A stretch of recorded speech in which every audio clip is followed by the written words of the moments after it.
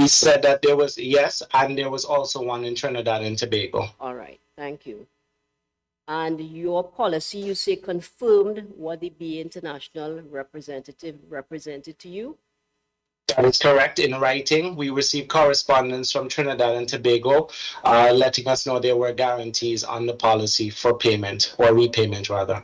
All right, but you haven't produced any such document to the court, have you, Mr. Richards? Anything saying that your policy was guaranteed by Trinidad and Tobago or covered by the statutory fund in Trinidad and Tobago, have you? No, the initial policy that was submitted, it would have been on the first page of that policy. And where is that policy, Mr. Richards? As far as I looked through, it was not present in terms of the actual correspondence. Okay, so to confirm, you haven't produced any policy or policy document stating that your investment was guaranteed by the statutory fund in Trinidad and Tobago? That is correct. Now, you say that you received 14.5% of your investment. That's correct? That is correct. Now, you also say in your witness statement that the operations of BA International in Antigua were controlled and directly managed from the head offices of CLF and BA International in Trinidad. You remember saying that? Yes, that is correct. Now, someone told you that, Mr. Richards. Is that so? No, basically what happened was once we had submitted our deposit, we were advised by the sales agent that it was going to be transferred to Trinidad and Tobago. And from there, we would have had to wait for the correspondence to be sent back so that the investment could have started in its maturity. Okay, but the question was, you say in your witness statement that the operations of BA International in Antigua were controlled and directly managed from the head offices of CLF and BA International in Trinidad. What you meant to say is what you've just recounted there, correct? And also that the branches in Antigua were essentially told to us to be functioning as outposts for BA Trinidad, BA British American Trinidad. But you didn't say that in your witness statement, did you? Anything about an outpost? I did make mention to the fact that the deposit was sent over to Trinidad and Tobago. Okay, the question was about an outpost, Mr. Richards. Did you say anything in your witness statement about BA International being an outpost? But not specifically, no. Not specifically making that reference. However, yes, making reference to the point where the money was transferred to Trinidad for their control. So somebody told you that, Mr. Richards, because you would not know what were the internal operations of BA International. I'm trying to find out who gave you that information that you are telling us today. The sales agent, Imelda Frank, as well as the outpost manager, Mr. Lennox Knowles, they were the ones instructing us to the operations of British American. So you were relying on what was said to you by the sales agents of BA International in Antigua, correct? Not necessarily. We also sought the actual clarification in writing via the document policy. The document policy that you have not produced, Mr. Richards? That is correct. Now, you're aware, I take it, that BA International had no branches in Trinidad and Tobago? I'm aware of that, correct. And are you aware that there is a subsidiary of BA International that we call BAT, British American Trinidad Limited, that sold insurance in Trinidad? You're aware of that? Yes, I'm also aware of that branch, correct. Now, you say as well in your witness statements that the premiums you paid were under the control of BAT and the CLF group. That is correct. Is that something that the sales agents told you as well? Yes, also, and they couldn't make payment to us without the money being sent up from Trinidad and Tobago. But everything you say, Mr. Richards, is based on what the sales agents represented to you or told you. Not necessarily. As you mentioned, the correspondence document that was not submitted, that was part of it. Why did you not submit the document, Mr. Richards? We would have submitted our document on face value. I'm not sure why it was not included. All right. Now, when did you see the documents you referred to at paragraph 17C of your witness statement? 17C, correct. I have it right here.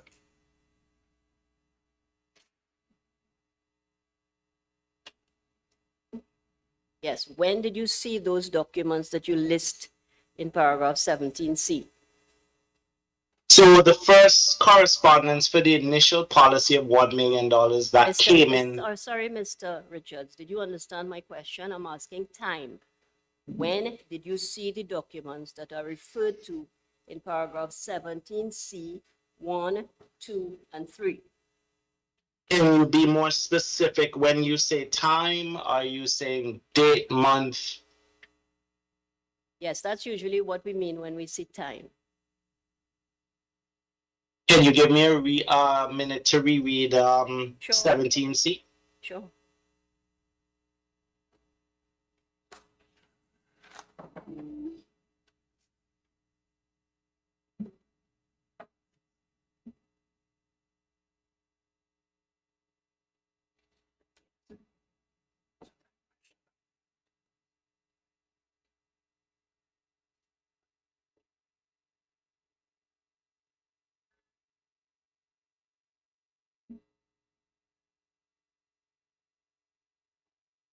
This is regarding the document, the statements issued by the central government of Trinidad and Tobago. Among others, yes. You referred to Yes. central bank, prime minister, Yes. and so on. When did So- you see these documents? I had been following the proceedings from the time where they were being issued out of the Guardian newspaper. Now, this would have been several years ago. So if I were to tell you specifics in terms of the date and the time, then I would be taking a long shot. But I did, in fact, get myself abreast of all of the proceedings that were going on, especially considering we had sizable deposits that we wanted guarantees we would have gotten back. Guarantees you see, based on what the sales reps told you. That is correct. Now, do you appreciate now that BA International and BA Trinidad are two different legal entities?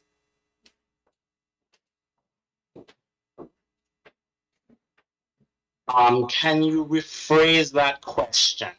All right. BA International, that you held your policies with in Antigua, and BA Trinidad Limited, that we call BAT, are two different legal entities. Are you aware of that, or do you not know? I am not sure of the internal workings of BAT and BA International. I would be reaching if I were able to answer that question. All right, fair enough. But so you don't know that BA Trinidad was registered to carry out insurance business in Trinidad and Tobago. You don't know that. I am not sure of their internal workings. But do you know that BA International, which is a Bahamas company, was not registered to carry on business in Trinidad and Tobago, or is it that you don't know? From what I know, as the money was being sent to Trinidad, that would have skewed their ability to claim separation legally. See if you could answer the question I asked you. Do you know, and perhaps you don't know, that BA International, which is a Bahamas company, was not registered to carry on insurance business in Trinidad and Tobago? If you don't know, feel free to say you don't know. I don't know. All right. But you do know that BA International was registered as a company in Antigua and licensed to carry on insurance business in Antigua. Do you know that? Yes, I do. I do know that.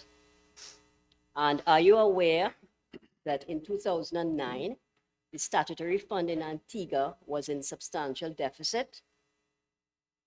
I was not aware of that. Look at paragraph 18B of your witness statement. That's at page 7929. Oh, I'm sorry. Let me rephrase that.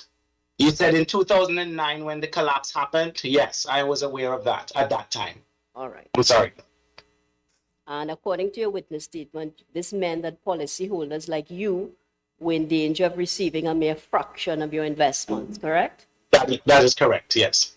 Now, you also say in paragraph 19 that there was a select class of BA in Trinidad policyholders, that is nationals of Trinidad and Tobago, and nationals of member states who purchased their policies in Trinidad and Tobago.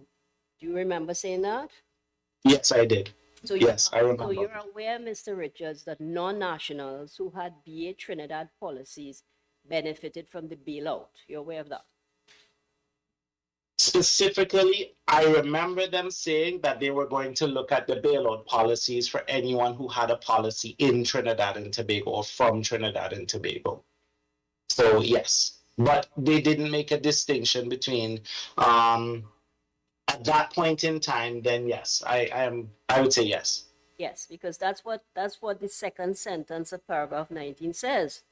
They were nationals of the defendant, that is the state of Trinidad and Tobago, and nationals of member states, I take that to be other than the state of Trinidad and Tobago, who purchased their policies from within the defendant state, correct? That's correct. Yes. Now,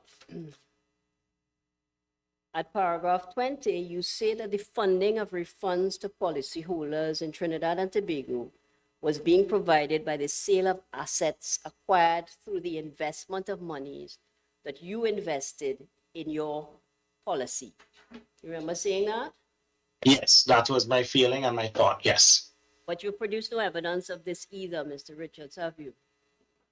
No, I have not. I think you said it was your feeling, your gut, is what you said? Sorry. As there is a factual point that our deposits were sent to Trinidad and Tobago, and it was, as I said, acknowledged via the transaction. Therefore, then it was definitely a fact that the money was not in Antigua at the time of the collapse. No, but the question was the funding of refunds to policyholders in Trinidad and Tobago was being provided by the sale of assets acquired through your investments in BA International. And that's what I say, you have produced no evidence to support, and you accepted that? Yes, I accept that. Now, are you aware, Mr. Richards, that the state's funding of BA Trinidad policyholders came from the coffers of the state of Trinidad and Tobago? I am not sure of the internal workings of how the mechanism was done. Only there might have been several areas in which funding was gotten. Okay, so you're not aware. Now, Mr. Richards, did you consider seeking redress through the courts in Antigua against anyone, whether it was the agents who made certain representations to you in the first place? Did you consider that? Yes, we did, and we were barred. We were barred from launching or at least we were told legally that since it went under judicial managership, we were barred from launching a legal case. Against the regulator? We were just told that was the legal position. And who advised you of that, Mr. Richards? Once again, this would have been many, many, many years ago. We did have several meetings, and I was, as I said, I would refrain from saying a specific name because this was many, many years ago. Okay, so you didn't consider, or you did consider, but you were advised that you couldn't initiate litigation against anyone in Antigua, whether it is the regulator, the directors of BA International, or the agents. That was based on advice that you say you received. That is correct. Now, you speak a lot in your witness statement about what was occurring in Trinidad and Tobago, but were you aware that in June 2009, the Antiguan superintendent of insurance gave notice that he was intervening in the affairs of BA International in Antigua? Are you aware of that? Yes, I am. So that you know that the regulator in Antigua was taking steps pursuant to his duties under the Insurance Act in relation to BA International in Antigua. Yes, I'm aware. And you're aware that shortly after that, the High Court of Antigua placed BA International under judicial management? Yes, I am aware of that. And the judicial manager's duty is to report to the Antiguan courts? Yes, I'm aware of that. Now, it's correct that BA International is still under judicial management, is it not? Yes, as far as I'm aware, it is. So the company has not been dissolved, has it? Not yet, no. And as far as you're aware, the mandate of the judicial manager, both in the Bahamas and in Antigua, is to get in funds to pay to policyholders such as yourself, correct? As far as I understand, the mandate is to recover funds from any avenue in which it is owed to the policyholders. That is not limited to only the Bahamas or the United States. No, understood. Understood. Anywhere assets may be in any part of the world, their job is to get it in so that policyholders like you can be paid, correct? That is correct. And the judicial managers report to the courts, so they are accountable to the courts, correct? That is correct. And you have not taken any action against the judicial managers for not doing their jobs, have you? I would refrain from answering that question if possible, because I cannot speak to the fact of whether they are or they are not doing their jobs. Okay, but the question is, you haven't taken any legal action, so you can't say. No, I that have they are- not. Thank you. And are you aware that as recently as 2020, your Prime Minister in Antigua spoke about ongoing efforts to assist BECO policyholders? You're aware of that? Yes, I am. Thank you very much, Mr. Richards. I have no further questions for this witness. Thank you very much.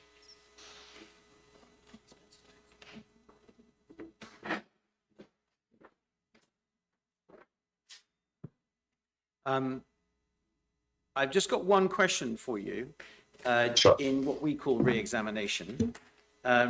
Look at your witness statement, please, at paragraph 17C. Could you read out the first couple of lines, please? I'm sorry, just getting 17C in front of me again.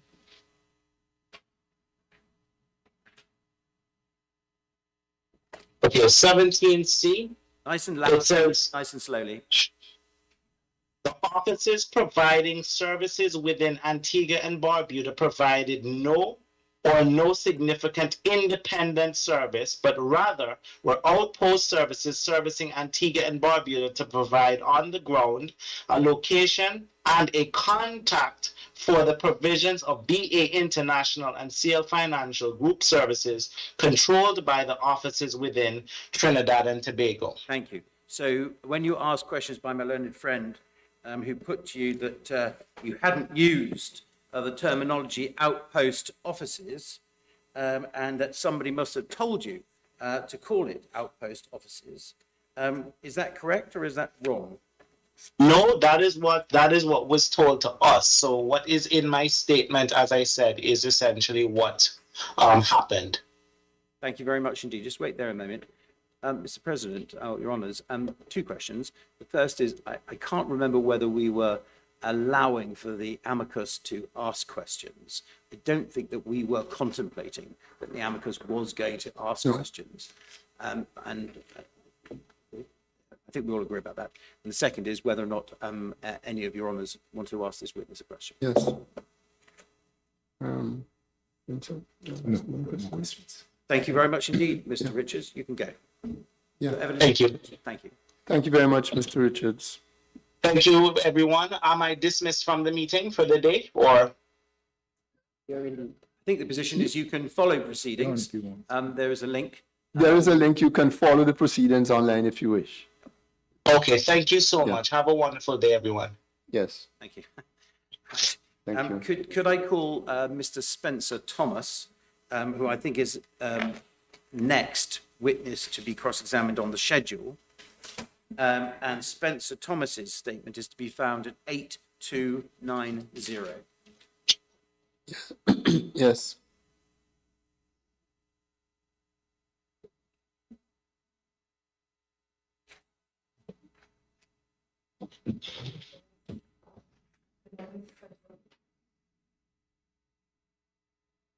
Good morning, Mr. Spencer. Good morning. Could you kindly raise your right hand?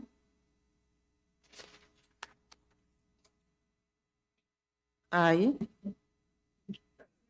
I, Could you say your name for the record, please? Spencer Thomas. Do you swear to speak the truth? The whole Repeat after truth?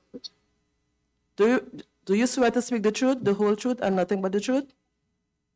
Yes. Thank you. Good morning, Mr. Thomas. Good morning. Could you make sure that your volume is turned up to the maximum, please?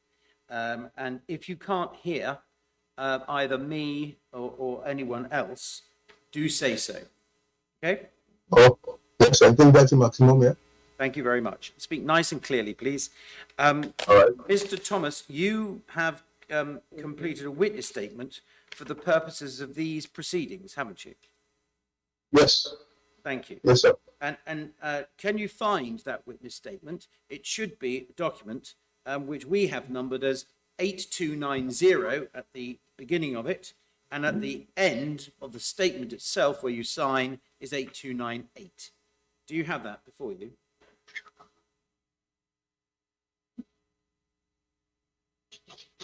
Yes, Good.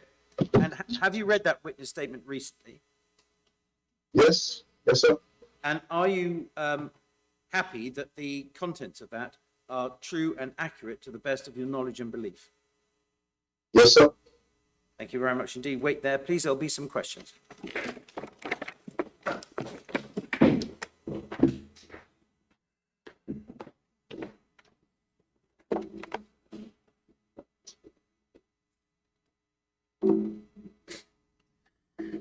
Good morning, Mr. Thomas. Good morning. I just have some questions for you. Are you aware that BA International was operating out of Grenada and St. George, Grenada, correct? Yes, And according to your witness statement, Mr. Gittins, an insurance agent of BA International, told you that the FPA that was being offered to you was fully backed by CLICO BA International statutory fund held by the central bank, correct? correct. And you accepted this without conducting any investigation of your own, Mr. Thomas? I accepted it. Yes, I did accept it. So you relied on Mr. Gittins' representations to you, Correct. but you were never, sorry? I did. Good. But you were never issued any document by Mr. Gittins confirming the accuracy of the representations he made to you, were you? Well, not really any documentation as such No. indicating what he said to me. Yes. Now, do you know Mr. Ellis Richards, one of the claimants in this matter, Mr. Thomas? No, You never met him. not to my knowledge. So I take it you did not collaborate with him in preparing your witness statement at all. I don't know him. Are you aware, Mr. Thomas, that paragraphs 12 to 27 of your witness statement are a mirror image of paragraphs 17 to 32 of Mr. Richards' witness statement? I'm not aware. You're not aware. These paragraphs, Mr. Thomas, they aren't your words, are they? But yes, to the effect that I gave it to the legal people who put the document together. I'm sorry, I'm having a little difficulty in understanding. Yes, could you repeat that, Mr. Thomas? Yes, Just repeat the response you gave a little more slowly so we could understand it. I communicated with the attorney and my position, specific position, and this was reflected in the document before. Is it correct, Mr. Thomas, that the information in these paragraphs was provided to you by someone else? I gave the information to the attorney. The attorney gave the document back. Sorry, can you repeat that? I didn't understand. I gave the information, and specific information was provided to the attorney. Sorry, Mr. Speaker, could you help me with something before you continue? You were referring to paragraphs 12 to 17, Yes, 12 to 27, sorry. to 27 of his witness statement, and you were saying that these are comparable to other 17 to paragraphs? 32 of Mr. Richards. 17 to 32. Okay, thank you. And the answer you're giving is that these are your words which you provided to the attorney? Is that what you're saying? Or I communicated to the attorney my specific situation, and the attorney drafted the document. the attorney drafted the documents? Okay. I'm suggesting to you, Mr. Thomas, that you have no personal knowledge of the matters contained in your witness statement as relates to the operations of BA International. What do you say to that? Well, I wouldn't know everything, but at least I know something. And what you know is based on what Mr. Gittins, the representative, told you. Would that be correct? The information that you have in your witness statement in relation to the operations of BA International is based on what Mr. Gittins, the agent, told you. Largely, yes. Yes. And do you And know? what I would have, I'm sorry? and what I would have heard in, maybe in the local media. We didn't hear that, Mr. Thomas. You have to speak a little slower. Based on what Mr. Gittins told me, yes, that is correct. And also what I would have heard from the local media. What you would have heard from the Local media. local media? Yeah. You mean the media in Antigua? Grenada. Sorry, Grenada. Sorry, the media in Grenada. So, Yes? yes. All right. Now, do you accept now, Mr. Thomas, that the representations that Mr. Gittins made to you were false? Well, I don't know. You don't know. It Even means as you sit there today, you He don't. was going to go on complete. He was trying to complete Sorry, the answer. go ahead. Please complete. Well, I believe Mr. Gittins when he told me those things, and I take it for truth. At that time, it turned out to be otherwise. It turned out to be otherwise. You believed him at the time, but it turned out to be otherwise. That's what you're saying? Yes, because I was guaranteed the repayment of my money invested and interest, and that didn't happen. Yes, you didn't get any guarantee. Now, you're an economist, Mr. Thomas, aren't you? Yeah. No, you are aware that there was a statutory fund in Grenada under the Insurance Act. Did you know that at the time when you made your investment? No, Are you familiar with the Grenada Authority for the Regulation of Financial Institutions, also called GAFIN? I know of GAFIN, yes, but I don't know all the issues in GAFIN. You know of GAFIN, but you don't? I do not know of all the policies that they have. You do not know their policies. All the policies, yeah. Now, are you aware that GAFIN took steps to protect the interests of OECS investors and policyholders of BA International, Mr. Thomas? No, But you are aware that there was a judicial manager appointed for Grenada, Mr. Reuben John, yes, and you didn't make any investigation as to how it is he came to be appointed? Who made the application to the court? no, I don't know. Now, did you at any time, Mr. Thomas, consider seeking redress through the courts of Grenada against anyone for the losses you sustained under your policies? No, And by that, I mean the regulator, the directors of BA International, or even Mr. Gittins, who it turned out misrepresented the position to you. You never gave any consideration to that. no, Now, it would be correct to say that BA International is still under judicial management, correct? I don't know. You don't know. So you're not aware of what the mandate of the judicial manager in the Bahamas or in Grenada is. You don't know. I don't know. And you don't know that the judicial managers report to the court. You don't know that either.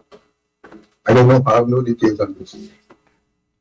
Are you aware, Mr. Thomas, that as recently as 2022, your government in Grenada confirmed its commitment to bringing additional relief to BA International policyholders? No, Perhaps we could show it to him. It's page 7390, Exhibit 80 to the witness statement, Suzette Lichi. Just hold on a minute. We'll try to bring it up on the screen for you. Can you give us the reference again? 7390, SLC 80.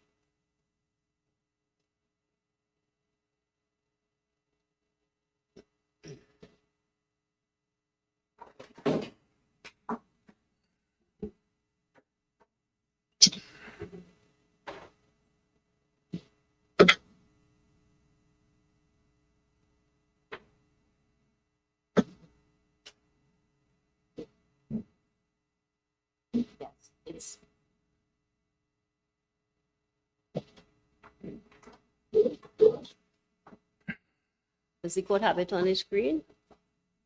No? Oh, yes, I think it is now. But unfortunately, the entire document isn't visible.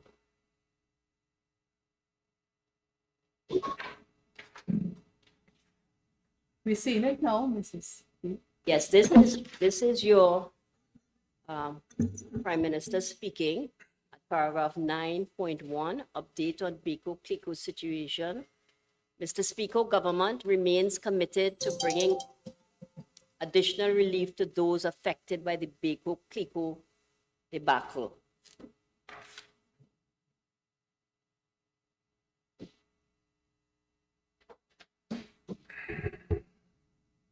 This is the budget statement, the 2022 budget statement presented by the Honorable Gregory Bowen, Minister for Finance, to the House of Representatives on the 26th of November, 2021. That's the extract I just read from you.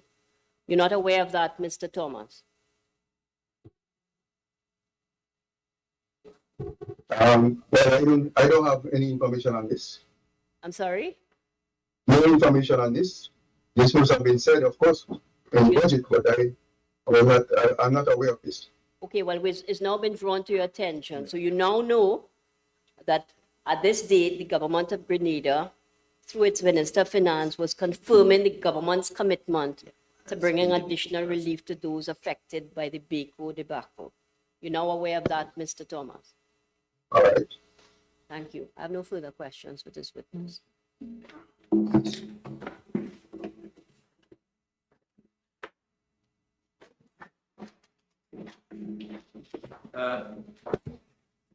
Mr. Thomas, just one question for you. You were asked about making any claims. Not sure if you understood the questions, but could you have a look at paragraph 25 of your own witness statement, please? When I ask you a next question, just speak nice and slowly and nice and loud, please. What paragraph you said? I'm sorry, 25? Your Honor, 25.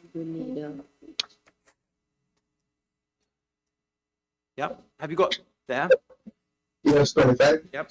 In that paragraph, it says that you considered seeking redress or remedying my situation through the courts of Trinidad and Tobago, but I was advised that no claims may be brought as a result of various pieces of legislation that were passed in Trinidad and Tobago. Is that true? Yes. Thank you very much indeed. Do your honours have any questions of this witness? Yes. Justice Jamila, do you have any questions? Sorry, I forgot to ask you the last time. No, I'm fine. Thank you, President. Okay. No. Thank you very much indeed. Yeah. Okay. Thank you. In which case, we can ask this witness to stand down. Yes. Thank you very much, Mr. Thomas. You could follow the proceedings online if you wish. Thank you. The next witness, Mr. President, will be Laverne Francis Brown, and that witness statement or affidavit, as is expressed, is at page 11,394. Yes.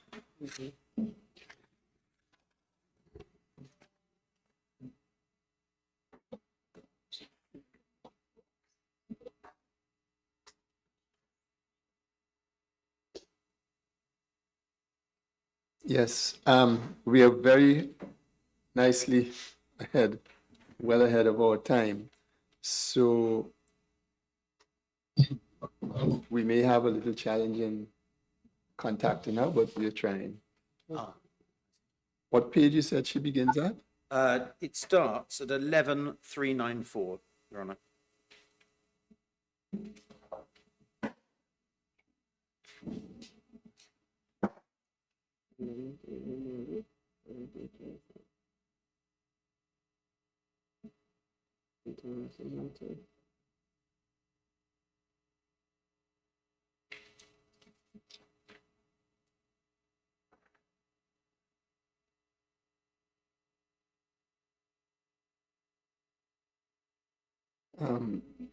Madam Registrar, you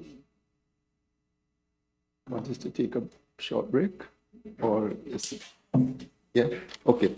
The court will rise until we make contact with her.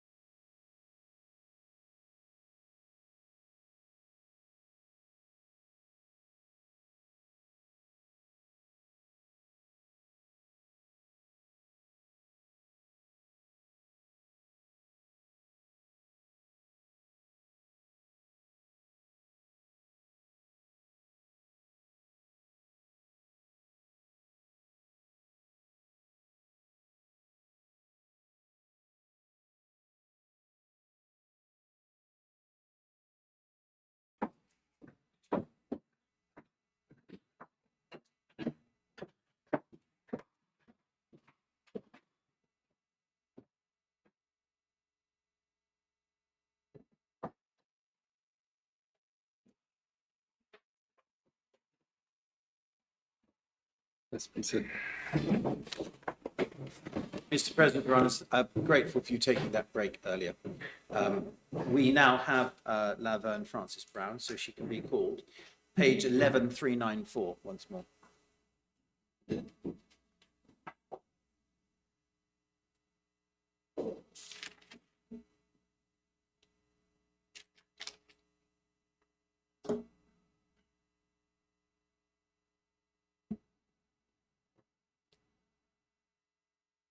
Good morning.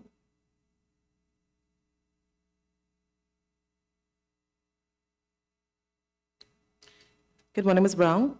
Could you unmute, please? Good morning.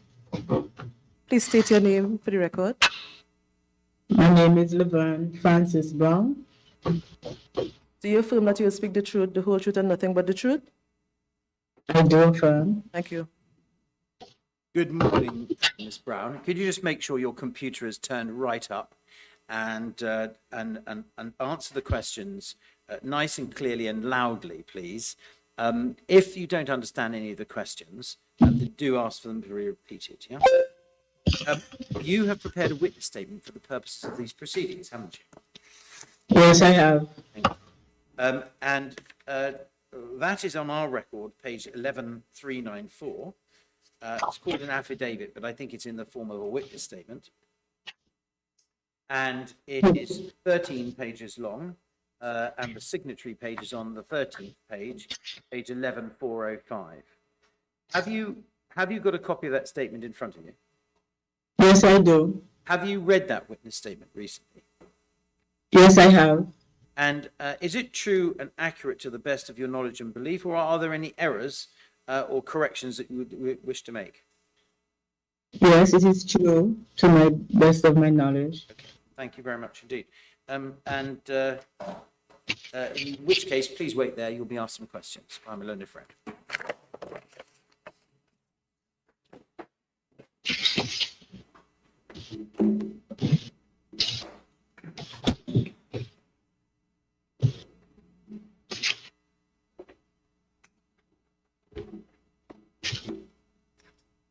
Good morning, Ms. Francis Brown. Good morning, ma'am. Just have a few questions for you. According to the Medical Benefits Act, which you have annexed to your witness statement, the funds of the Medical Benefits Board are principally amounts appropriated by the Parliament of Antigua. Is that correct? Correct. And part of the business of the board is to make authorized investments of monies not immediately required to meet the commitments of the board. Correct. And the BA International policies were received in the normal course of the board's business. Correct. Now, before the board made its investments in BA International, it scrutinized the financial statements of that company. Isn't that correct? Correct. And the decision to invest a total of $15 million in BA International wasn't taken on one single occasion. It was a series of investments, correct? That's true, correct. Over a period of years, 2005 to 2008. Correct. And on any of those occasions, Ms. Francis Brown, did the investment committee or the board of the Medical Benefits Board make an inquiry as to whether BA International had complied with the provisions of the Insurance Act? I cannot speak to that. I was not a member, the CFO at the time, but based on the minutes of the meeting, they confirmed that they would have reviewed the audited financial statements of BA International. But are you aware that under the Insurance Act of Grenada, Antigua, I'm sorry. Antigua, Under the Barbuda. Insurance Act of Antigua, there's a requirement to have a statutory fund to cover the policies of policyholders. Yes, I am aware of that. And you have seen nothing in the minutes that you saw to suggest that the investment committee or the board made an inquiry as to the statutory fund of Antigua, did you? No, I haven't seen anything. Do you accept Ms. Francis Brown as the representative of the board today that it would have been the prudent thing to do before recommending on multiple occasions that the board invest a total of $15 million in policies with BA International? Yes. These recommendations were made to cabinet, were they, under the act? No, it's not required to be made to cabinet under the act.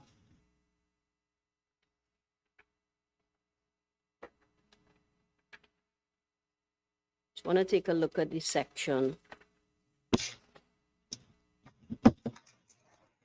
So can you look at page 11, 424 of your witness statement?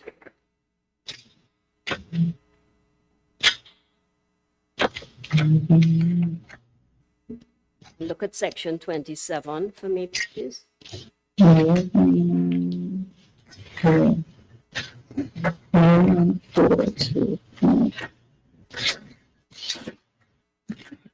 to bring it on the screen, but I'm not seeing it on the screen.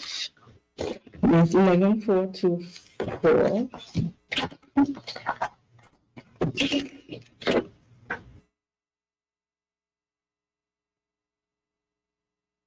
I found it, the page. You see that money standing to the credit of the scheme not immediately required to be expended in the meeting of any obligations, commitments shall be invested from time to time in the proportions that the board may recommend to the cabinet. Do you see that? Sorry, no, what number are you reading from? 27.1. 27.1 Okay. under the caption authorized investments. I read the first part of subsection 1 and then subsection 2. Investments made under this act are subject to the approval of the cabinet. So you're saying your understanding is cabinet approval is not required? Investment made under this act are subject to the approval of the cabinet. I'm sorry, could you repeat the answer a little bit? Yes, I was reading the sentence. It says investment made under this act are subject to the approval of the cabinet. But the board is empowered to make decisions, and the investment committee was also authorized to make investment less than $3 million. Are you saying, Ms. Frances Brown, that based on your analysis of the records, no recommendations were made to cabinet, first of all? Well, I based on the board minute that was presented to me, I did not see that be noted based on what was presented to me. And did you also not see any approval of the cabinet for the investments? Based on what was presented, no. But you have access to all the books and records of the Medical Benefits Board, don't you? I have access to the board minutes. I have access to the board minutes based on what is shared with the CFO. I'm not a board member. But So in terms of, sorry, if you go to paragraph 2 of your witness statement.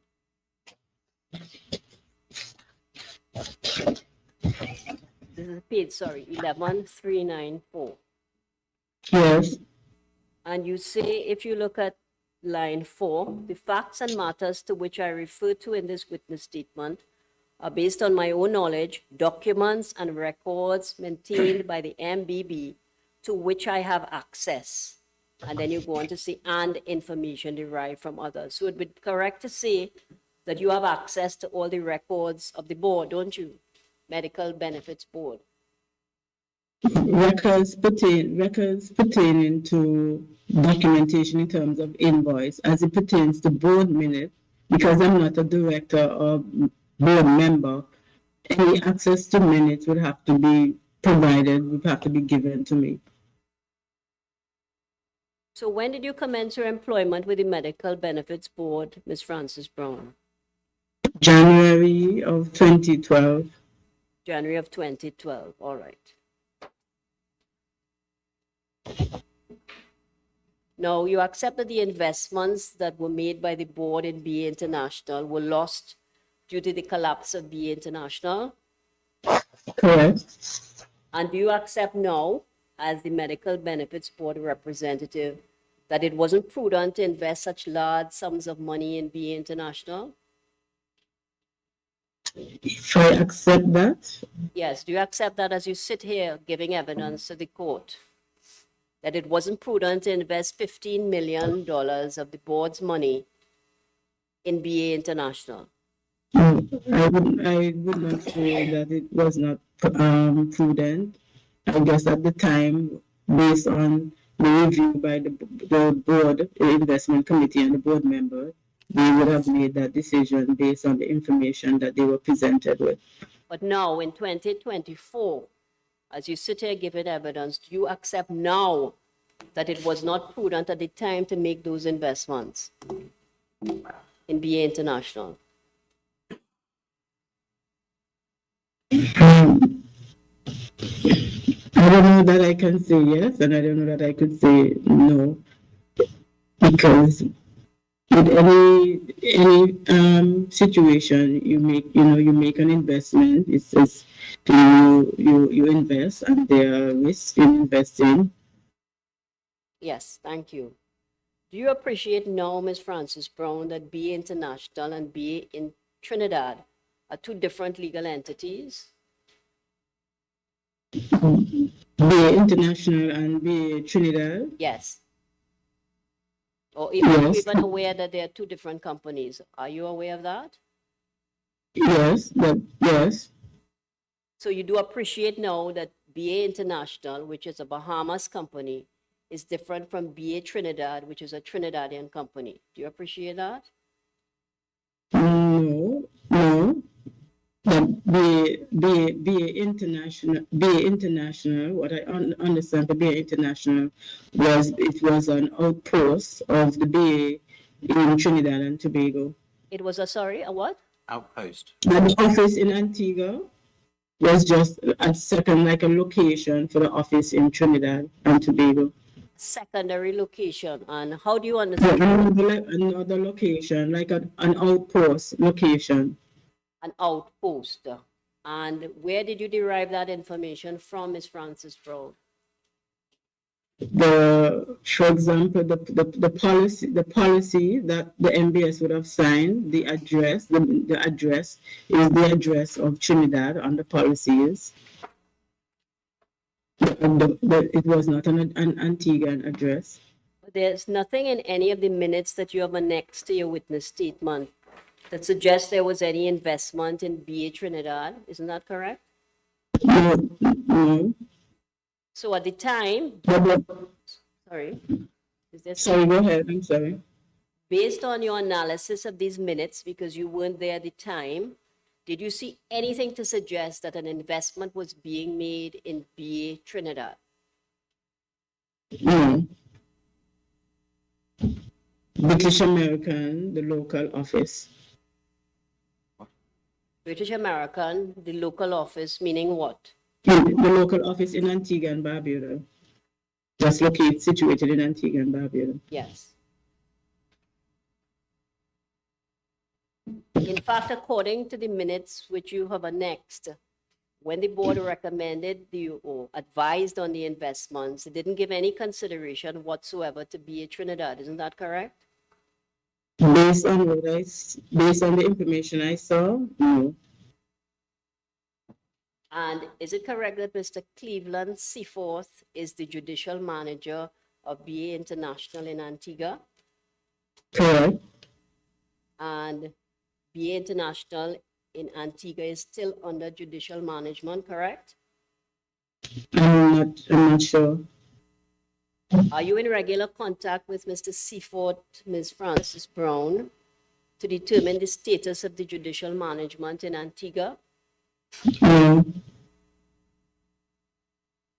Are you aware of what the mandate of the judicial manager in the Bahamas is, and the judicial manager of the mandate of the judicial manager in Antigua is? Are you aware of that? No.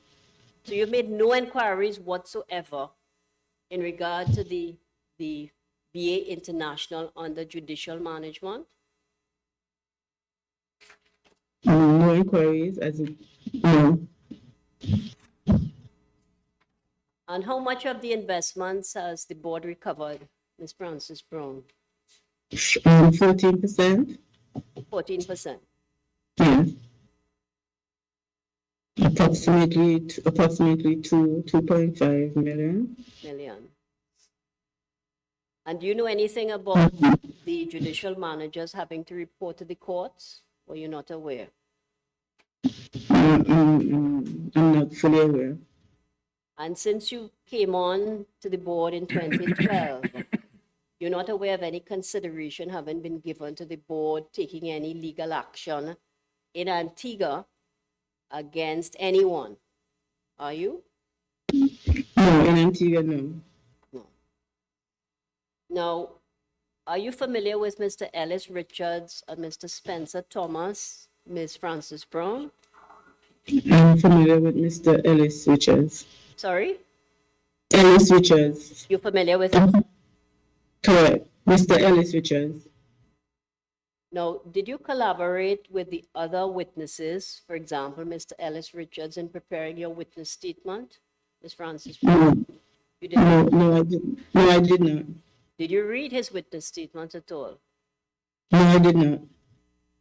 Well, I'm suggesting to you, Ms. Frances Brown, that paragraphs 25 to 41 of your witness statement, apart from a few changes in wording, are a mirror image of paragraphs 17 to 32 of Mr. Richards' witness statement, and paragraphs 12 to 27 of Mr. Thomas's witness statement, who you don't know.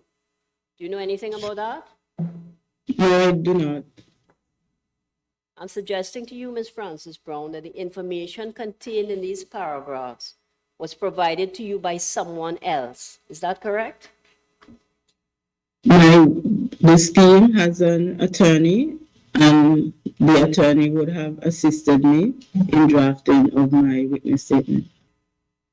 I'm asking about the provision of information to you for the purpose of preparing your witness statement. Sorry, repeat, clarify. Yes, I'm asking about the information contained in paragraphs 25 to 41 of your witness statement. Was information contained in there provided to you by someone else? Provided to the scheme's attorney. Provided to you by the board's attorney? Yes. Oh, sorry, yes, I'm saying scheme because it's also. Yes, I understand you mean the board when you say team. And I'm suggesting to you, Ms. Frances Brown, that you have no knowledge of the matters contained in your witness statement as relates to the operations of BA International, save what was told to you by others. And what I would have heard in the local and regional media, and also based on the appendices that is attached that I would have read. Yes, thank you very much, Ms. Frances Brown. I have no further questions for you. Thank you.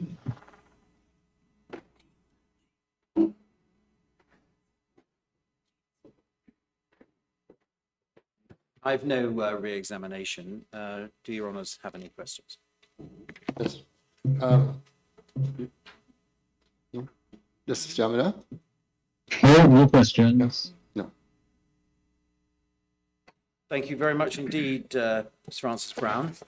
You're free to go or tune in and watch the rest of the evidence today and the hearing tomorrow.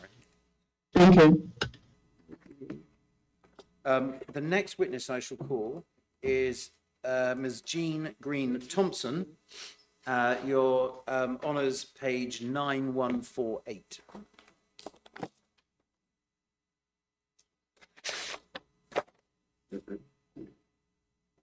Nine one four eight, Mr. Dab. 9148. Thank you.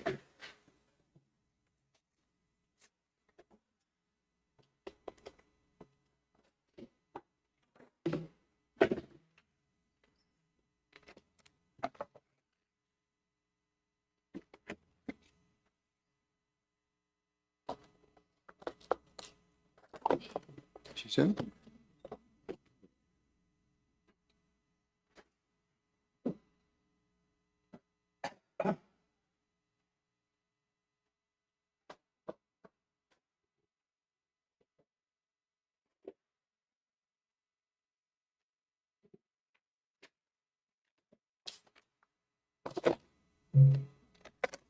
Ms. Green Thompson, can you turn on your video? Thank you.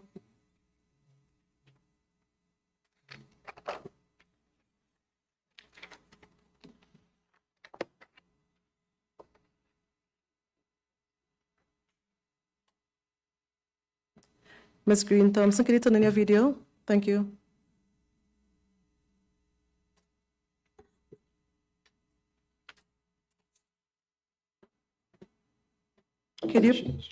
Could you place your left hand? Is it on? Yes, it is. Yes. Could you place your left hand on your Bible and raise your right hand? State your name, please. Can you state your name? Jean Kate Green Thompson. Do you swear that you will speak the truth, the whole truth, and nothing but the truth? Yes, I do. Thank you. Good morning. Ms. Green Thompson, I'm acting on behalf of the claimants and I'm calling your evidence. You've prepared a witness statement for the purposes of these proceedings, haven't you? Yes, I have. Thank you. I think you can find it, unless you have it separately. It's at our record page number 9148. Have you got a copy in front of you? I do, yes. Quite a short statement, it's only 5 pages long, and it ends on 9151 for us. And is that a copy of your signature on that 5th page? Yes, it is. Thank you. And have you been able to read this short statement recently? Yes, I have. And is it true to the best of, and accurate to the best of your knowledge and belief? Yes, it is. Very much indeed. Yes, please wait there. There'll be some questions by my learned friend. Thank you.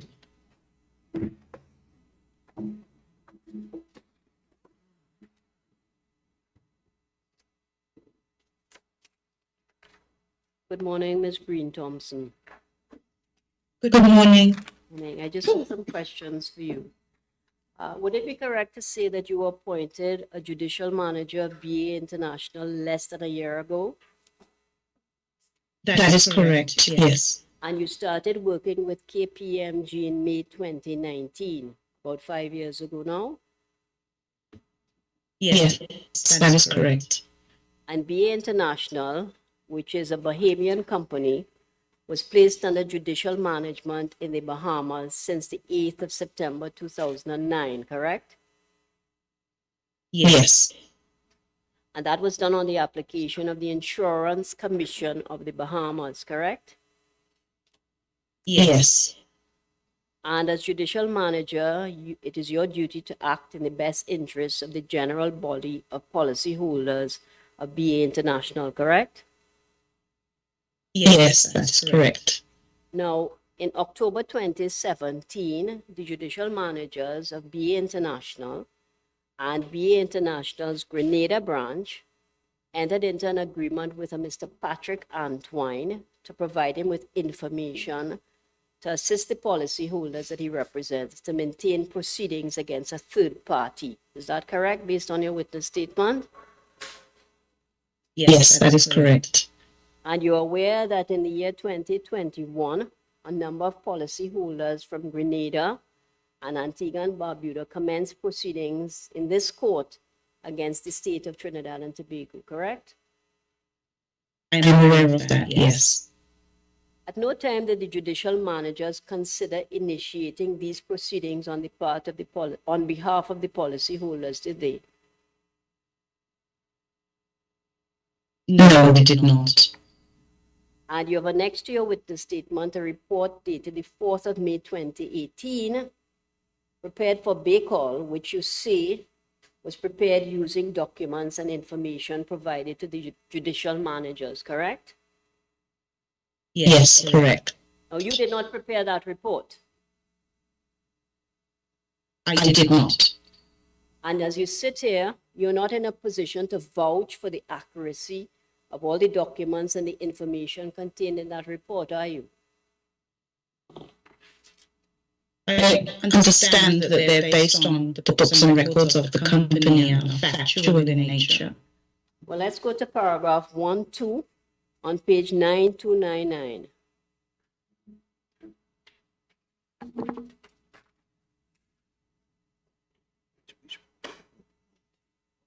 Yes.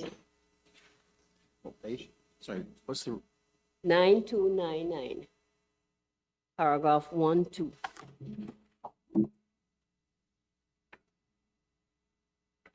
And you say, do you have it in front of you, ma'am? Yes, I do. It says in the first full paragraph on that page, the JM, that wasn't you at the time, it was Mr. Lopez and Mr. John, correct? Yes, Mr. Lopez was the judicial manager. Has not performed an audit examination of this information, and except where specifically stated, the GM has not sought to establish the reliability of the sources of information presented by reference to independent evidence. You see that? Yes, I do. And that is correct, isn't it? That is correct. And let us look at the next paragraph. Neither the former directors / management of BECO or the branch management has confirmed the factual accuracy of this document. That is correct, isn't it? That is correct. Now, BA International had no branch in Trinidad and Tobago, did it? It did not. And therefore, there was no judicial manager appointed in Trinidad and Tobago, as had been done in the case of Grenada, Antigua, and other countries in the OECS. Isn't that correct?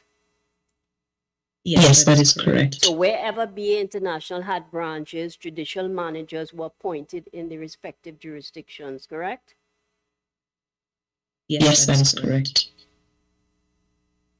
And BA International was not registered to carry on insurance business in Trinidad and Tobago, was it? Not to my understanding, no. Now, BA International had a subsidiary, British American Trinidad Limited, which we call BAT, which was registered to carry on insurance business in Trinidad and Tobago. Isn't that correct? Yes, that is correct. And there's a company called BA Management Services Limited, which is a subsidiary of BA International. Isn't that correct? Yes, correct. And are you aware that there was a service contract between BA International and BA Management Services Limited? Yes, I am aware. And under that management agreement, BA Management Services Limited provided administrative, financial, and other services to BA International. Is that correct? Yes. And it provided other services to subsidiaries of BA International. Is that correct? That is correct. Now, the branches of BA International in Grenada and Antigua and Barbuda had bank accounts. Isn't that correct? Yes. And premiums were collected at BA International's branches and deposited into those bank accounts. Yes? Yes, that is correct. And BA Management Services, under the management contract, prepared checks for the payment of BA International's claims drawn on the accounts of BECO's individual branches. So could you repeat the question, please? BA Management Services prepared checks for the payment of BA International's claims, which were drawn on the accounts of the BECO's individual branches.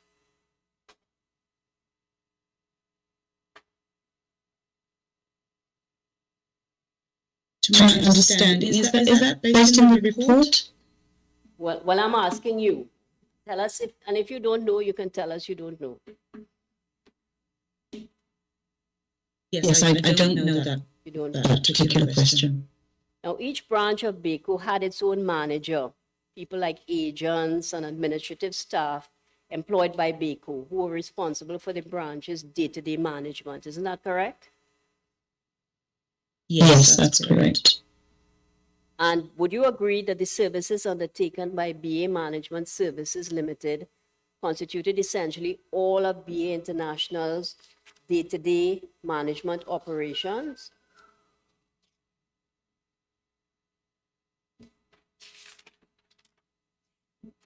I don't know that to be correct. You don't know that to be correct. Okay, because I was referring to the decision of the U.S. Bankruptcy Court where that statement is made. But if you're not in a position to say that, then that's fine. Can you direct me to that section, please? It's 9330. Annexure to your witness statement. Yes. And it's about the middle of the page.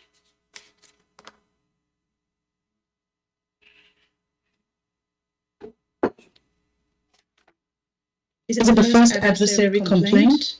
No, page 17 under the rubric BACO operations after appointment of petitioners. You should see at the bottom of it, page 9330.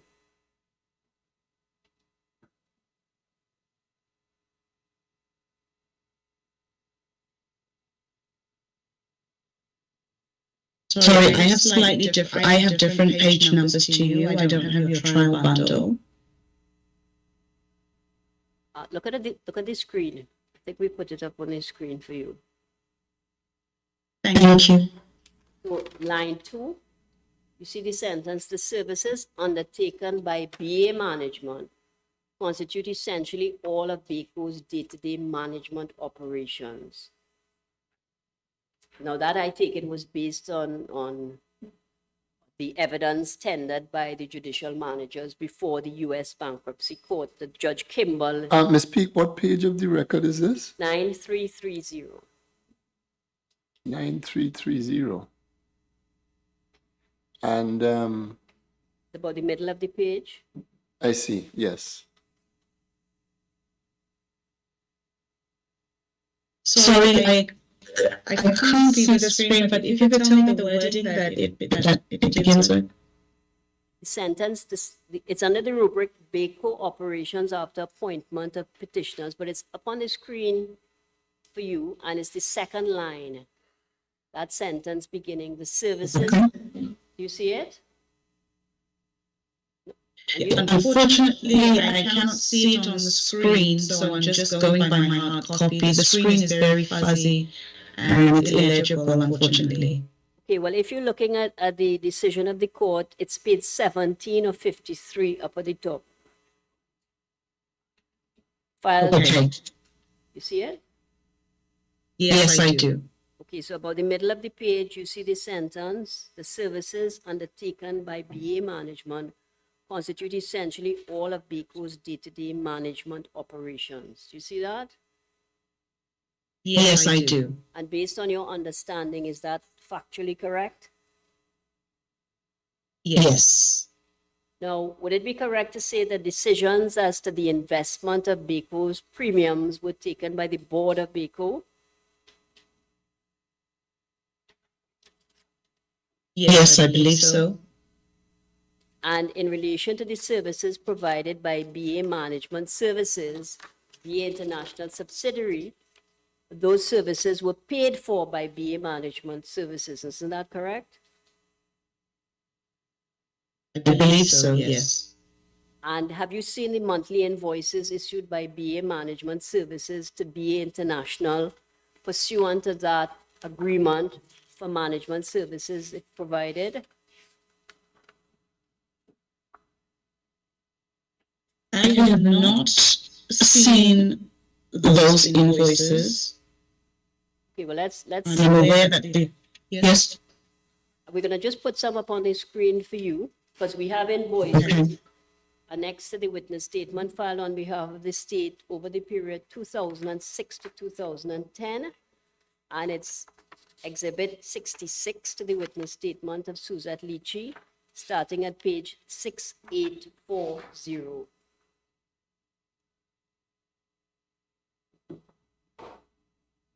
And there's one up on the screen, if you're able to see it.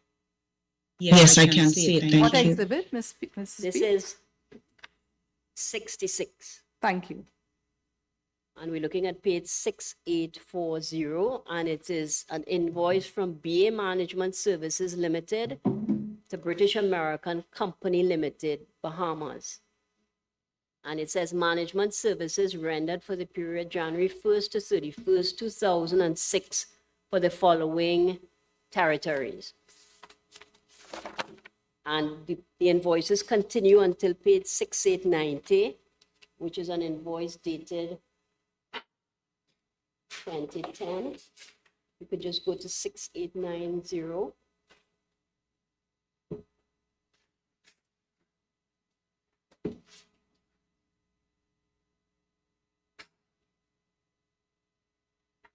And this is dated the 1st of March 2010. So at this time, British American International was under judicial management, correct? That is correct, yes. So even after Mr. Lopez was appointed judicial manager, BA Management Services continued to provide services under the management agreement and invoiced BA International for those services. Is that correct? Well, I see the invoice on the screen and it's dated March the 1st, 2010, which is after the date of the judicial management. So I see the invoice that you're showing me. Thank you. But that's... Now, in 2008, the insurance commissioner in the Bahamas imposed restrictions on BA International's operations. Are you aware of that? Yes, I am. And the intention was to insulate BA International against further loss. You aware of that? Yes, I am. Let's see if we could bring up page 9329, which is the letter from the Registrar of Insurance Companies. I don't think that page is correct. I'm sorry. Just give us a moment. I think that's an erroneous reference. Okay.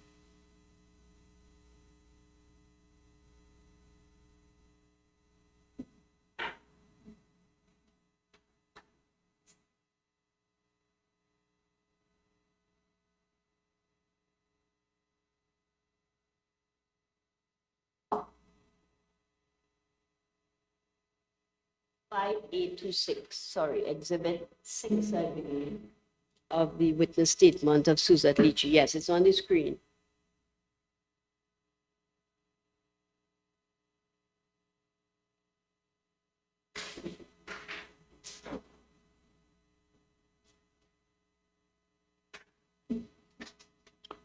I see that. So it's dated December 23rd, 2008, signed by the registrar, and this is in the Bahamas, addressed to the executive chairman, British American Insurance Company Limited, and it refers to a meeting held at the Registrar of Insurance Companies on 18th of November 2008, where concerns were expressed with the significant level of real estate investments. Do you see that?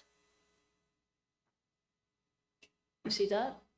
Or you're not Yes, sure? I do. Yes, I do. I do. And the letter goes on, due to the size and nature of the investments in real estate, the deteriorating market value of the real estate investments, and in the interest of the policyholders, the Minister of State for Finance responsible for insurance matters in the Bahamas, in accordance with subsection 10(2) of the Insurance Act 1969, hereby notifies you of the following restrictions being placed on British American Insurance Company Limited, BACO, effective immediately. And then there are 9 matters listed, correct? Yes, I see that. And it goes on to say the regulators in the third paragraph at the bottom of all the jurisdictions where the company is engaged in insurance business will be notified of these restrictions by this office forthwith. Additionally, please provide this office with information why the company's license should be renewed. Based on the information provided, the minister may cancel your license in accordance with Section 11 of the Insurance Act 1969. You saw that letter before. Ms. Green Thompson? I personally haven't, I may have seen the letter before, but not in recent times. There are very many documents pertaining to the books and records of this company. And are you aware that in April 2009, the Grenadian regulator instituted restrictions on BACO in Grenada? I am aware of that. Now, you accept, as that letter said, well, I shouldn't put it that way. Do you accept that BA International had no license to sell insurance in Trinidad and Tobago? Yes, I do. So therefore, it was not regulated by the Central Bank of Trinidad and Tobago, as far as you know. That is correct. And at all material times, BAT had separate financial statements from BA International, correct? That is correct. And you have annexed to your witness statement the 2007 financial statements for each of these companies, correct? Correct. Now, you've never seen any directive from the Central Bank of Trinidad and Tobago saying that BACO and BAT had to be segregated, did you? No, I have not. And in 2013, BA International commenced legal proceedings in the United States against former directors of BA International, among others. Sorry, please repeat that. In 2013, BA International commenced legal proceedings in the United States against former directors of BA International, among others. That is correct. And in those proceedings, BA International accepted that it had an obligation to the policyholders to maintain cash and liquidity in order to pay claims as they arose, correct? Yes, that is correct. But in fact, BACO had entered into a number of bad real estate investments in the United States, correct? That is correct. Can you tell us what is the status of those proceedings against the former directors of BA International? A judgment was made in the USBC against the former directors in the amount of approximately $122 million US for breach of fiduciary duties. Now, there has been an annuity relief program established by the Eastern Caribbean governments. Isn't that correct? That is correct. And approximately 7,400 policyholders of BACO have received over 100 million EC dollars, correct? I believe that amount is correct, but certainly policyholders have received sums from the annuity relief program, yes. And that was done with financial support from the government of Trinidad and Tobago, wasn't it? Yes, together with other EC governments as well. And according to your report, or the report, sorry, as at 4th of May 2018, liabilities to policyholders was about EC $910 million. Yes. Are you aware that the government of Trinidad and Tobago contributed more to assist the policyholders of BA International than any other CARICOM country? I am aware that the government of Trinidad made a contribution to those sums, yes. No, the question was they contributed more than any other CARICOM country. Okay, I was not aware of that. A total of US $86 million was provided by the state of Trinidad and Tobago over the period 2009 to 2012. Are you in a position to dispute that? Can I ask my learned friend where she's getting this evidence from? Because she appears to be giving evidence. It's from the witness statement of Ms. Leachy, paragraphs 141 and 151. Perhaps you could put that then. 147 and 151. Would you like to see it, ma'am? Yes, please. I haven't. Page 5508.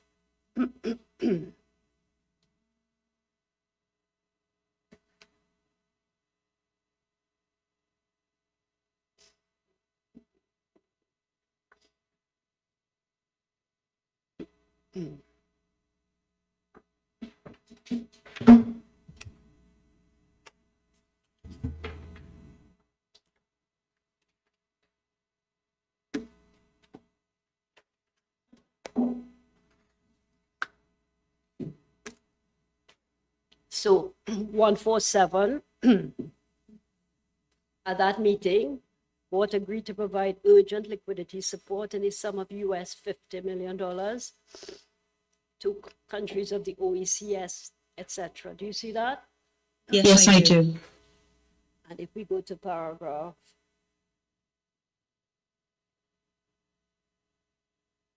151, do you see the sum of US 36 million was transferred to the ECCB from the Defendants CARICOM Petroleum Fund? Yes, ma'am, I see that.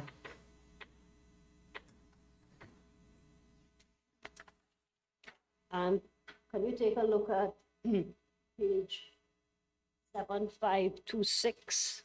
Mrs. P, can I just interrupt you? Before you move on, the witness has said that she sees that.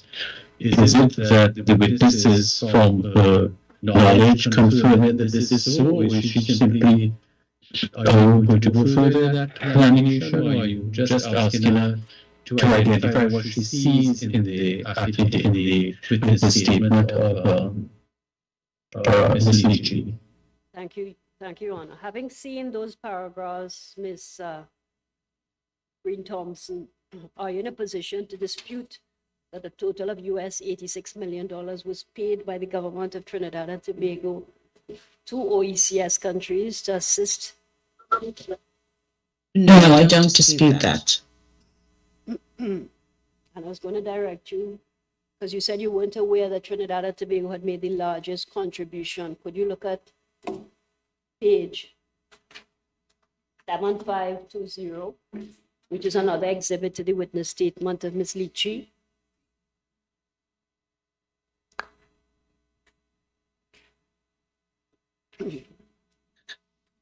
Would you be putting it up on the screen again, as I don't have that? Yes, we shall do that. Thank you.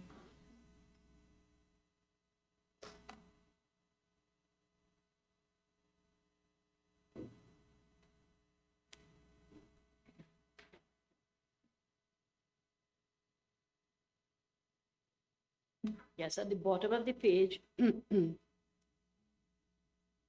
the last, Yes. yes, there's a listing of contributions made. Yes. And based on this, which doesn't include the 36 million, would you agree that Trinidad and Tobago was the largest contributor? Yes, I agree. Based on what I can see, yes. And according to the report, Ms. Green Thompson, the judicial managers anticipate making further distributions under the plan of arrangement. Is that correct? Yes, any timing and quantum of distributions will depend on a number of ongoing matters, but that is the intention to make it Thank you very much. further. I have no further questions for this. It's just to carry something. Just carry that one. Yeah.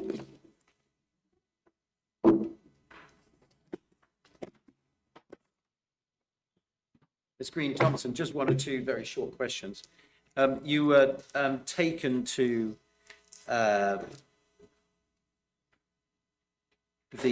KPMG report. Do you remember that? Yes, I do. And you were shown a couple of standard paragraphs. Could you have a look again at it? It was at 9299, where it said the joint JM judicial manager has not performed an audit examination of this information. And I'm sure we all know, but an audit's a completely different thing, is it not? What does an audit involve? Essentially verifying the accuracy of all of the documents. In this case, yeah, sorry. You answered my learned friend. You said, well, they're based on books and records that were available. Just expand upon that, would you? What books? And Correct. So one of the duties of the judicial manager or an insolvency officer is to gather in the company's books and records as soon as possible after their appointment, and that could be physical records, electronic records, documents relating to the company's business affairs. Yeah. My learned friend sort of left the point in the air. She didn't take you to any of the documents. So, for example, the official judgment of the Florida District Court is one of those documents that's appended. Is there any reason to believe that's not accurate? No. The PwC consolidated financial statements, which are published, any reason to believe those are not accurate? No. The annual report published to all shareholders of CLF, any reason to believe that's not accurate? No. Indeed, is there any reason that you can see to have any doubts about the accuracy of any of the records which are appended to and referred to in the KPMG report?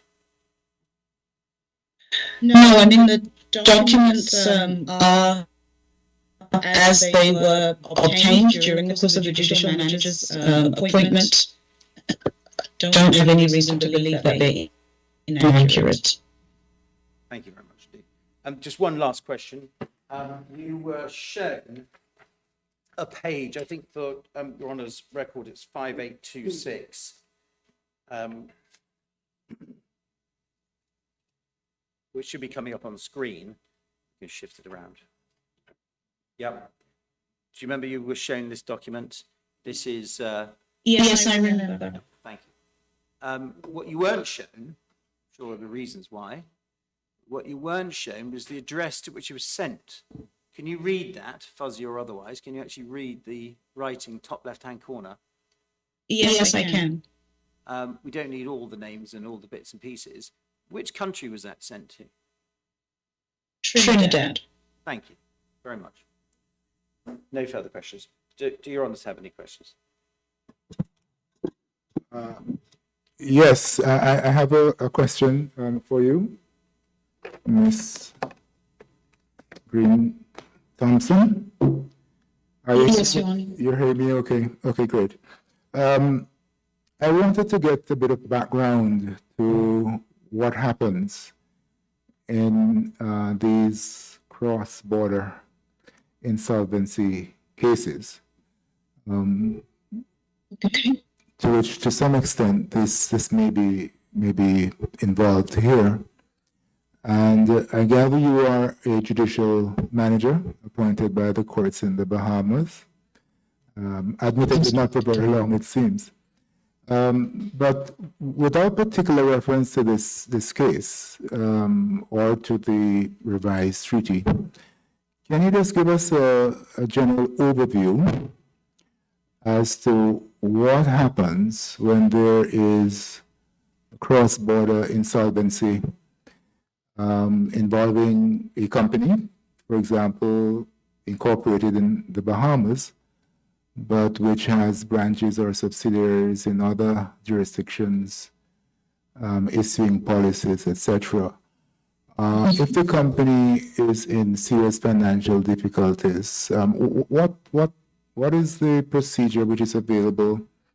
How is it that these policyholders in the other jurisdictions can receive some protection? Can you give me some background on that, please? Yes, of course. I appreciate that you said not to necessarily make specific reference to this company. However, it may be important to do so because there are some unusual facets to this particular judicial management, which I think are probably worth mentioning. This is a very unusual insolvency in respect of the fact that the branches are spread out over the Caribbean, the assets and the liabilities are spread out across many different jurisdictions. As a result of that, a plan of arrangement arrangement was implemented, and that was implemented by statute in all of the various jurisdictions where BACO had, British American had its branches. And under the plan of arrangement, the assets are pooled as one estate, regardless of where they are situated. Sorry, I missed one word there. You said the assets are what as one estate? Pooled.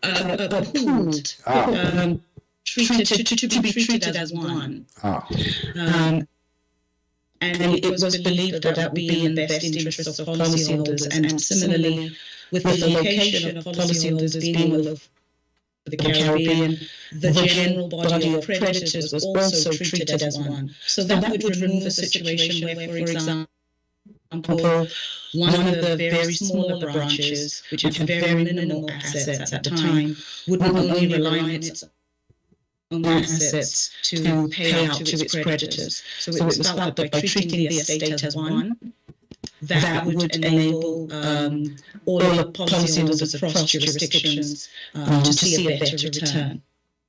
Okay. Yes, yes, that helps. So this plan of action, is that harmonized amongst all of the relevant jurisdictions?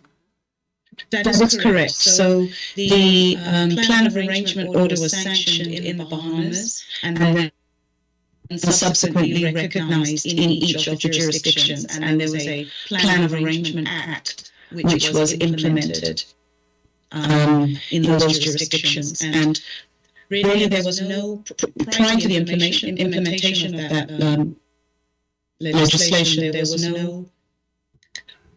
no proper mechanism to ensure an orderly collection and distribution of assets, given the way that the business had operated across several jurisdictions.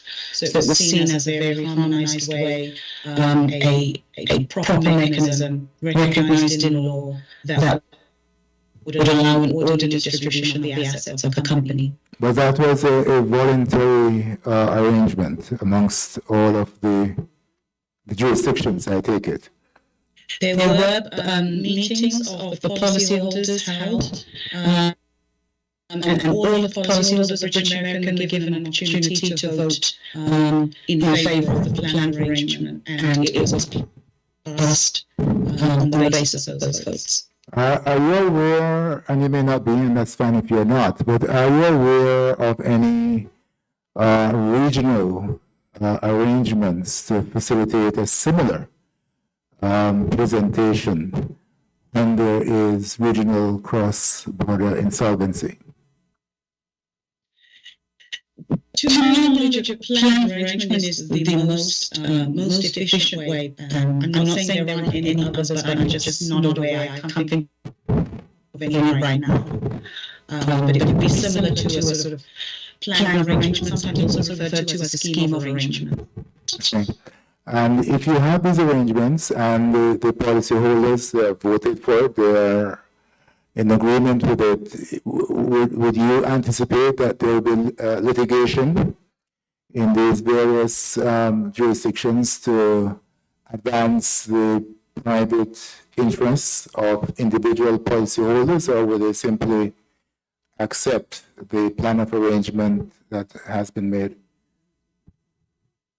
You know, individuals will always have that right that they can exercise to make additional claims outside of the plan of arrangement itself. That is not unusual if they believe that they have a claim elsewhere. Now, the plan of arrangement does prevent sort of any litigation to disrupt the plan, because the plan is binding. But if there are external claims that an individual organization may wish to pursue, they clearly have a right to do that. And you said the plan is binding. Is that binding by legislation? That is correct, yes. And the plan of arrangement document, that was passed. Okay, thank you very much. You're welcome. Thank you, sir. There's one further question on that, ma'am. Yes. Yes, I take it then that the plan of arrangement act in each of the relevant jurisdictions? Because you spoke about harmonization. It would have been generally one piece of legislation that was repeated in every jurisdiction. Is that your understanding? I believe so. Yes. Maybe yes, I believe it is one piece of legislation. Yes. Mm-hmm. Mrs. Green Thompson, you referred to an action that was taken in the United States, in Florida. Yes. I take it that's the Green Island debacle? There were actually several, more than one items of litigation. I do believe that the Green Island was something separate, but did also go towards the judgment that I referred to, which I think was handed down in the end in 2017. As I mentioned, for breach of fiduciary duties by the former directors of British American Insurance Company. That's the one which yielded some $122 million, you said? Yes, the judgment was entered in bankruptcy court, jointly and severally against the two directors involved. And the judicial managers of the various Caribbean entities were claimants in that suit? No, it was the action would have just been in the name of British American Insurance Company Limited. Yes. Okay. Acting by its, Sorry. If the directors of BICO had engaged in breaches of fiduciary duty, fraud, or some other impropriety for which there were civil remedies, was it open to the judicial managers to take steps to pursue those remedies? There are ongoing litigation matters with respect stemming from that judgment, where BICO continues to the acting by its judicial managers, where we continue to try to recover sums under that judgment in order to add to the pot to make a distribution to policyholders. One of the biggest challenges in this matter was the lack of available liquid funds upon the initial appointment of the judicial manager in the Bahamas and across the Eastern Caribbean. The distributions that have been made have predominantly been funded from sort of litigation-related matters. That there wasn't a large pot of funds that could have easily been distributed. So there has been a number of various items of litigation. Yes. So that the possible avenues for redress in the event that there are causes of action for which redress can be sought have not been, there's still possibility for further causes of actions to be pursued. Is that it? Nothing new, but ongoing that are existing. There are things in the contract. Yes, and correct. And that is things that are already ongoing, as opposed to something in the pipeline that can be started based on the information that we have now. Just to put into context, if it assists you, the distributions that the judicial managers have been able to declare to date total 14 cents on the dollar. First distribution of 10 cents was made in 2017 under the plan arrangement, and the second distribution of 4 cents on the dollar in 2019. We very much hope to be able to declare a third distribution, we estimate based on the information that we have now, of total distributions in the region of around 20 cents on the dollar, based on Around 20 cents on the dollar. correct. That's an additional That's- 6, not, An estimate, and it depends on. yeah, Sorry. not 6 plus 14 and not 20 plus 14.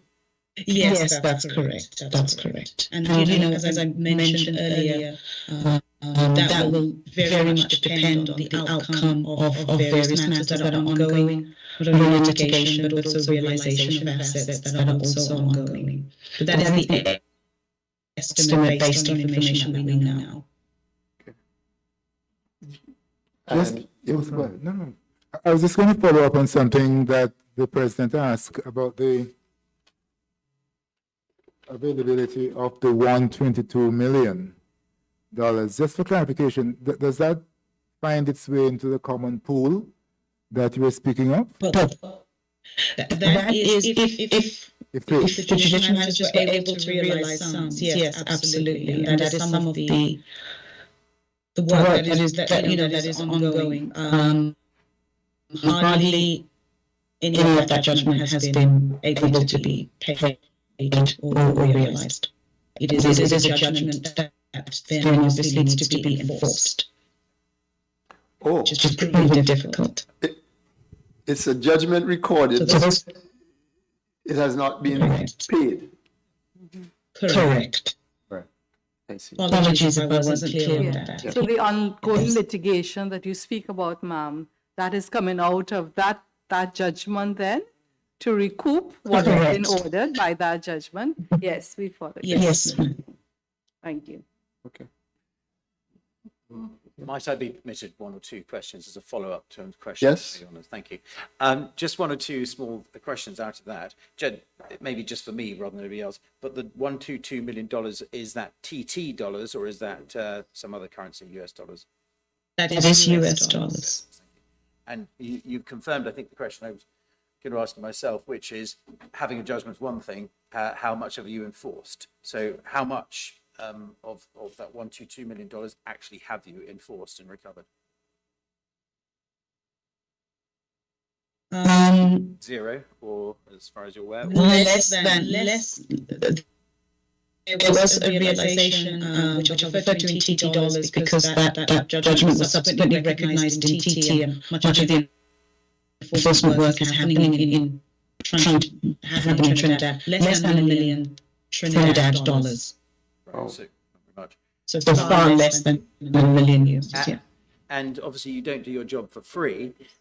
Fees and expenses, can you just explain to their honours, when somebody like KPMG and the lawyers that KPMG would be hiring for the purposes, can you tell us about how costs and expenses work and whether or not they are withdrawn at first or at some later stage? Okay. There is an order of priority, and the costs and expenses of insolvency holders are paid out from the assets of the company to the extent that they're available prior to distributions to policyholders. In the Bahamas, we are required to go before the Supreme Court to explain the fees that we've incurred and the nature of the work, and every fee application is approved by the court prior to any fees being drawn. So basically that the sums will be gross sums. They've then got to be netted off before they can be distributed after the payment of fees, costs and expenses. That is correct, yes. And the plan of arrangement, did that recognise the right of BACOL to pursue or not? Yes, I believe that in the plan of arrangement, when the plan of arrangement was implemented, there was a specific clause that needed to be clarified, which would allow sorry, I don't have the wording in front of me Sure. right now, but it would allow such a claim to be brought and not disrupt the plan of arrangement. Okay, so as long as it doesn't disrupt, it can be brought. Yes, I'm sorry that I can't remember the exact wording, but yes, there was a point of clarification that was made following the implementation of the plan that would allow for these proceedings to be brought. Thank you very much indeed. I'm very grateful to your honours for that. In which case, subject to anything else. Mrs. Speaker, is there anything that arose that you wish to ask questions on that had not arisen prior to Mr. Davenport's re-examination? No, Your Honor. No, sir. Okay.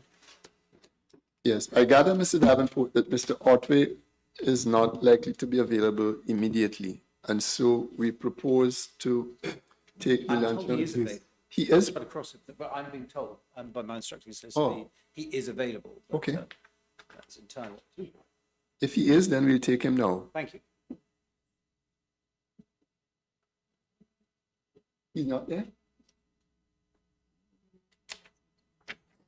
No, apparently.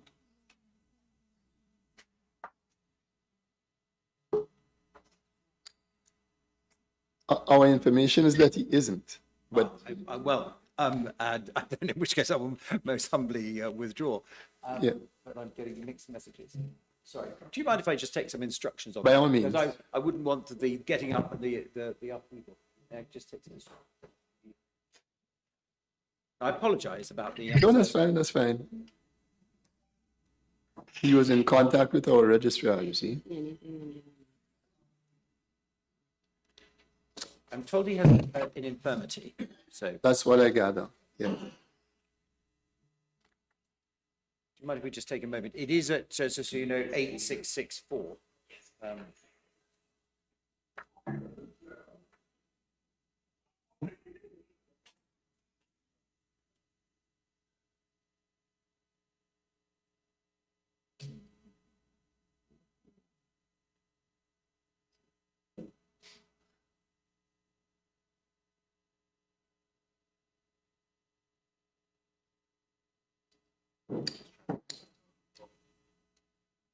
I understand they're trying to get him to log on. I think it's a logging on difficulty rather than a physical presence difficulty. But I understand that if this is taking a little time, you might want to rise in any event. Registrar?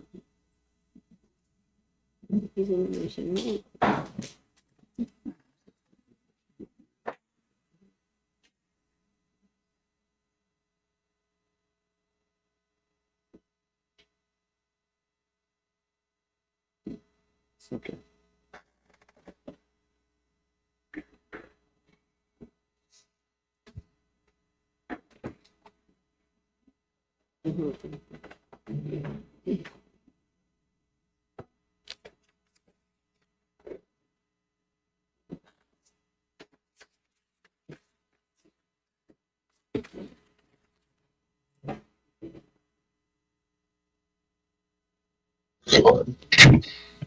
I believe he's coming on now. Yeah.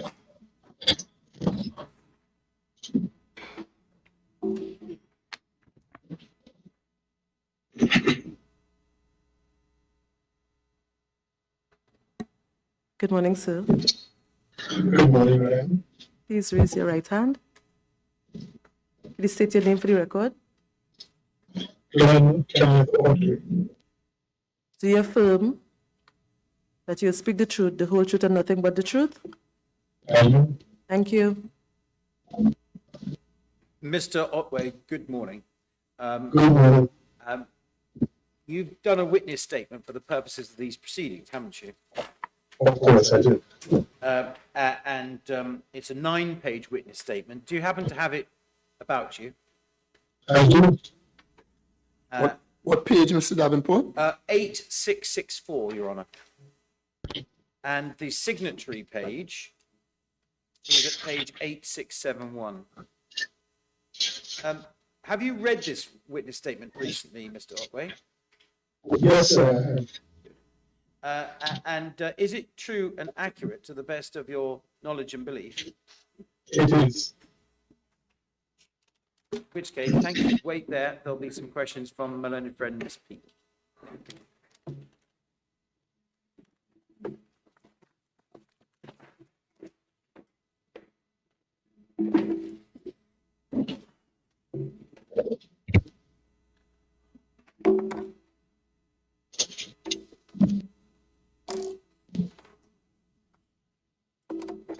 Good morning, Mr. Otway. Good morning. I just have some questions for you. Now, you were employed as the agency manager of BA International's branch office in Grenada, correct? Yes, sir. And your contract of employment was with BA International, Yes.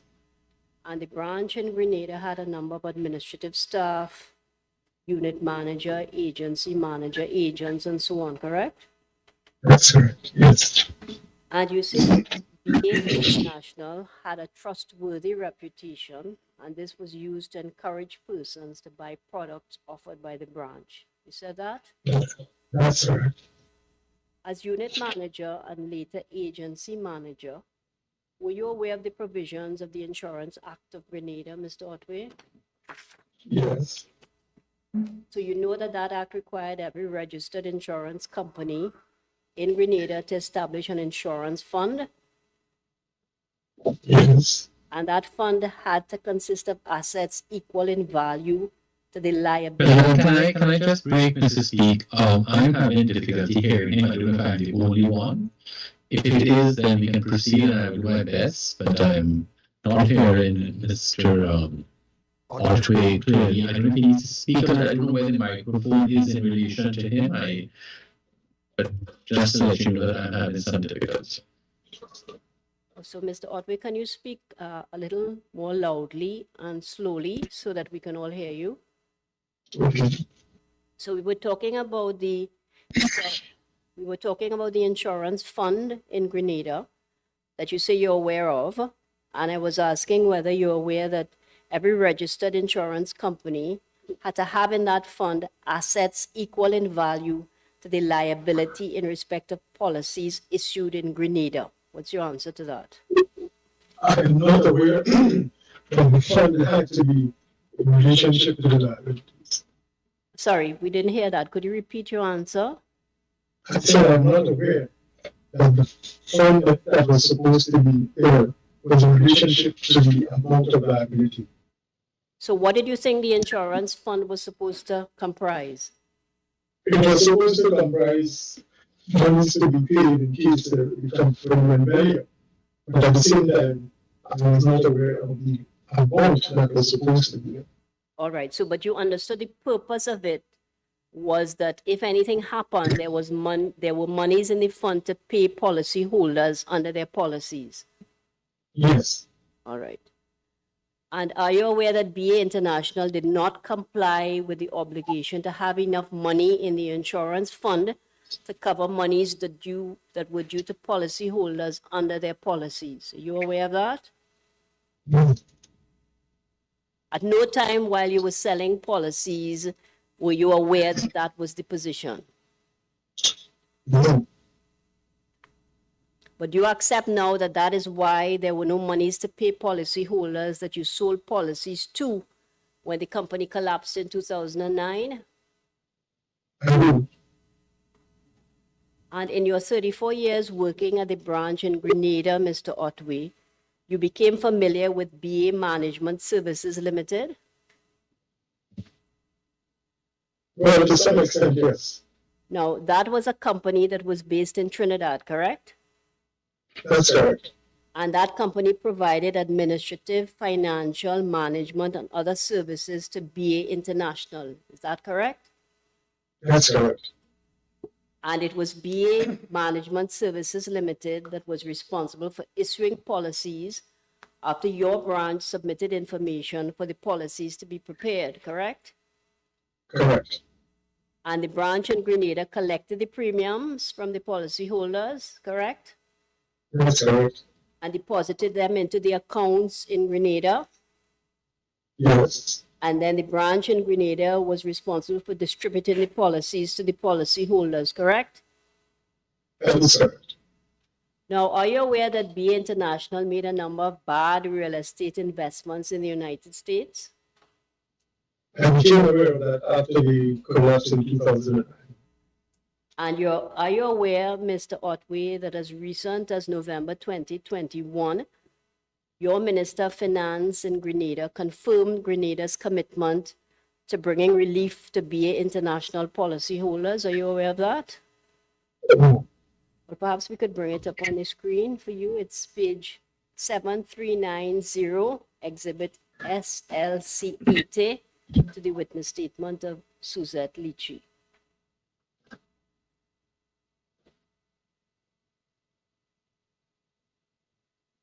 So that's the front page. That is, sorry, if you could just, so what I'm showing you, Mr. Otway, is the 2022 budget statement presented by the Minister of Finance in Grenada.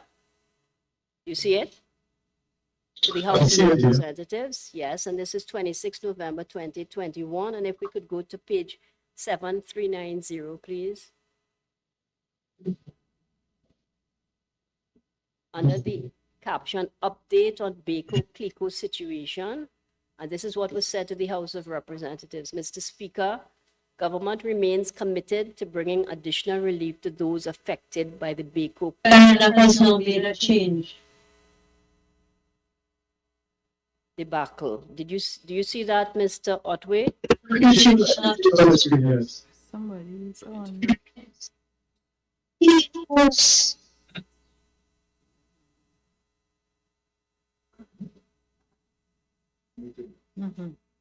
But you have no recollection of having heard the minister make that statement. No. But you're not in a position to dispute what the minister said, do you? No.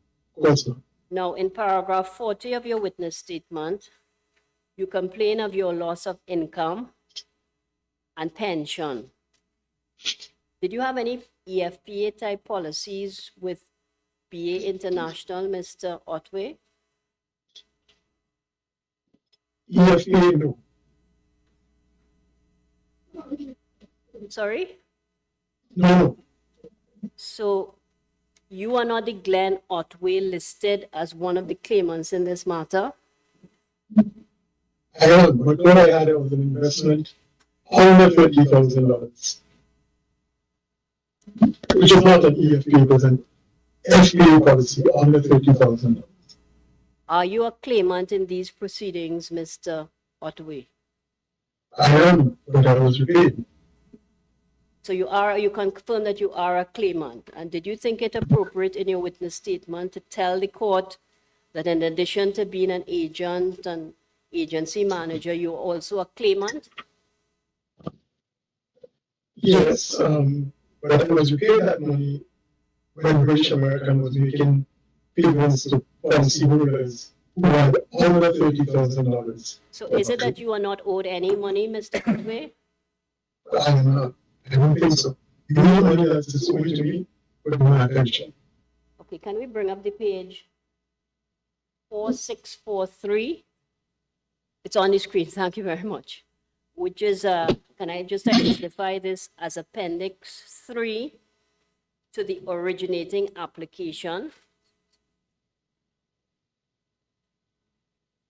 Sorry.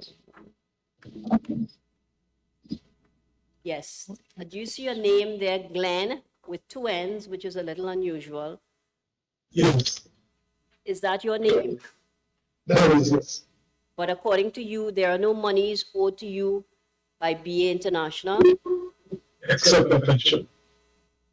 except your pension, but nothing in relation to an EFPA policy, as far as you're aware. You were repaid everything that was due to you by BA International. Yeah, because it was a small policy under 30,000, so that was repaid.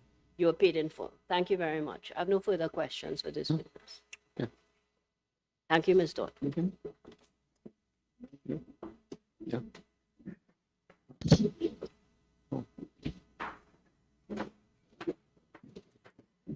I've only got one small question. Yes. I couldn't help but notice there are two other Otways on that list, on that page that you've just been shown. Did you have a chance to see it or not? No.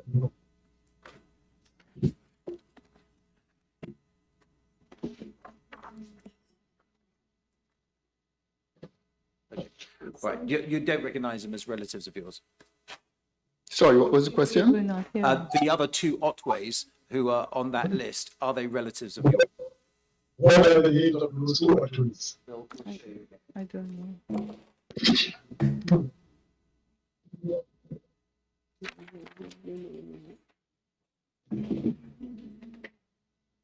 One's called Monica and one's called David G, who is or was at the time of the schedule a junior. Oh, no, those are attorneys who have investments, EFP investments. Yeah, and are they? No, that has nothing to do with me. Okay, right, I'll leave it there. Thank you very much indeed, Mr. Otway. Do your honours have any questions for Mr. Otway? President, with your leave, I have one question. Yes, go ahead. Mr. Otway, I think part of your evidence is, or if it isn't, then is it correct that as the agency manager, you or the people who worked with you gave assurances to would-be policyholders that the investments were guaranteed? Yes, those were the sentiments coming out of the Home Office in Trinidad. No, I'm asking whether you gave those, when you, not sentence coming out of, I'm asking whether you gave any such assurance. I did. Yes, all right. And that was a guarantee within your jurisdiction. You gave that assurance in relation to your jurisdiction, i.e., yes. What was the basis of that? Was it because of the legal regime that required a guarantee fund to cover the value of investments? No, when we asked Trinidad what the problem was, they gave us that reassurance. And we in turn, When you asked Trinidad what the problem was, you said? yeah, the problem with paying people their monies. No, I'm not talking about at that stage. I'm talking about when you were selling policies. You were in the business of sales, weren't you? Yes. Right. That's not at the stage of collapse. And it is way much earlier than that, when you were selling these investment opportunities. Yeah. Did you give your clients an assurance that the funds were guaranteed? Yes.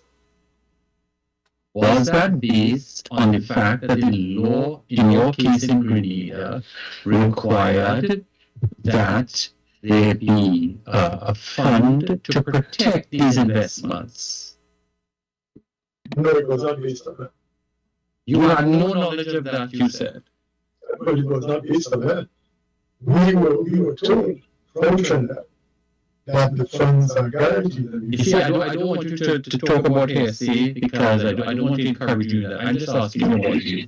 So, you had no knowledge yourself of the source of this guarantee.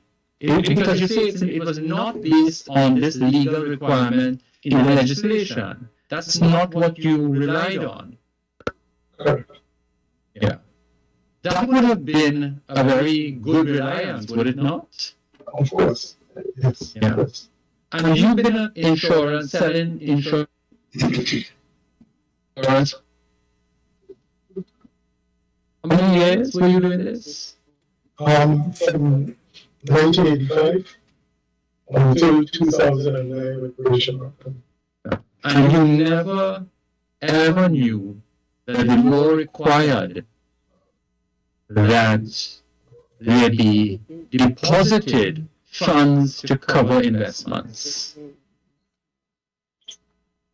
For the investment funds, I never did. The statutory fund, you were never aware of that in all of your time selling these products. I was aware of the statutory fund. The extent of the statutory fund is what I was not aware of. Yeah. So can you just maybe repeat for me, because I wrote what you said earlier, but can you repeat for me, what did you think was the purpose of the statutory fund? To cover liabilities of the company. So, what did you understand that to mean? If you say it was to cover liabilities, and if I invested $1,000, would it be to cover my investment of $1,000? Yes. And if I invested $1 million, would it be to cover my investment of $1 million? Yes. That's what you understood it to be. Yes. Yeah, okay, thank you. I have no further questions arising out of that, so you can stand Mr. Otway down then. Yes, thank you. Thank you, Mr. Otway. And that concludes the evidence that I'm calling on behalf of these claimants. Yes, well, we take the luncheon adjournment at this point, and I think it might be convenient to take Mr. Uja Maraj before we take the break and then do Ms. Leachy as we resume. sure, yes. Mr. Maraj?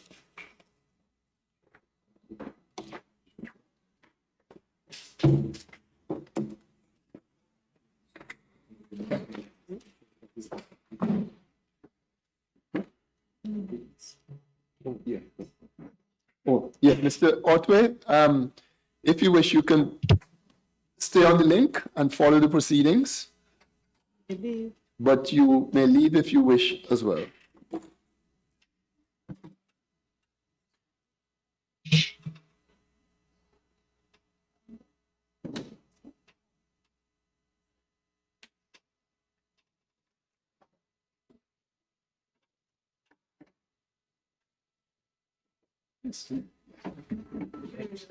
Yes. Yes.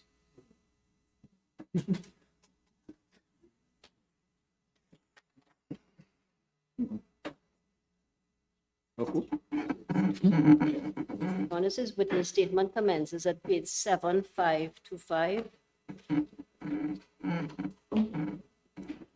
Yes. Mr. Omar Maraj, you gave a witness statement in this matter. Yes. You have a copy in front of you. Yes. And is that your signature at page 7527? Yes, it is. And Mr. Uja Maraj, are the contents of this witness statement true and correct? Yes, it is. And the purpose of this witness statement was to annex documents that you obtained from the Ministry of Foreign and CARICOM Affairs? Yes. Thank you very much. I have no further questions for Mr. Yes. Uja Maraj. Thank you. No questions. Yes, okay, thank you. Thank you, Mr. Maraj.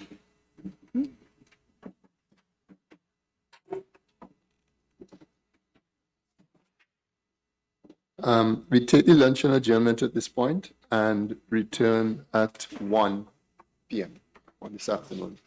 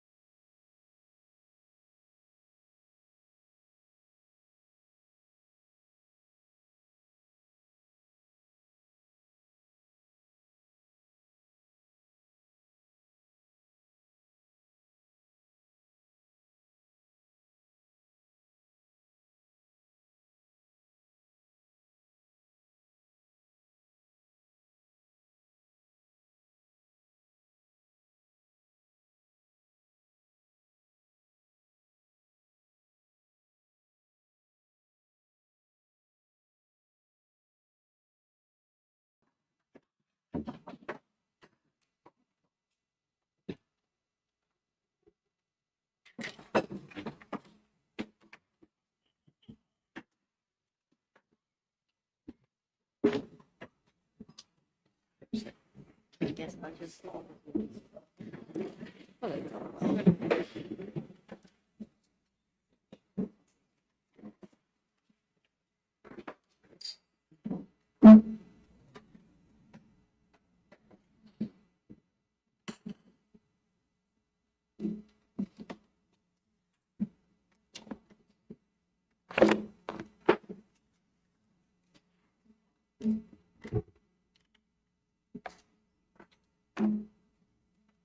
Yes, speak.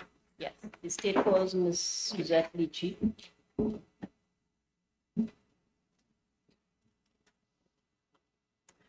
Good afternoon, ma'am. Could you raise your right hand? Do you affirm to tell the truth, the whole truth, and nothing but the truth? I do. Thank you. Your Honors, a witness statement commences at page 5466. Yes.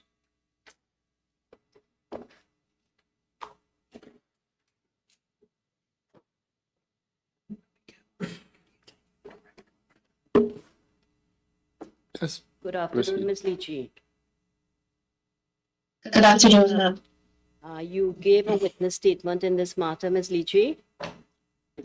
Yes, I did. Do you have a copy of the witness statement in front of you? Yes, I do. Would you please go to numbered pages at the bottom center, 5511? You have Yes, it in I'm front there. of you? Is that signature yours, Ms. Leachy? Yes, it is. And you confirm that the facts and statements contained in that statement are true and correct to the best of your knowledge, information, and belief? Yes, I do. Thank you very much, Mr. Davenport. Counsel for the claimants will ask you some questions now.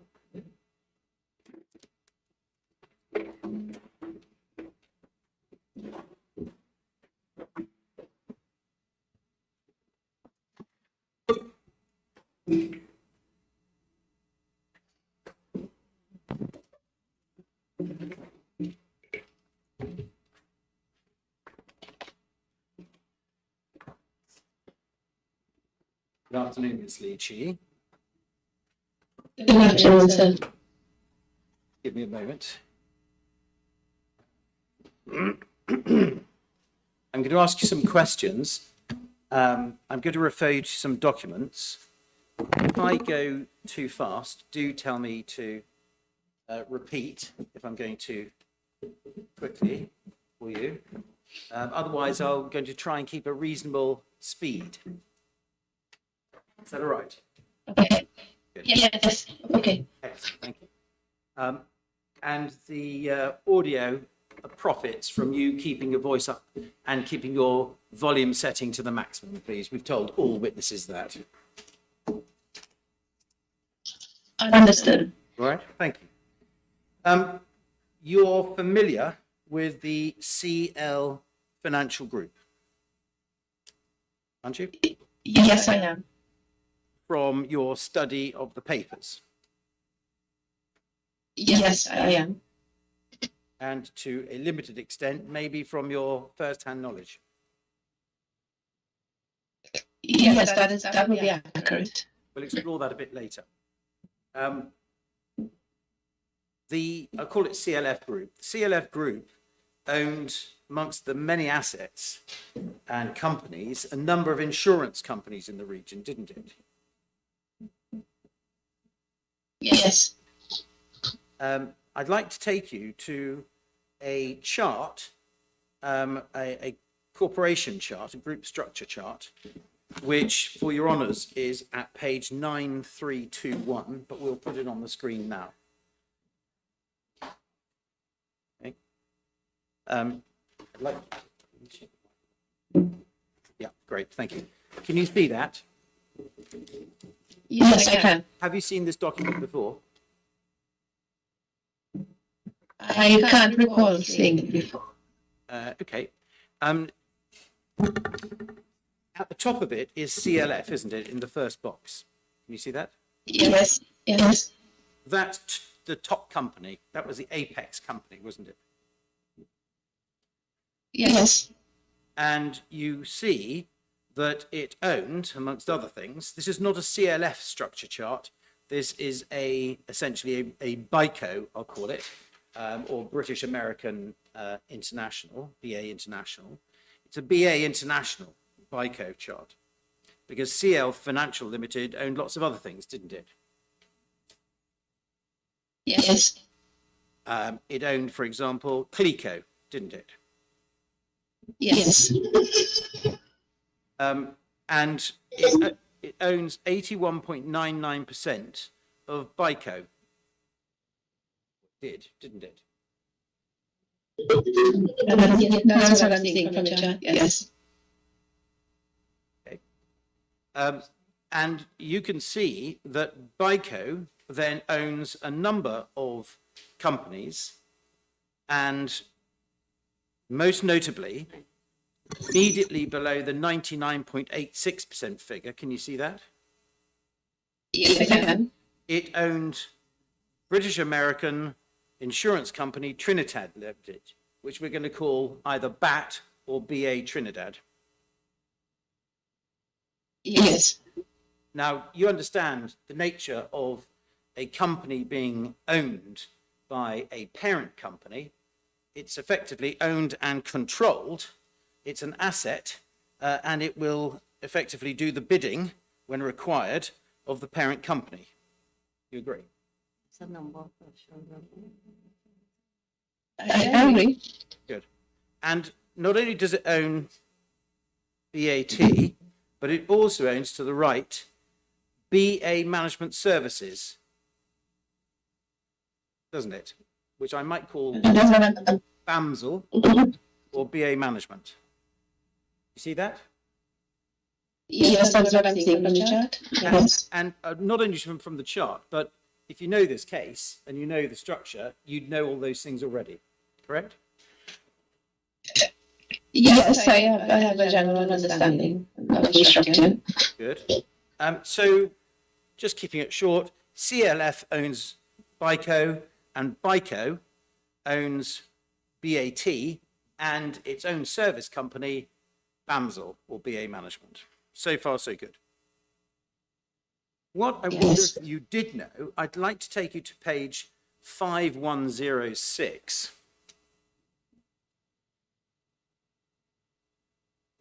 So we can move away from that. 5106.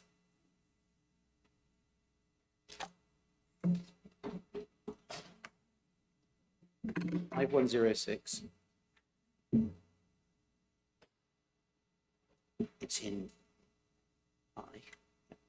Now I'll just give you some context. These are some board minute notes, meeting notes of BICO. And this particular one, which we will look at later, is dated the 24th of April, 2009.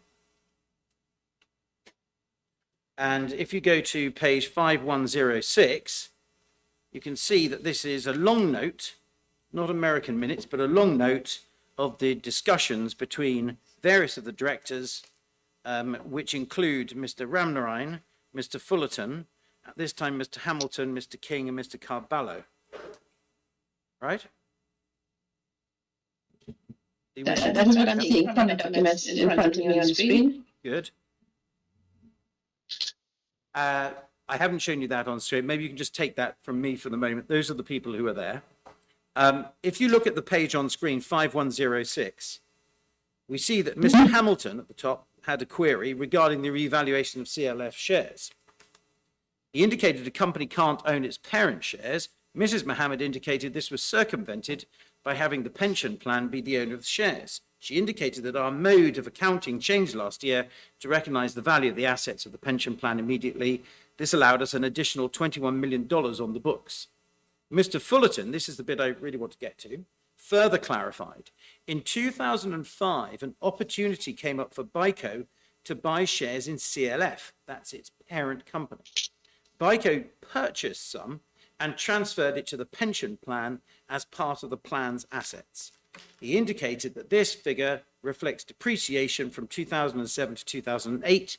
If the shares were to disappear from BICO's balance sheet, BICO would lose $21 million. Mr. Fullerton further noted that the government of Trinidad and Tobago currently has control of these shares due to their intervention in CLF. Were you aware of those facts? I cannot speak to those minutes that are on the screen. I'm not aware of those minutes. Yeah, but that wasn't my question, was it? And I'm going to ask you a lot of questions like this, so we better get the rhythm right.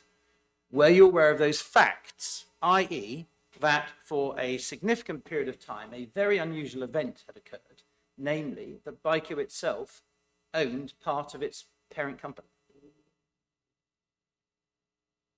Could you just go over that again? I can't hear you. Parent company. I can't hear you. Sorry.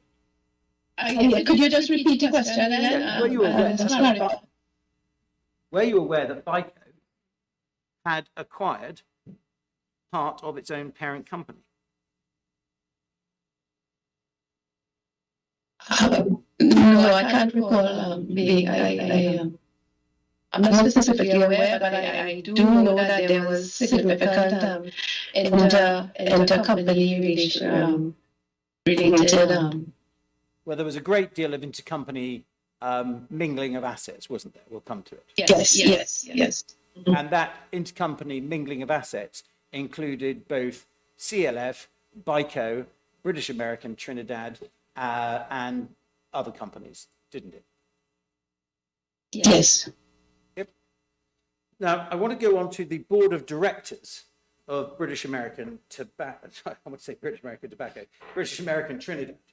Now, you've probably heard of the name Lawrence Dupre well enough, haven't you? Yes. Did you also know the names Brian Banker, Robert Fullerton? I've just shown you Robert Fullerton, Vishnu Ramlogan, and Ramchand Ramnarayan. Did you know those names? Yes, those names are in the records of the Ministry of Finance. So they were the board of directors of BAT. Did you also know that they were exactly the board of directors of BICO? I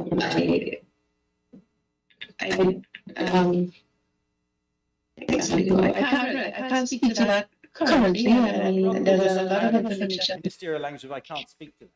Just let's be plain and simple with each other. Did you know those names? And did you know they're associated? I know the name.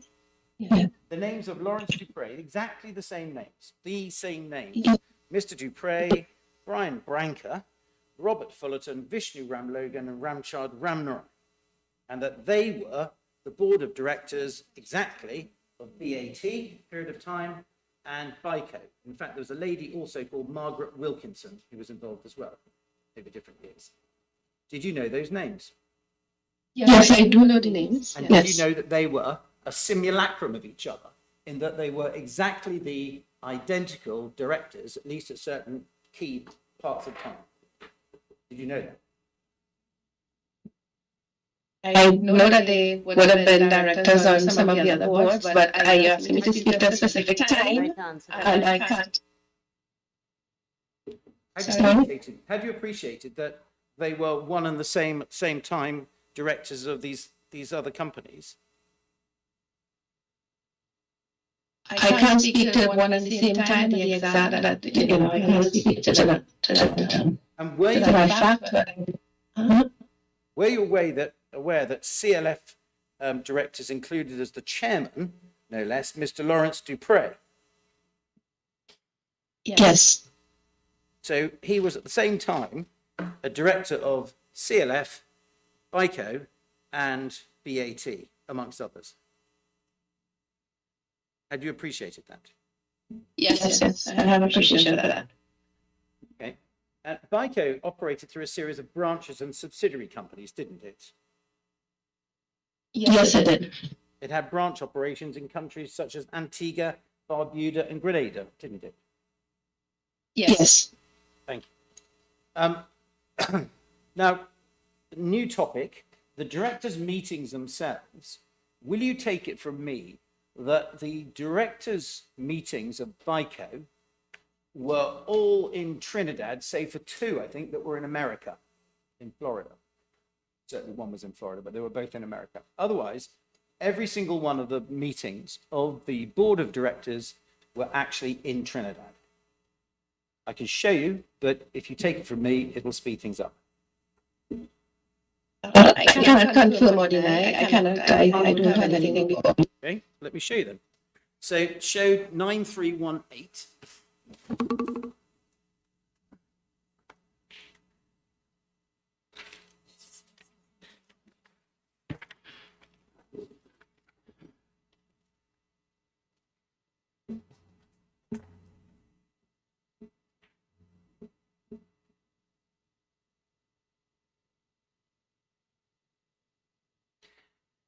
I'm going to show you a schedule, so while we're waiting for the document to arrive, a schedule of board meetings, 9318, my lords, of board meetings, and that schedule shows, it's been collated and it's been put into a report by KPMG, who are pretty trustworthy, aren't they, KPMG? Yes. And the schedule of board meetings shows Trinidad, Fort Lauderdale, Trinidad, and actually only after the intervention of the government, Bahamas, Nassau. Do you accept that from me? Yes, I will accept it. Are you prepared to accept that those are the facts?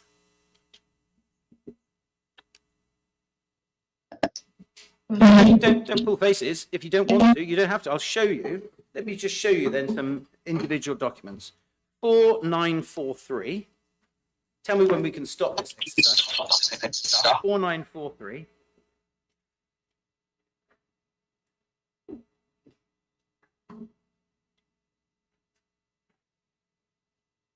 Yes. I'm going to show you a series of board minute notes. So you see 4943, top of the page, minutes of the 9th meeting of the Board of Directors of BICO, held at British American offices, Barataria, 23rd of March 2007. Okay, and that's a lengthy note. Do you accept that? Yes. 4951.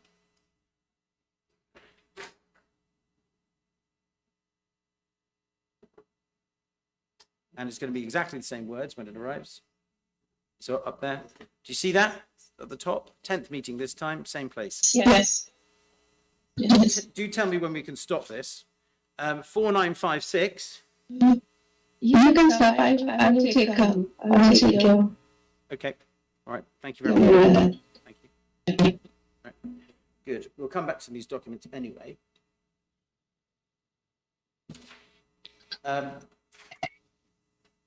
Now, does the name Green Islands mean anything to you? Yes, I believe they were one of the investments of BICO Bahamas in Miami, I believe. In Florida. Or the investment in Florida, yeah. Yep. And it was a substantial piece of land, I think 6,000 acres. It was misreported, I think, it's 60,000 acres. It was 6,000 acres. And it was a very large development opportunity, wasn't it? I don't have the details. I just know the name and that it was an investment of which I would have, I believe I would have alluded to in my statement. Well, can we have a look at the report, please? Sorry, not the report, the judgment of a judge in Florida, which I imagine you've had drawn to your attention before. And it starts at page 4970.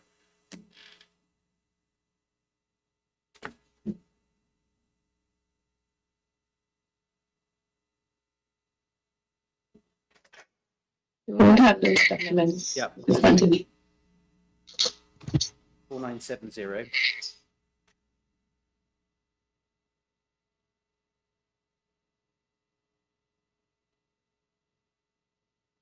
So do you just see that? That's the frontispiece.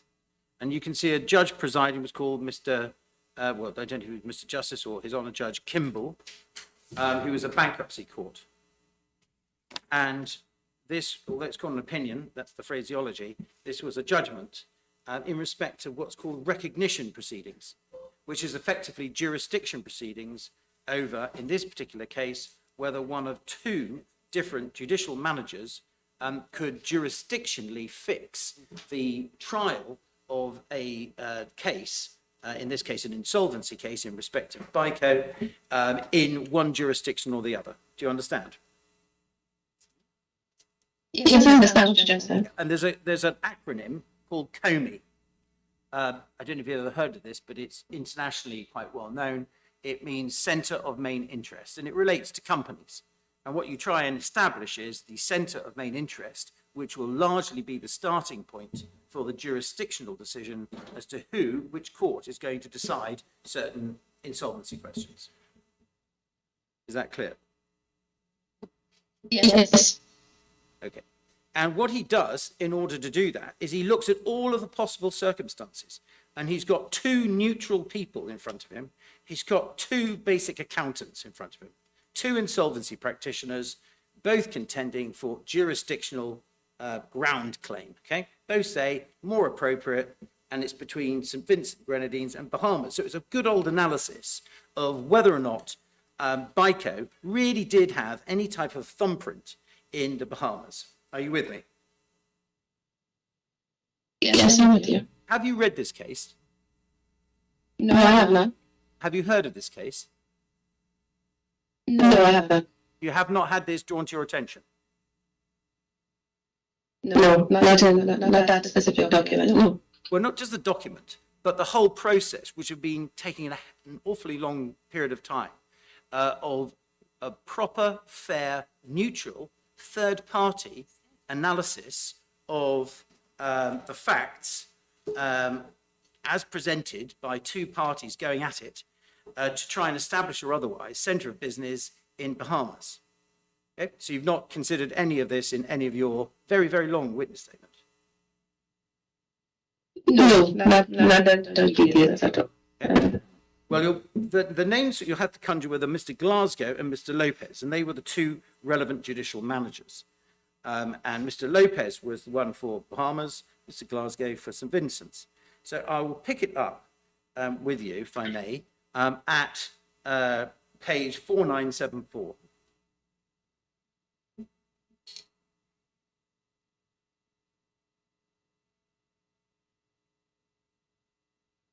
And do you see that?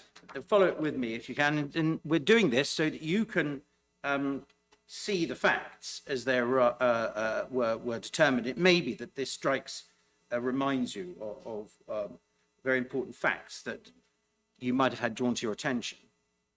For several years, do you see that?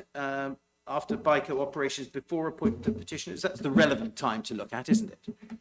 For several years prior to the filing of the petitions in this court, and thus prior to the appointment of the petitioners in the Bahamas and SVG, that's St. Vincent and Grenadines, BICO did not issue insurance policies in or from the Bahamas, did not sell policies to residents of the Bahamas, did no claims adjustment or claims proceedings in the Bahamas, and had no employees in the Bahamas. At the time of Mr. Lopez's appointment by the Bahamas court, BICO had no bank accounts in the Bahamas.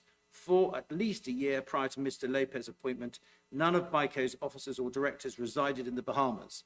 As of Mr. Lopez's appointment, BICO's only ties to the Bahamas were that it was chartered in that country and that it had a registered agent in the Bahamas, actually a law firm. The registered agent maintained required corporate information for BICO. Mr. Lopez confirmed that at the time of his appointment, BICO was not transacting business in the Bahamas.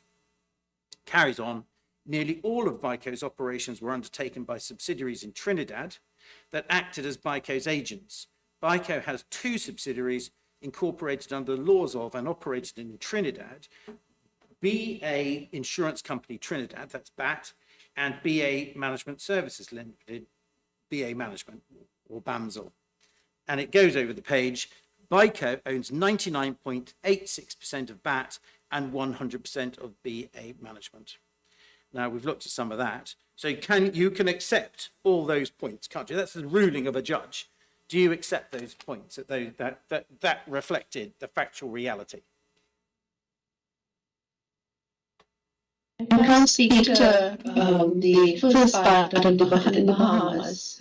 I do have some understanding of the BA-BAMSL relationship, and I have some understanding of BAT and BICO's relationship. I'm also aware that there was no premiums from BICO were paid in Trinidad. We didn't, because the company was registered under the Insurance Act in Trinidad. Can you keep your voice up? Keep your voice up. Sorry, I didn't. Sorry, I didn't. You see, Mr. Lopez wasn't contending to the contrary. The person who was trying to fix the jurisdiction in the country wasn't saying that they issued insurance policies from the Bahamas, wasn't saying that they sold policies to residents of the Bahamas, wasn't saying that there was claims adjustment or claims processing in the Bahamas, wasn't saying that they had employees in the Bahamas. Okay, so if he wasn't saying it and the judge finds this, presumably you can accept it too. Okay, yes. Thank you. All right, we're on page 4975. Let's go on. And in the paragraph halfway down, one starts Lennox McCartney. Lennox McCartney testified that certain members of BICO's board of directors met with him in the Bahamas in 2008 and 2009 at his request to address the company's financial difficulties. Other than a meeting convened on April 20th, 2009 for the purpose of changing the company's registered office, these meetings with the insurance commissioner were the only business conducted by BICO board members in the Bahamas in recent years. And then he goes on to saying about the directors. 4 were resident in Trinidad, 1 in the US, 1 in Barbados, 1 in Grenada, and 1 in St. Kitts. So none of the people who are actually running the company actually lived in the Bahamas. So you accept that, don't you? These are facts. You accept that? With respect, I want to object. Learned friend is reading from a judgment of a U.S. court in which certain statements are made. I don't think he's entitled to say that these are the facts. These are the facts set out in the judgment, and he's entitled to ask the witness whether she agrees with them.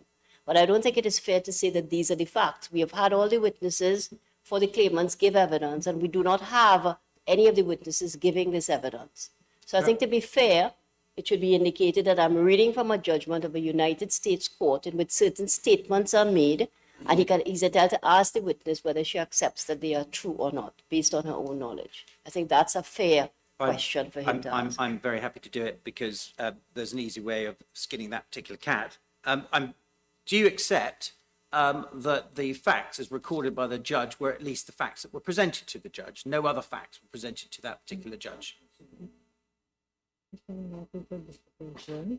Can she say what was or what was not, or what was not presented to the judge, Mr. Davenport? Ms. Suzette Leachy, do you know of any directors who are living in the Bahamas? No, I don't have personal knowledge of where the directors were resident. Thank you. Could we go forward, please, within the same document to page 4986?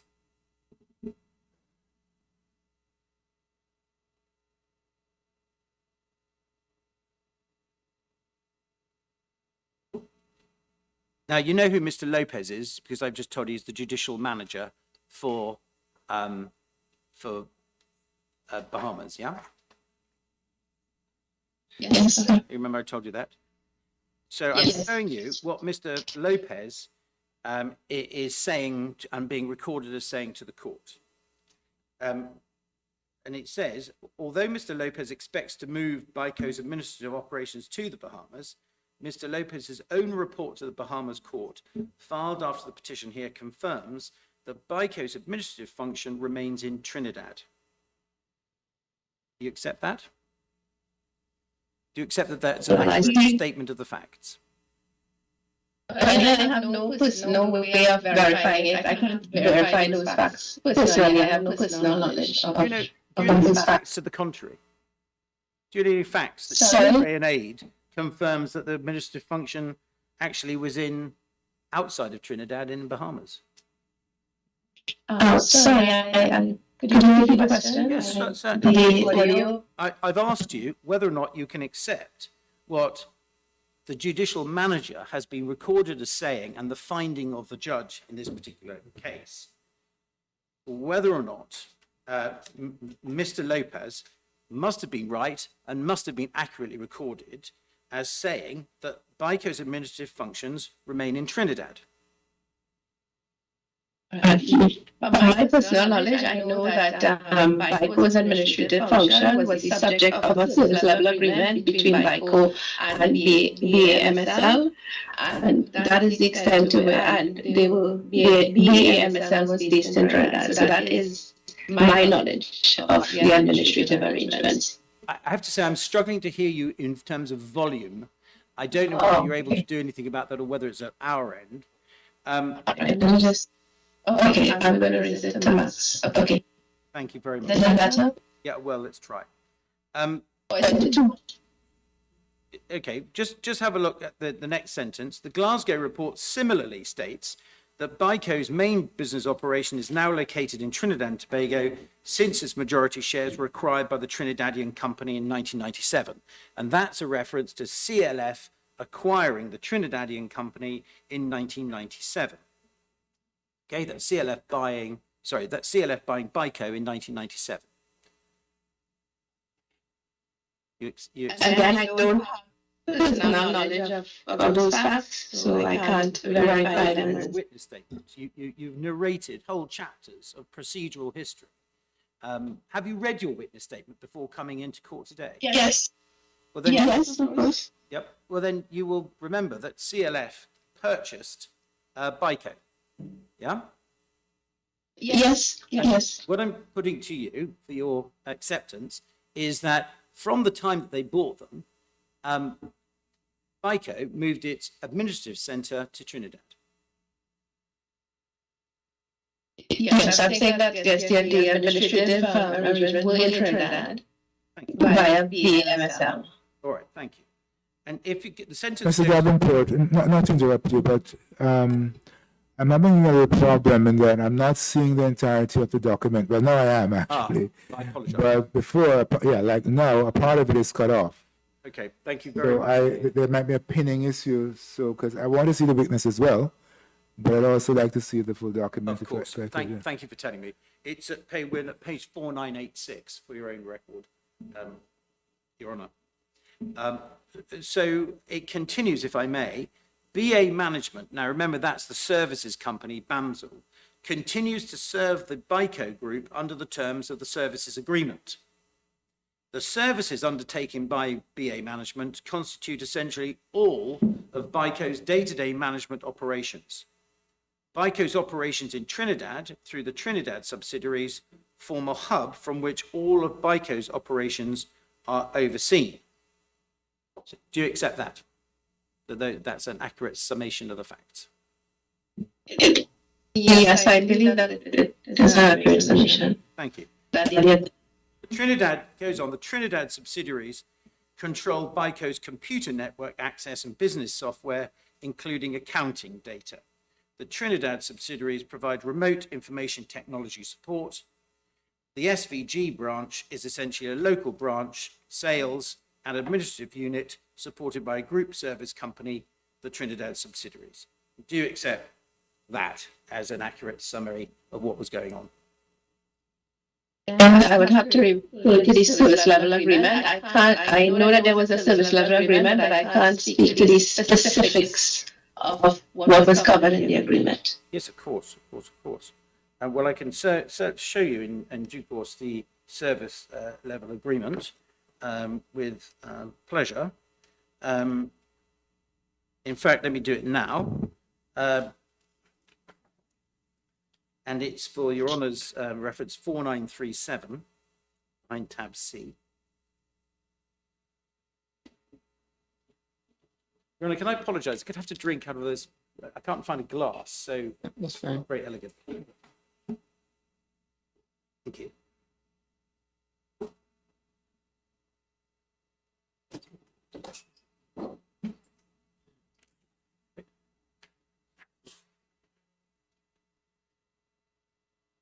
Yep. Next page, please. Right. So if you can see that, it's a little fuzzy. Suzette Leachy, can you see that? Yeah, there we go. This services agreement is between BA Insurance Company, so it's BICO, and BA Management Services Limited. And then there's some recitals. And you can see A is BICO as an insurance company, and financial services provider B, BAMSL, is a support services provider. C, BICO has requested and BAMSL has agreed to provide certain administrative, financial management and other services to BICO and its subsidiaries. And then under 1.1, if you scroll down, please, there's the purchase and sale of services. And if you see at the bottom of that sentence, in the middle of the sentence, BAMSL agrees to provide to BICO and or procure the provision of BICO. So what that means, if they can't do it, they'll get some subcontractors to do it. And BICO agrees to purchase from them financial, administrative, and it goes over the page, marketing, information technology, IT, investment, actuarial, human resources, I mean, they're an insurance company, human resources, legal, management, and corporate services. And that's called the services.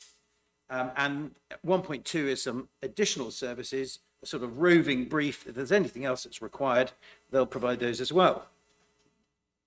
And the agreement is quite short. And that's really all I need to show you for the moment. So that shows, doesn't it, pretty clearly that, as I've asked you, that sentence, if we can go back, please, to 4986, was correct, wasn't it? Which is that these subsidiary, these operations in Trinidad, which you've agreed form a hub from which all BICO's operations are overseen, and the Trinidad subsidiaries control BICO's computer network access and business software, including accounting data. Indeed, he could have gone further. It's quite a lot of other services. It's pretty much every single administrative service is provided by the Trinidadian company, BAMSL, to BICO in Trinidad, correct?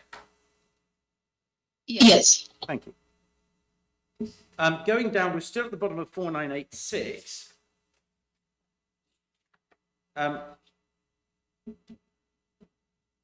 The Trinidad subsidiaries process application forms for insurance products sold through the SVG branch. The Trinidad subsidiaries in turn process, adjust, and approve claims routed through the SVG branch. The Trinidad subsidiaries then issue checks in payment of claims which are forwarded to the SVG branch for distribution to policyholders. Okay, so far so good. You can agree that, can't you? I can't speak to the details for that level of detail. I do know that no premiums were paid in Trinidad, were retained in Trinidad, and the money was paid to the respective bank accounts, BICO bank accounts in the relevant jurisdictions. So I can't speak to that level of detail. That's fair enough. I will come back to you about some of those points. But essentially what was happening was that these branches were getting the business and they were basically winning the customers, and then everything was going back to head office, literally the home office as it was called, and it was being all processed there, wasn't it? Yes, it's processed and I believe deposited into the relevant bank accounts in the relevant jurisdictions. Okay, we'll come back to that. Then carrying on, last few words on that page, employment contracts for employees of the SVG branch are maintained at the Trinidad subsidiaries. You accept that? To the extent that the agreement covers human resources, I think that could be a reasonable assumption. I would accept it. What was actually happening was that the people who were on the ground in the sales in these branches were not even employees. They were independent subcontractors or contractors who were living off commission sales, weren't they? I can't speak to that level of detail. Going on then to the top of 4987, the Trinidad subsidiaries administer the employee benefits and pension plans for the SVG branch employees. These are only examples of the extent to which the Trinidad subsidiaries operate BICO. The great weight of evidence supports the conclusion, this judge says, that BICO's business remains centered in Trinidad.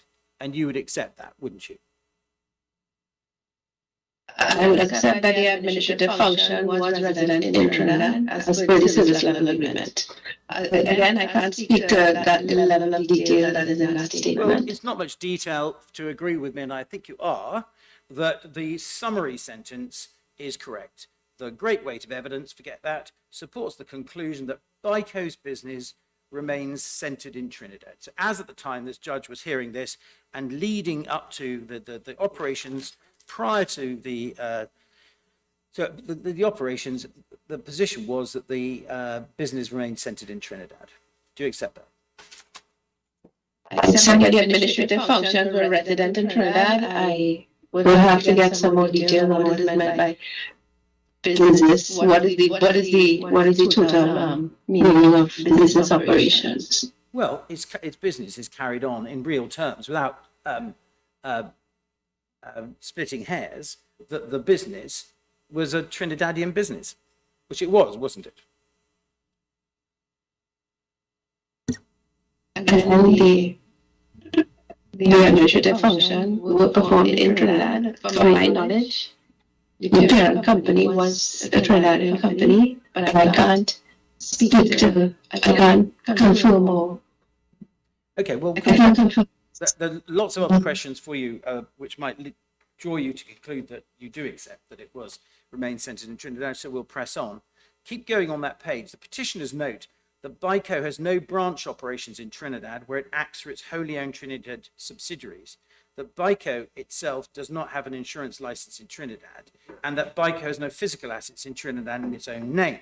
Okay, so this is what Mr. Lopez was trying to argue to fix jurisdiction in the Bahamas. And it goes on and says, petitioners argue that the actions of a subsidiary such as BA Management are the actions of a separate corporate entity and shouldn't be attributed to its parent. Quite similar to what Trinidad are saying in this case. And this judge says this argument ignores the broad terms of the services agreement. That's the one I've just shown you. And the overwhelming evidence in this case. BICO delegated its primary business operations to the Trinidad subsidiaries, and the Trinidad subsidiaries continue to oversee essentially all of BICO's ongoing business. Do you accept that?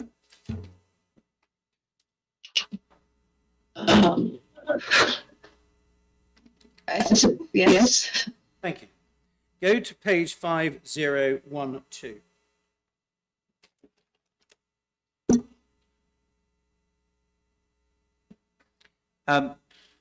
And halfway down nearly, the overwhelming evidence presented in this case shows that BICO's headquarters is not in the Bahamas.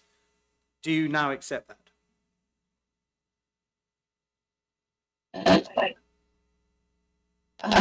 I don't have the relevant information to accept. Are you going to have an argument with me about it, even if you don't want to be seen to be accepting? You're not suggesting seriously to the contrary, are you? You don't have the information to confirm or Okay, well, I'm going to put plenty more information before you this afternoon, so hopefully we'll get an agreement before the end. In 2005, he says, long prior to the commencement of the Bahamas proceedings, BICO entered into the service agreements. That's the one I've just shown you. What page are you at? You're on 5012. It's a bit difficult to read at the top of the page, but if you look at the bottom of the page, it's nice and clear.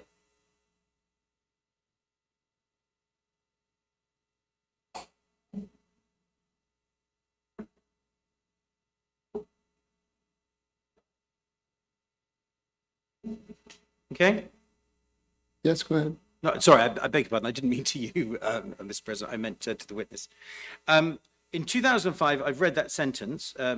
Under the services agreement, BICO outsourced essentially all of its central management to BA Management. And I think we can agree that, can't we, Ms. Leachy? yes.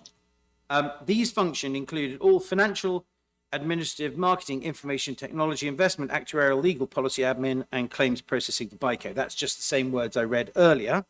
BA Management continues to perform all of the same functions for BICO. Although he plans to move these services to the Bahamas, Mr. Lopez's own report states that BICO's administrative hub remains in Trinidad. So I think you can now agree BICO's administrative hub was, ever since 1997 and certainly since 2005, in Trinidad, wasn't it? I think you've already agreed. Yes. Yeah, good. Yes. Okay. The Glasgow report confirms this fact, going so far as to describe the SVG branch as a local branch sales and administrative unit supported by a group services company, the Trinidad subsidiaries. And you can agree, if you haven't already, that. Can you repeat that? Yeah, I'm just reading it. You can see it for yourself. So this is now the Glasgow report. So Mr. Lopez on one side, Mr. Glasgow on the other. It's not the town in Scotland. It's actually a man. The Glasgow report confirms this fact, going so far as to describe the SVG branch as a local branch sales and administrative unit supported by a group service company, the Trinidad subsidiaries. I can't speak to those statements. I can only speak to the facts that I have before me. There was a service level agreement that agreed to certain services, but to make statement to be that specific, I can't. Can I just, in your ministerial capacity and before on your long career, you presumably quite familiar with corporate structures and patterns of behaviour that corporates have, particularly conglomerates and international companies. I have some understanding. Good. Well, let's go on then. So what is said at the next is an argument which is summarised by the judge. He says, in spite of the breadth of management tasks, the petitioners try to distance BICO from Trinidad. They argue that BICO has no branch operations in Trinidad, where it acts only through subsidiaries, that BICO itself does not have an insurance license in Trinidad, and that BICO has no physical assets in Trinidad in its own name. Petitioners asked the court to ignore the services agreement and the fact that BA management continues to perform nearly all central business functions of BICO on the ground that BICO undertakes these functions through an agent, BA management, rather than its own name. And then the judge says this, and I'm going to ask you to agree with this, as it were, corporate philosophical proposition. This arrangement is not unusual. BA management is a wholly owned subsidiary of BICO, which is in turn owned almost entirely by CL Financial. Both CL Financial and BA management are located in Trinidad. It is not surprising that CL Financial centralized all of BICO's management tasks near CL Financial's own place of business. It is also not surprising that CL Financial did not set up BICO's management hub in the Bahamas. For a significant time prior to Mr. Lopez's appointment, BICO had no tie to the Bahamas other than was absolutely necessary to maintain its corporate existence and insurance license. The court is not troubled by the fact that BICO acted and continues to act primarily through a subsidiary. By its nature, a corporate entity must carry out its business through employees or agents. It makes no difference that the agent in this case is another corporate entity and a subsidiary of BICO, or that BA management's employees undertake such tasks for BICO. Indeed, it appears that BA management's sole purpose was to perform management tasks for BICO and its related entities to obtain a positive tax benefit for BICO. Now, do you accept the proposition of the summary that this experienced corporate judge has said, which is that these arrangements are not unusual? Again, I don't have specific knowledge to make that kind of statement, and based on from the records that I have access to administrative finance. I cannot speak to the intent and the, I cannot speak on that level as to the structure of the statement just made. I can only speak to the service level agreement, and I can speak to what was covered in that agreement. But I don't have that level of detail. But be real. Doesn't that sound right to you? That the arrangements aren't unusual. Mr. Davenport, may I just interrupt you a little bit? Mr. Davenport. I know we all have our own styles of asking questions, but I think if the witness has said what she said, I think to suggest to her be real, is maybe not the most polite way of question what you want to ask. I mean, I think she's being real. I think she's speaking out of her own integrity. And she said what she said. I may not be the answer you want, but I for myself, I'm not sure that you should preface further questioning by suggesting in the Caribbean to say something like be real has a certain connotation. I don't know what it has in the UK. Maybe it's different. But I just hope that you have those cultural sensitivities in your questioning. Thank you. Certainly, Your Honour, and I apologise. I just heard my learned friend on a whim put collaboration to pretty much every one of my witnesses this morning without interruption. But there it is. I won't suggest otherwise. Consider again the position. Do you accept that CL Financial centralised all of BICO's management tasks near its own place of business for good and practical reasons? I can't speak to the intent of CL Financial in organizing the businesses at any point in time. Do you know about the tax position of BICO? I don't have specific information or knowledge at this point, no. Okay, thank you for that. Over to the next page, which is 5014. About the second paragraph. The court also considers the location of BICO's primary assets. From the undisputed evidence presented in the Lopez report, the majority of BICO's assets is located in the EC branches and not in the Bahamas. Do you accept that? I can't speak to those details. I don't have personal knowledge or information on that specific level. Then he talks about the location of the creditors. And he refers to all of the evidence. And he says the Lopez report shows that more than 77% of BICO's liabilities are associated with the EC branches. About 21% of BICO's liabilities are associated with BICO standalone, in part because BICO's books do not allow attribution to any particular branch or subsidiary. BICO has not written insurance policies in the Bahamas since 1997. Do you accept those points? Again, I don't have that level of detail in preparing for this this today. I limited my my study to the fact that Mr. Dupree would have approached the government on the basis of only 3 companies, would have been CLF, CLICO, and BAT. So I don't have the level of details on the operations of BICO Bahamas.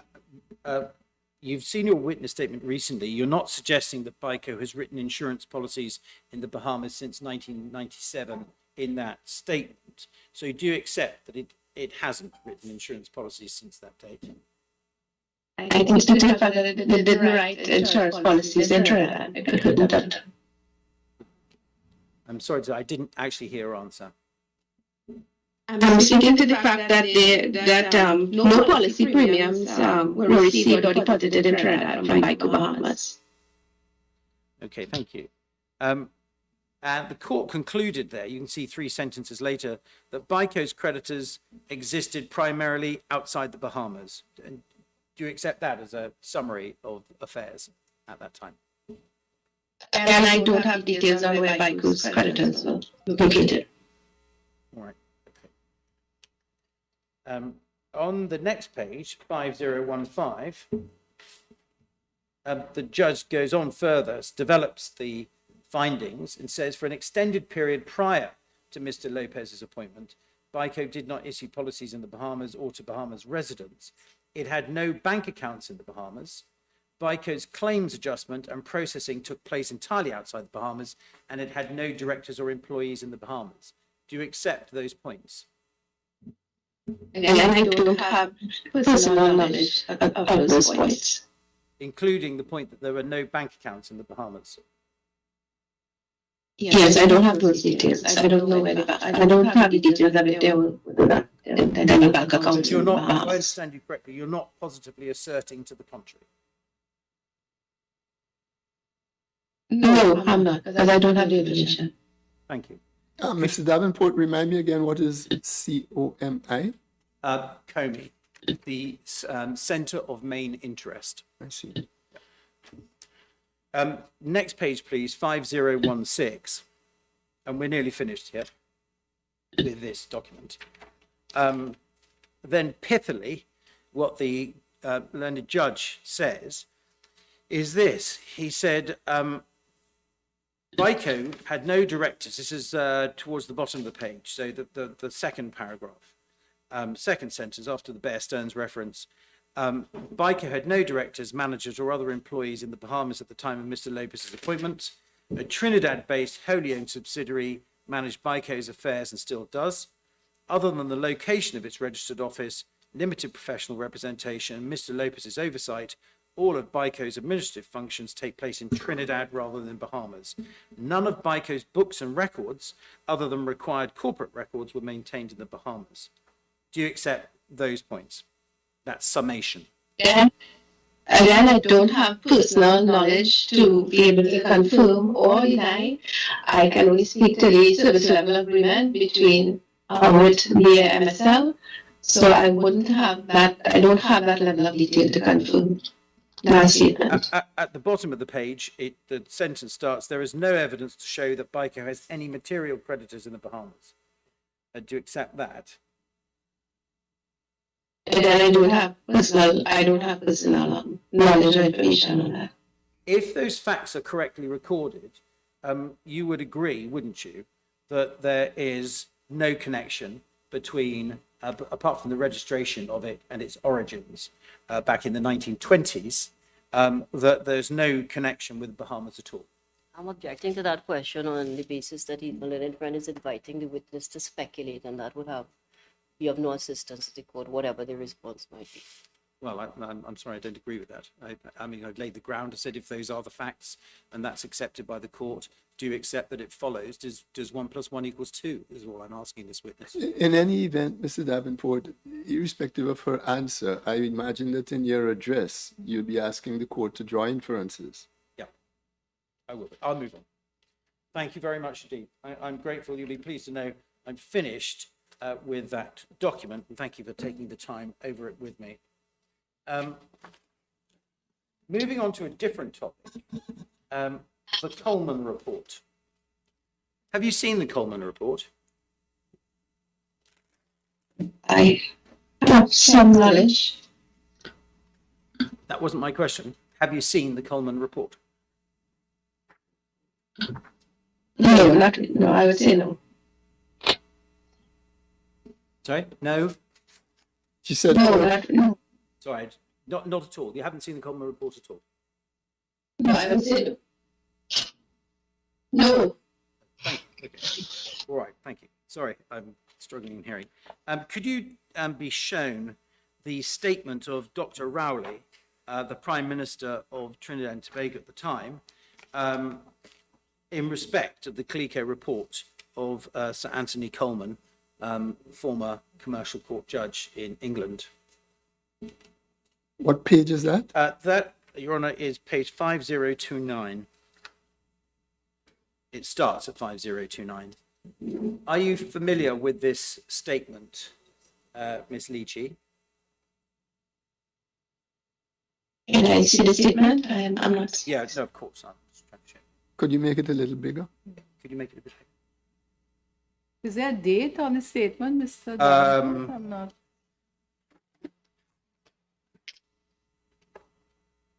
Good question. I'm afraid I don't know immediately. We can tell, as it were, when it roughly must have been, Your Honour, which is obviously post 2016, June 2016. Can I try and come back to you with a date? That's fine, not a problem. Of course. This is a statement by the Prime Minister and you being in government, you'll know how they get prepared. And the answer is they get prepared with great care, don't they? Yes, generally. And they would have been reviewed by, the script would have been reviewed by civil servants and possibly cabinet colleagues, wouldn't it? Possibly.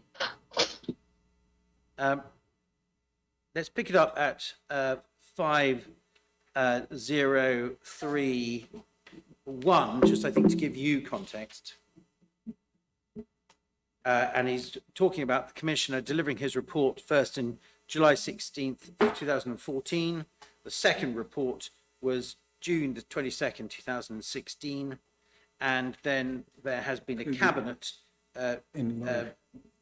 appraisal prior to that on the receipt of the report, and then concerns sent to the Director of Public Prosecutions for his sorry, Mr. Davenport, I'm very jealous of my colleagues because they're following you on their computer and I'm not having that opportunity. Would you mind increasing the font size so I can follow on the screen? Yes, of Would course. that be possible? No, I'm very thank sympathetic. You. Yep. I've got the advantage of having it here in writing. So. Yes, yes. Yep. Thank you for telling me that. So do you see the quotation marks at the bottom of the first paragraph, Ms. Leachy? What page are you at? 5031.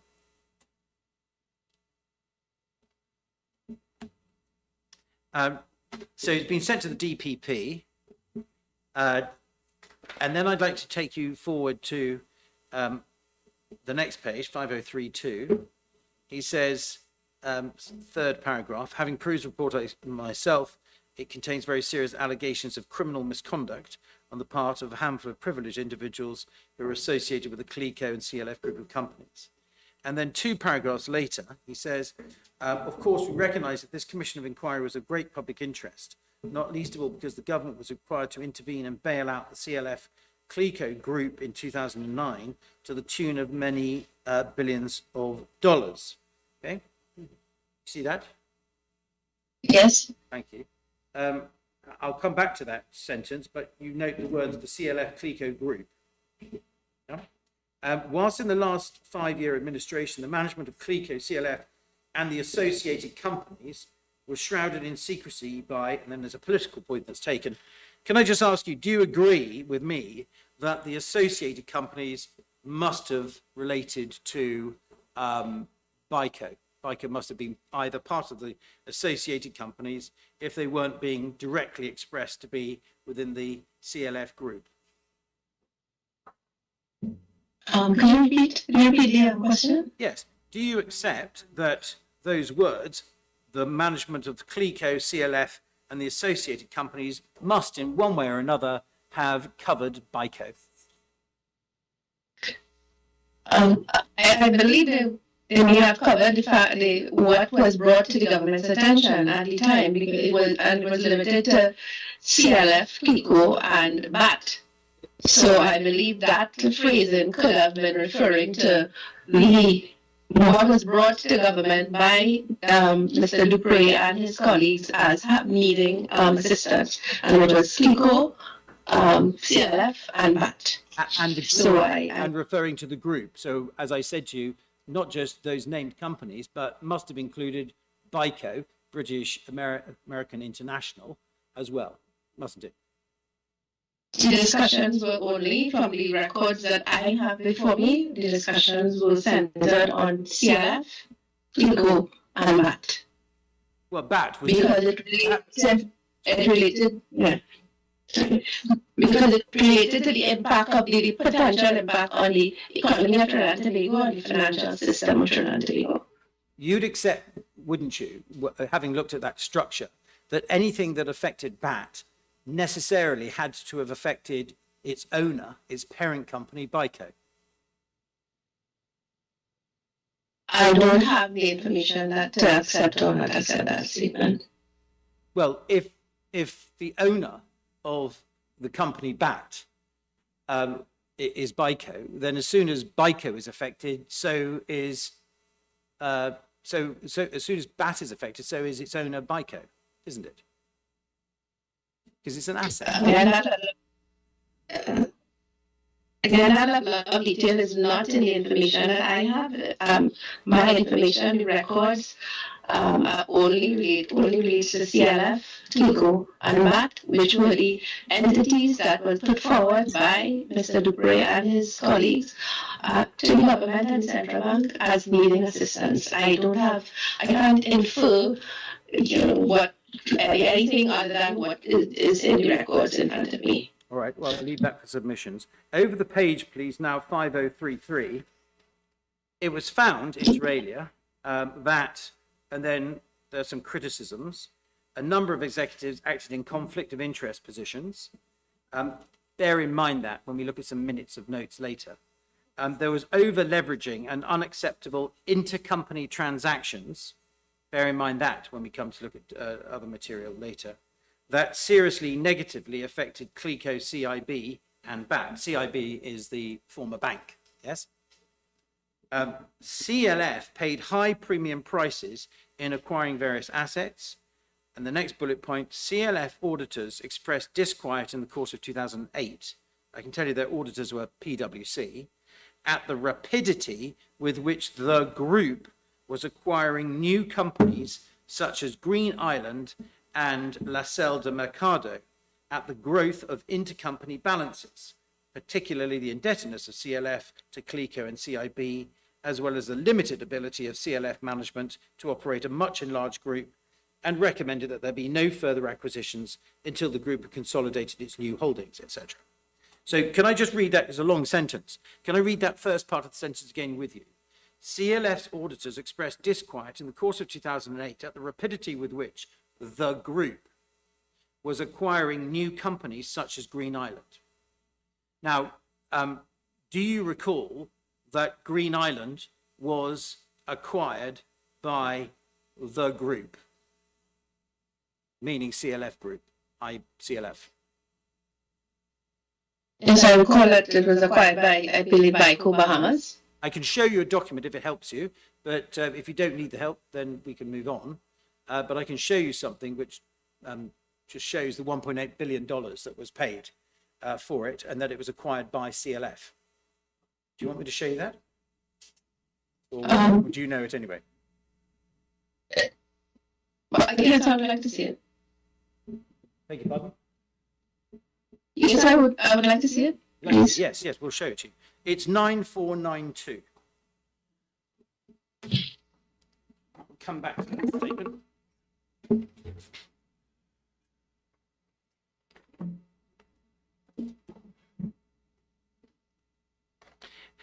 And we're looking at notes within the consolidated financial statements. Okay, so this is the note of the group statement of CLF.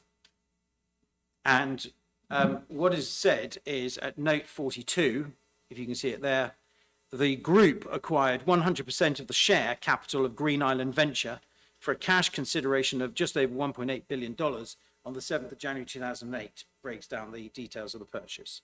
So do you accept that the group acquired Green Islands, this large piece of land in Florida?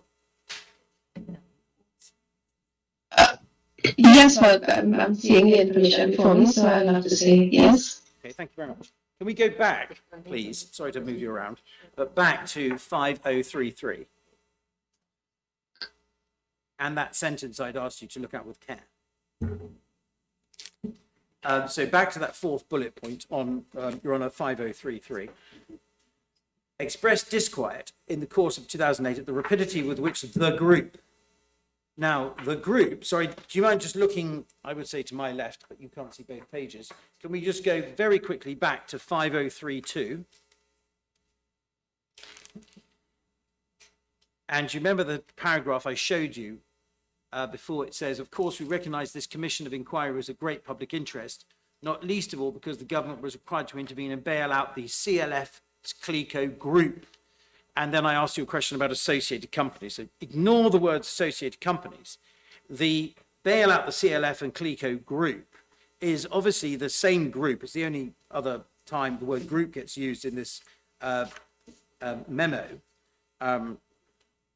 CLF group must relate to the word group on page 5033, mustn't it? Yeah. It's the same wording, so I suppose. The group, which was on 5032, must be the same group as being referred to as acquiring Green Island. Yes, yes.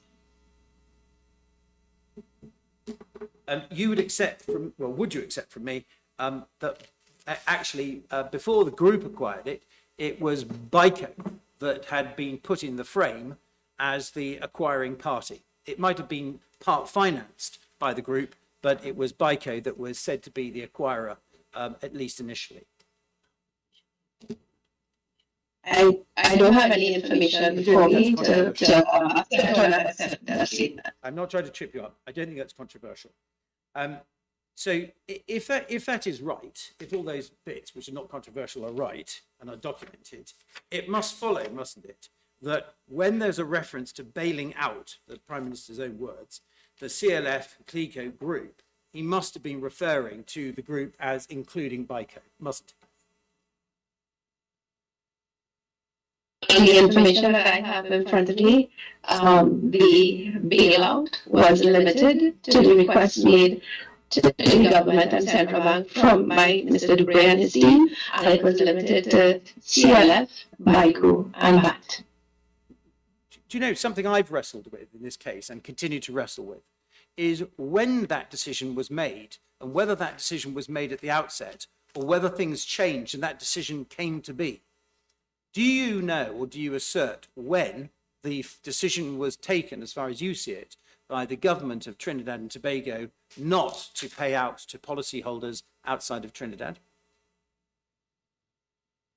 I don't think it was ever a case of not to pay out. It was a case of shoring up and ensuring that the Trinidad economy and the financial sector wasn't unduly impacted by the vast reach of these three entities, CLECO, CLF, and BAT. So there was I have not seen, sorry. Oh, carry on, I interrupted you. Yes, I have not seen anything in the records of the Ministry of Finance to indicate that there was a decision to not include certain policyholders who may have been external to Trinidad. Do you mind at this juncture if we just establish something? In the relevant time, 2009, 2010, you were not involved in these events, were you?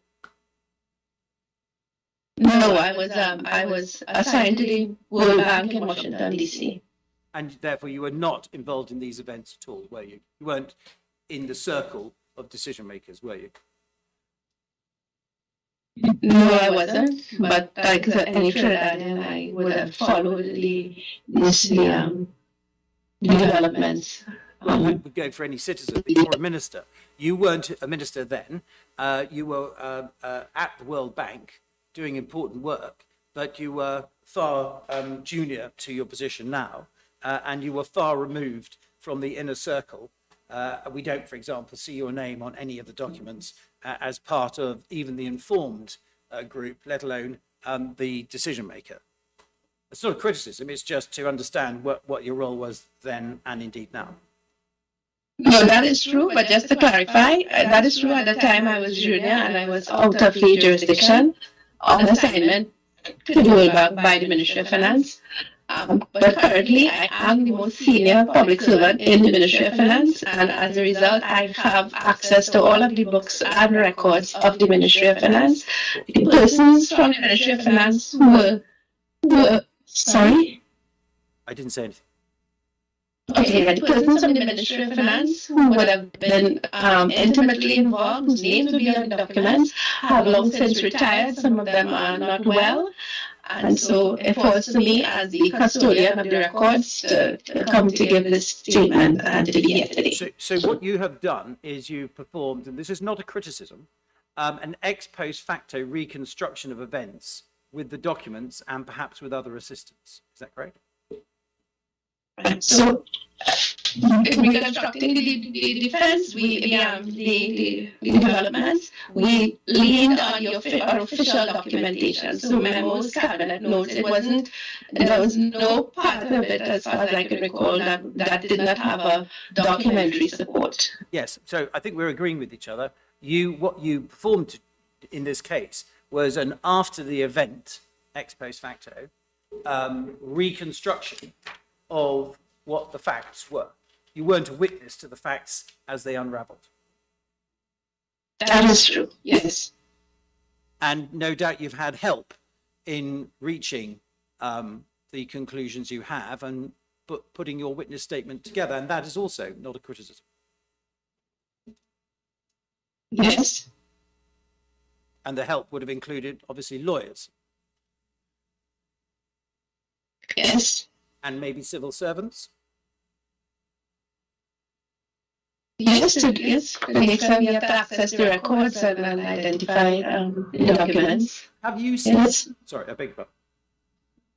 Please finish. No, I'm finished. Have you seen anywhere any memo that says who we're going to include and who we're not going to include? No, I have not. See, it doesn't have to be determinative, but have you seen material that suggests that there might have been a change of position by the government, not just political position, but also as it were, was working out the maths and the impact that decisions were taken, which changed the emphasis, changed who was being included and changed who wasn't? I know the plans evolved somewhat as the information became, as the situation became clearer, but so it's difficult to answer that question in a strict yes or no. Was there a time taken, I think you refer to it in your witness statement, when there was actually a commercial valuation understood to be in relation to BICO assets of $150 million? Yes, there were attempts to. And sometime later, that was revised and a different valuation was attributed, a nil valuation effectively. You're referring to my witness statement. Could you point me to the exact paragraph? Your own evidence. But it is, I will of course show you.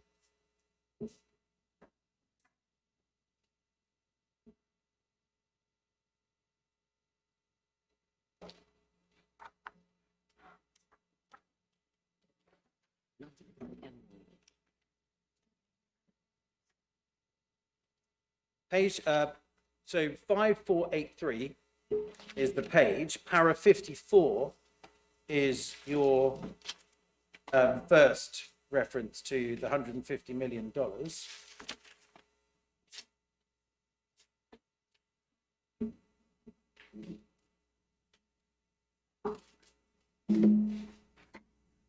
It contains reference to the $150 million. Thank you.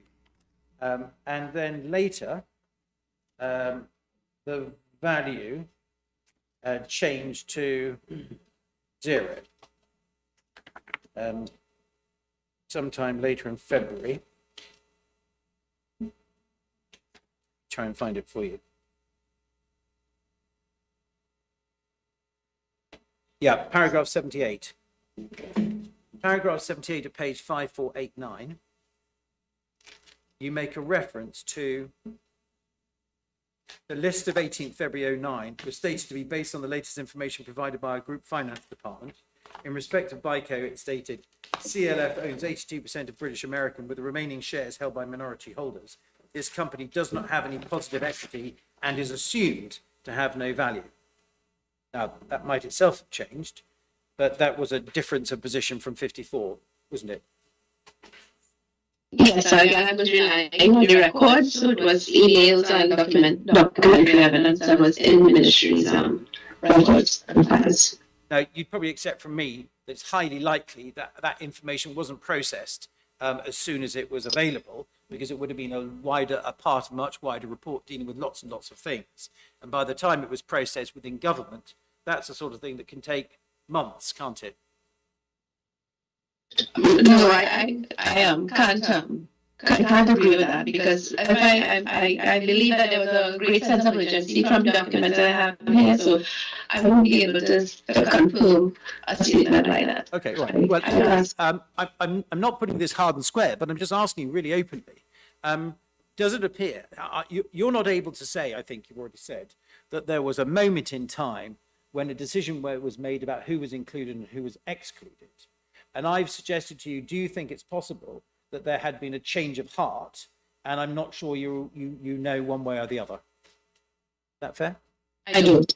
All right, thank you very much. I'm sorry to take you back, but I hadn't quite finished with that Prime Minister's announcement through the media release. Could we go back? And we were at 5033, so we can go to 5034, please.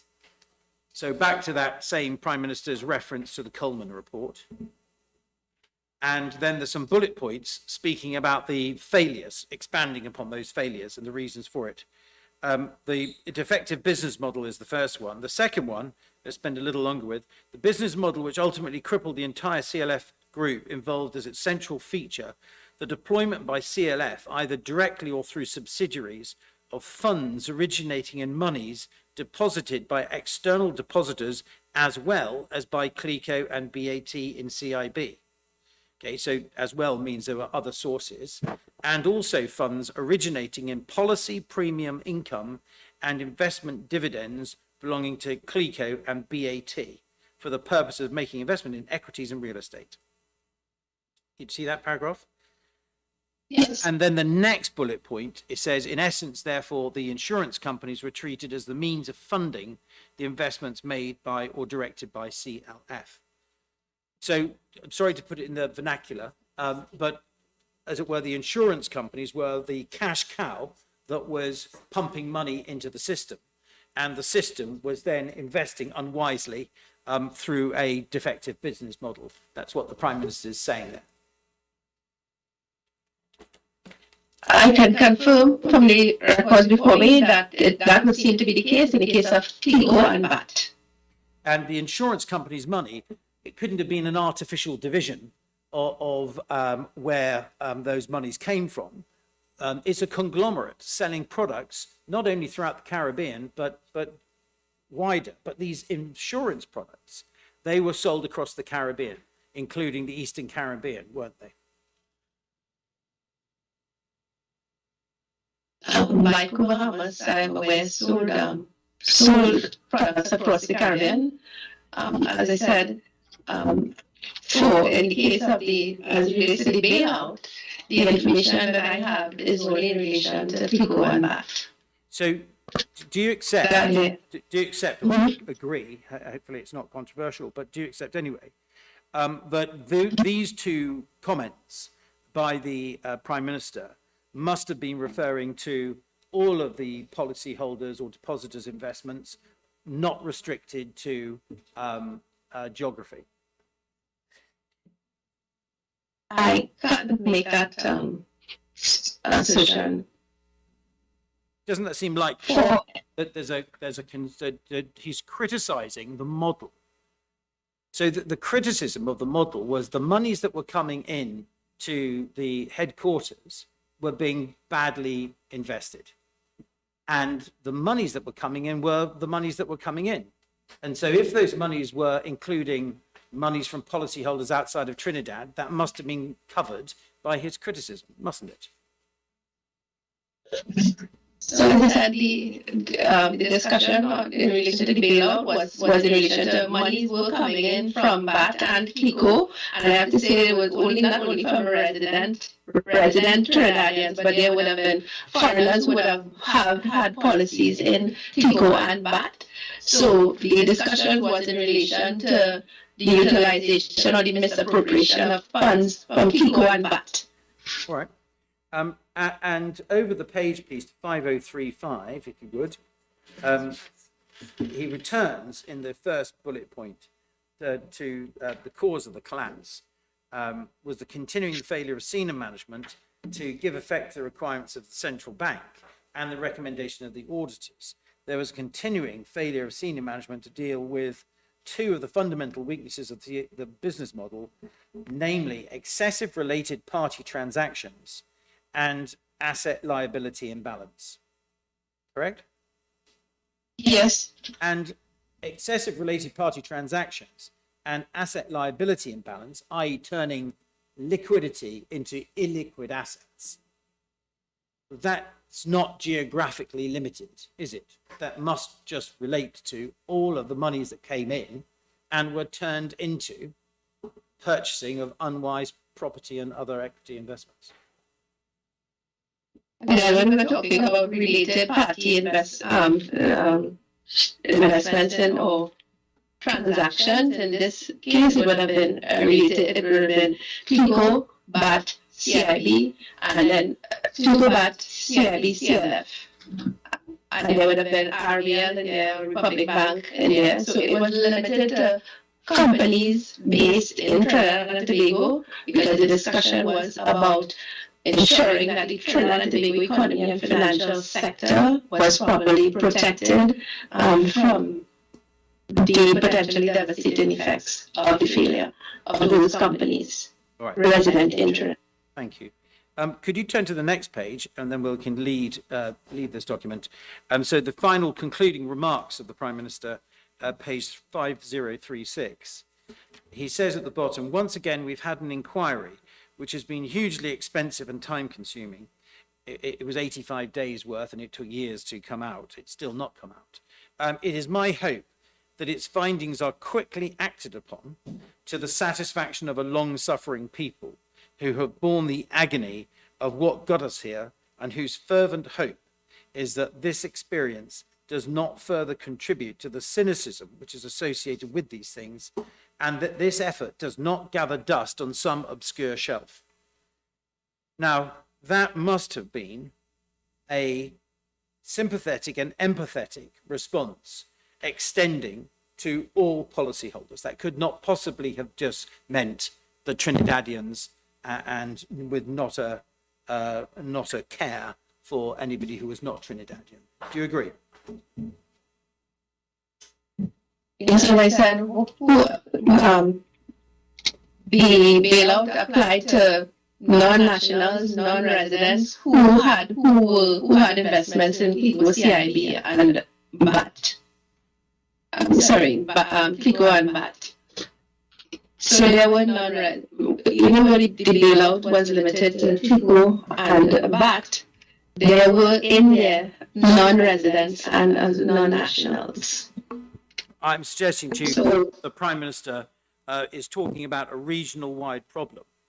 When I show you some media releases, it's quite clear that there are region-wide problems, and the word contagion is used, that there is a desire that the problem doesn't become contagious and regional-wide. So here, surely, the concerns were, and the references were, to the entirety of the damage that had been done across the region, not just to the home shores.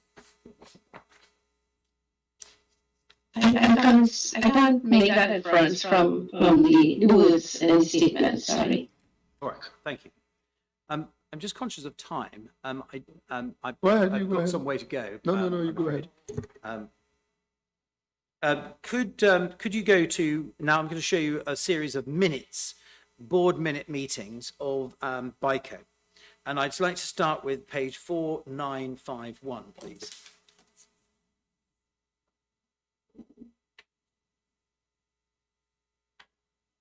And this is the 10th meeting, October 2007.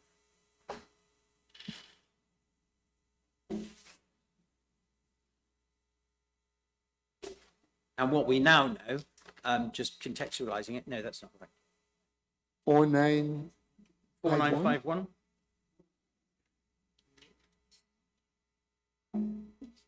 What we now know, Ms. Lee Chi, was, of course, by October 2007, the problems were well underway, weren't they, in America, and starting to pervade out more widely in the world. Certainly in Britain, it was happening by then. Yep, you're not. Yes. So this is the 10th meeting on that date, and you can see the participants included, third one down, Lawrence Dupre, director, who at the same time was CLF chairman. And under 9.2, matters arising out of the 9th board meeting, investments, Trinidad, right? And it's under Trinidad. The chairman confirmed that a meeting is scheduled with Mr. Chin A. Poo next week. Mr. Dupre suggested if our system could work, then it would be in the best interest of CLICO to utilize this system. So he's talking about the best interest of CLICO at a board meeting of BICO, isn't he? I really can't speak to what is recorded in BICO minutes. Sorry. Sorry, I didn't hear you. I didn't understand your answer. Say it again. You're asking me to confirm the statement in the minutes. I'm saying that I'm saying that I cannot confirm. Well, Can I speak to? Right. Do you agree with me? It looks like at this meeting of the BICO board that what was being considered by Mr. Dupre, who was both a director of BICO and he was also a chairman of CLF. I think he was also a director of CLICO. Was the interests not of BICO but of CLICO? Again, I can't speak to anything that's recorded in the BICO minutes. I have no knowledge or records before me in relation to that. Do you agree with me that that's what it looks like on the face of it? Well, on the face of it, I'm looking at the headings. I can see it seems to be minutes. Thank you. Do you mind if we go to the next one, which is 4956? And that's the 11th meeting. And now we're into August 2008. So 10 months later, only one board meeting later. And it's quite long, so I'll try and take it reasonably selectively. The second paragraph, Mr. Ramnarayan, who's a director, and he's the president/director, indicated his presentation would address why BICO got into the Green Island project. Now, we already know that CLF ends up with it, but BICO is used, isn't it, Ms. Leachy, to be the acquirer on behalf of CLF of this land project. Again, I can't speak to that. I don't have anything that would confirm a statement like that. At the very bottom of the page, the last word, it says he, that's Mr. Branca, and then over the page indicated that all the interest so far made has been returned. He's trying to justify his position that with Green Island, BICO has tried to make sufficient surplus to retire the CLF loan note. So it's quite clear that CLF had backed the acquisition, as I think we already know, and there is an outstanding loan note in respect of a CLF loan. So this is monies that appear to be lent from CLF to BICO for the purchase, or partly for the purchase, of this acquisition. I mean, this is a major. Again, I cannot speak to matters in the BICO minutes. I have no basis on which to confirm or agree with the statements. Very well. Further down the page, about 7 paragraphs further, there's this entry. Mr. Dupre indicated that the purpose of the meeting was not singular.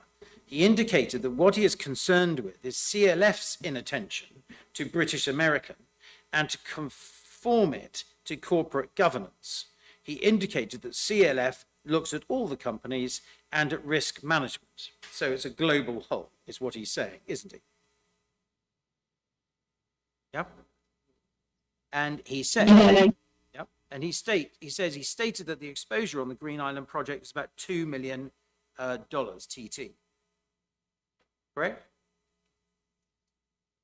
That is what is in the. Yeah. And that's very similar to the figure I showed you in the PwC consolidated accounts for CLF, correct? I can't speak to the, I can't speak to the information in front of me, and I can't speak to the relationship between this information and what was shown to me previously. I don't have it. 2 paragraphs later, it's an interesting entry. Mr. Dupre stated that BICO cannot take a hit and CLF cannot take a hit. So just pausing there, the whole strategy is being coordinated, isn't it?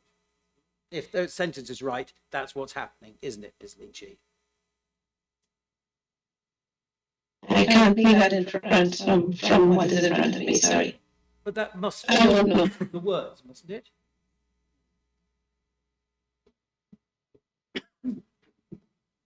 Mustn't it? No, not necessarily. I mean, I would have to, I don't have any information on this, and what was the discussion about that would have led to that statement. I cannot speak to the minutes. I don't have any, Right. any basis. Very well. Carrying on, he stated that with all the CLF companies, the risk is about 8 billion TT. So that sentence is further still tying in all of the exposure of the entire group to the same project or projects. Do you agree? All of the CLF companies. I believe that would have been related to all of the companies on the CLF. I mean, sorry. But that's it. I can say all of the CLF companies most likely is related to all of the companies under which came under the CLF umbrella. Possibly. Including BICO. Including, sorry, I missed the last. Including BICO.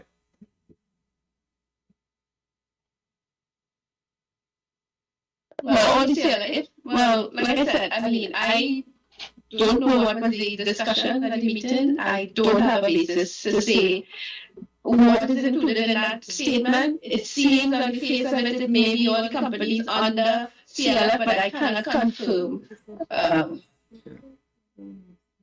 Well, but you know what I know, which is this is a meeting minute of BICO.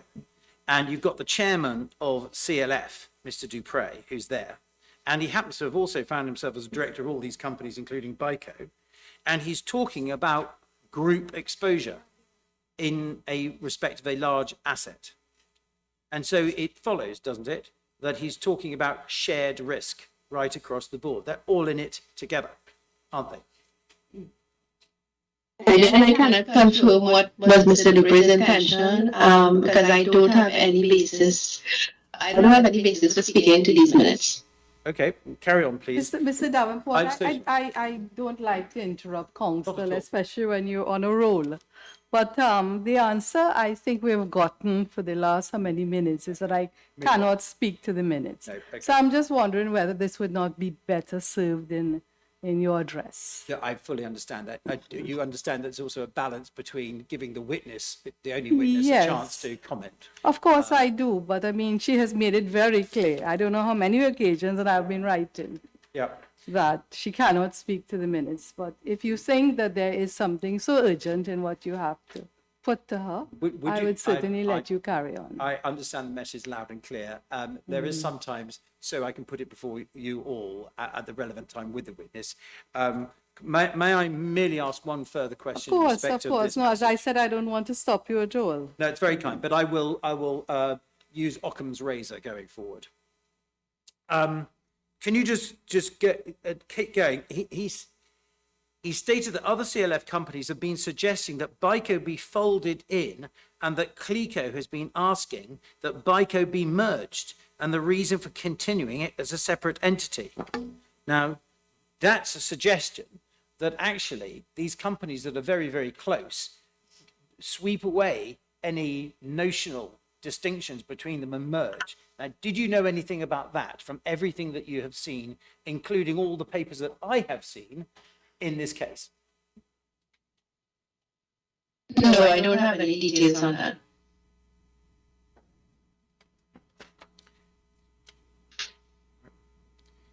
Could I just show you on page 4959, and I'm asking you this just in case you knew of it or comes as a surprise to you. Mr. Branca, third paragraph, stated that BICO has a problem in that British American, that means BICO, and CLECO compete in the same market, that whenever Mr. Dupree/CLF needs to raise funds, British American policyholders leave British American and go to CLECO. So there they are, same directors, not conflicted apparently, but they're actually, they see, one of them sees at least, that they're competing in the same market. Does that come as news to you?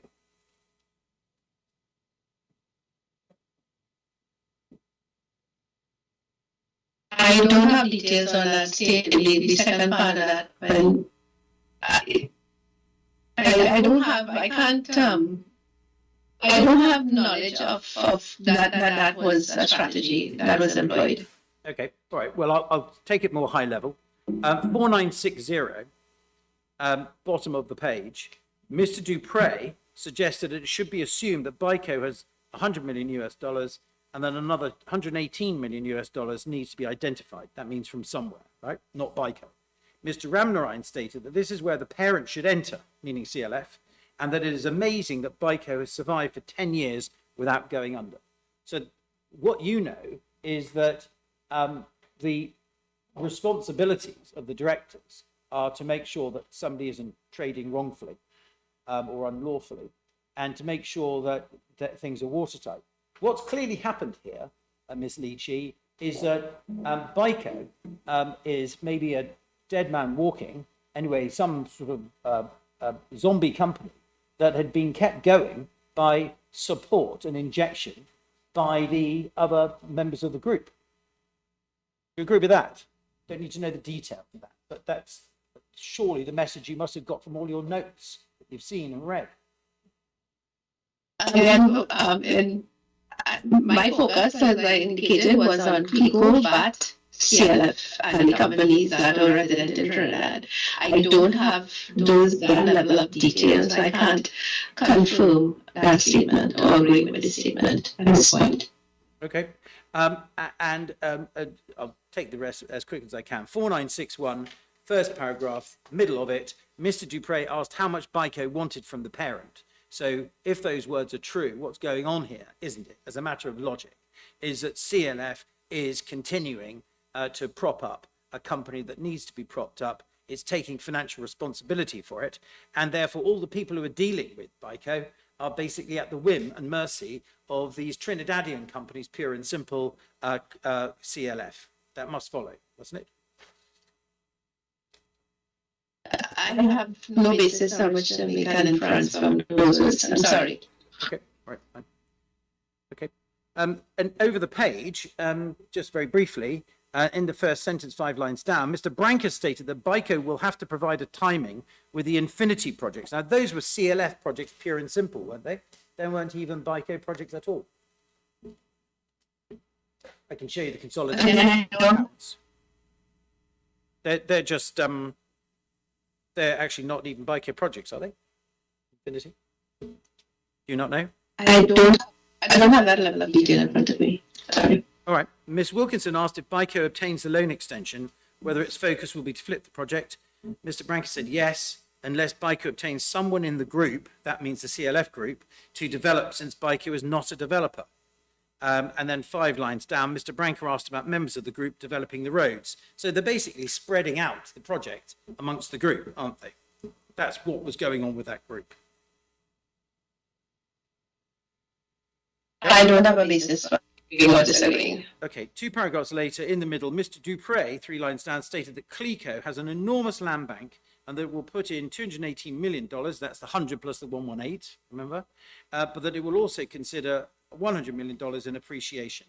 Mr. Branca stated that that would allow BICO to get funds back, retire the loan note, and CLECO can develop Green Island. So dipping into a common pot in order to get everybody paid up and keep BICO apparently still floating, but preserve and pass down the line all of the profit in the project to CLF and CLECO. Isn't it? I can't speak to the minutes and I can't make those inferences from the information I have. 4963, next page, please, right at the bottom. Last paragraph. Mr. Dupre asked if there were any other exposures. Mr. Branca stated that money was used from BAT to come up with money for Green Island, that CBTT has refused to accept the Infinity membership as an asset, and that's the central bank, and asked BAT to replace it with another asset. Right? Did you know about that? Yes, sir. I know that there were some differences initially when CBT asked CLF, when they asked Kiko and Maraj to shore up the statutory funds, there was some discussion on the assets to be assigned. But I cannot speak to the specifics of the which assets. I don't have that detail in front of me right now. But the significance of the point for us is that it's BAT assets being used, or anybody's assets being used, but specifically here BAT, to replace a BICO asset. So there's no integrity between the separation of the companies. What's happening is the chairman of the whole group is basically devising which assets are going to be plucked from which of the subsidiary companies to prop the whole thing up, isn't he? And weren't they? I really can't speak to the statement or what was the intent of the chairman at the time. Okay, well, we're near journey's end on this. 4965, last page I will show you, which I suggest for your consideration shows the linking and the interchangeability. First main paragraph, Mr. Dupre stated he wanted to discuss the future organization of BICO. So here he is, a director of BICO, he wants to talk about the future organization of BICO, but he's the director, so he's the chairman of CLF. He stated there must be an audit and investment committee, that he must come off and Mr. Ram Logan come on as executive chairman of the board, replacing Mr. Dupre, being responsible to the shareholder and to CBTT. Next sentence, Ms. Patrick asked Mr. Dupre whether these matters changes related to BICO or BAT. And then 3 lines later, Mr. Dupre stated he cannot be the chairman of CLECO and British American, and that he would attend meetings as an invitee. So the reality there is he's swapping names, not being a director, but is attended as an invitee so he can obviously influence what's going on. And the next sentence, next paragraph, the last sentence, Mr. Dupre stated, and then ... that his signature is on too many documents, so he has to come off boards. So this is in a BICO meeting. What he's describing is a group strategy, isn't he? Again, I cannot speak to the minutes or the intent of Mr. Dupre. All right, and the last torture, I'm afraid, on this subject is the penultimate paragraph on this page. Mr. Dupre asked, what was the composition of the board outside TT? Mr. Branca stated that the same board sits on all British American subsidiaries. Now, you're not in any position to doubt that. I think we've agreed this pretty much earlier, but there it is in black and white. Mr. Dupre asked when meetings for BICO were held if all matters were discussed. Mr. Branca responded, yes, that with all meetings, 3 sets of minutes are generated for the boards of BICO, BAT, and British American Insurance Company Barbados. That minutes are kept separate. Okay. Were you aware of that? No, I am not aware. Thank you very much indeed. And thank you, Honours, for bearing with me on that particular round. I would like to just raise an important issue, which I think you actually know about, which is at tab I, 5101.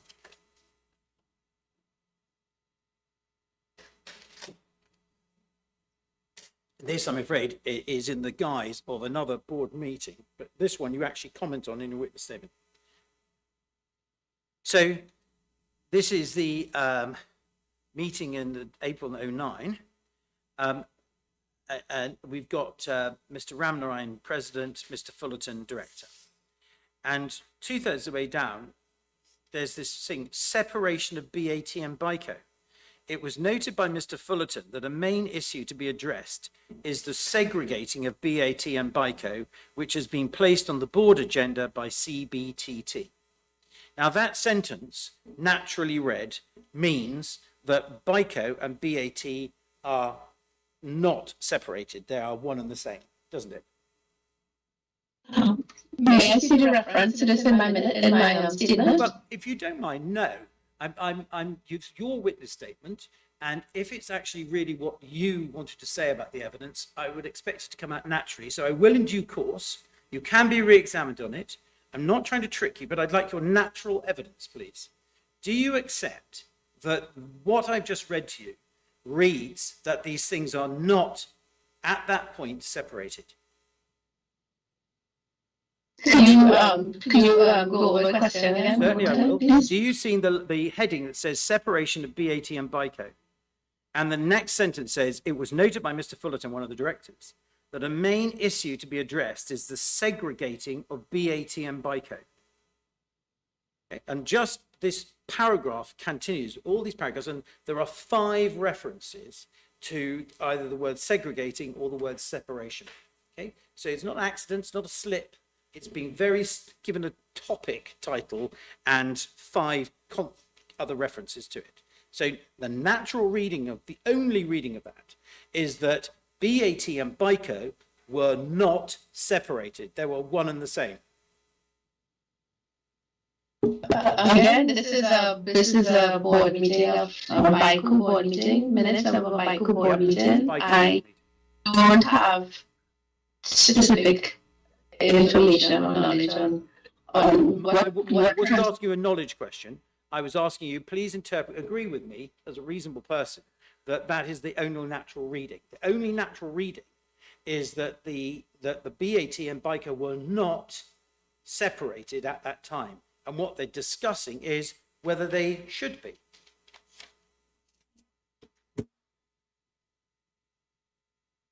Well, I mean, it depends on what that definition of segregation. I wouldn't want to understand what, there needs to be more details. I can't. Well, okay, let's read on a bit. Mr. Ramnarine mentioned CBTs, that's the bank, intimation that he may have to choose which board he wishes to serve on. Okay? So it's a BICO, it purports to be a BICO meeting, but Mr. Ramnarine has decided, well, which board shall I decide to sit on? And 3 lines later, Mr. Fullerton indicates he wishes Mr. Ramnarine to stay on the BICO board. Mr. King alternatively suggests that Mr. Ramnarine could be a consultant of the BAT board. Mr. Fullerton noted that the proposed separation of BAT and BICO may affect 2 other people in terms of having to make a decision on which entity they wanted to work for. He indicated that CBTT was moving towards separating the role of both entities. So that reads very clearly, doesn't it, Ms. Lee Chi, that at that point in time, they were not separate. And I can't make that inference from what you just read there in minutes. It depends on, I mean, this is so much nuance to the statement. What do you mean by separate? And, I can't make an inference from a minute on which I have no knowledge, I have no records to support anything that's been said there. This issue comes to you new. You've not seen this point before. Is that what you're saying? The minutes? Yeah, these minutes and this point, the separation segregation point. Is this new to you? I can't recall seeing the minutes, and from my records, I don't have anything that said there was a deliberate policy or initiative from the central bank or the government to exclude or to ensure that BICO Bahamas be excluded.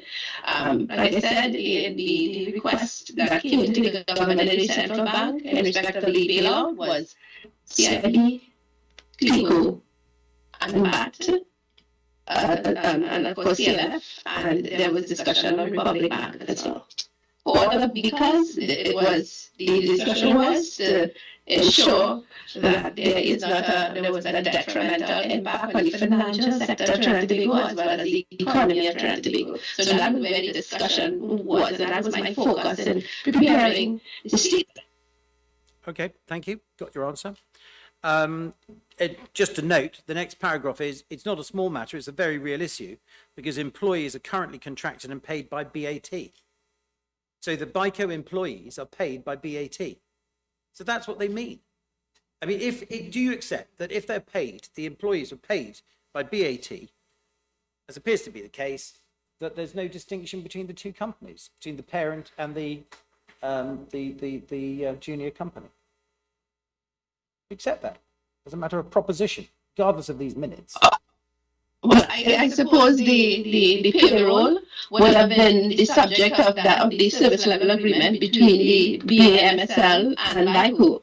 So those matters would have been included in there, and I assume taken care of by BAMSL. Okay, thank you. I've got your answer. Just halfway down the page, you see regulatory intervention in BICO's branches. Now, there's nothing to do with regulation in this case. My own friend's desperately trying to make it so, but there was no regulation involved. This was a contractual matter. There might have been regulatory threats, but these actually was all resolved by contract. I'll leave that to submissions. But in the meantime, in questions, look what their own people say about the issue. Regarding the letter from the Bahamas regulator, it was said by Mr. Fullerton that the fact that we don't conduct insurance business in Bahamas and that there are no policyholders at risk is a determining factor in decisions presided over by the regulator, including the Panama issue. So it's being prayed in aid as something useful that is the case. So not only is it the case, it might well have been deliberately the case, because actually that's better for them on a regulatory basis, not that we ever get to it. Do you accept that? I don't have any basis for accepting Thank you. or not accepting. All right. Just over the page, 5103, then I think we can leave it. Mr. King noted 3 paragraphs down that money was received from CLF, but this was merely an exchange for foreign currency to be used in the Green Island project. Now, the general question I've got for you is will you agree with me that the Eastern Caribbean states were being used as a conduit for the use of foreign exchange, because it was easier for those states to actually get access to hard currency in FX markets than it was actually for Trinidad to do it? Do you accept that? I can't confirm or not really a memory. not. Not really a memory thing. I think it was the case, and it might still be the case. But anyway, it was the case. And it appears to be on the face of it what's going on there, doesn't it? Again, I don't have any basis for making that inference. I don't know. Okay. All right. I've shown you 5106 already, so we don't need to go back to that. 5107, very briefly, Green Island, our favourite topic. Mr. Fullerton summarised the project. We owe, I thought it meant own, it doesn't. We owe Green Island Ventures, we owe the Partins, and we owe Mr. Pratt, who has guaranteed all of the assets we have in the US. As such, all of our assets are at risk of being lost, including Brayley Corp. Mr. King inquired why the EC Islands were bearing the brunt of the liability for the projects when they, the projects, weren't in their EC Islands names. Mr. Fullerton indicated that the funds came from their EC Islands EFPA money. So on the face of it, what's going on there is that the money's coming from people and entities that don't end up with the assets. Basically, the assets are being acquired further upstream, but the money is coming from downstream, isn't it? And I can't speak to the minutes or the internal discussion. Language. If I didn't show you anything and just said that to you as a proposition, you'd agree with me, wouldn't you? Not necessarily. I have to get the relevant details and context. Okay, all right. I'm going to show you now the KPMG report, which is at about 9303 or thereabouts.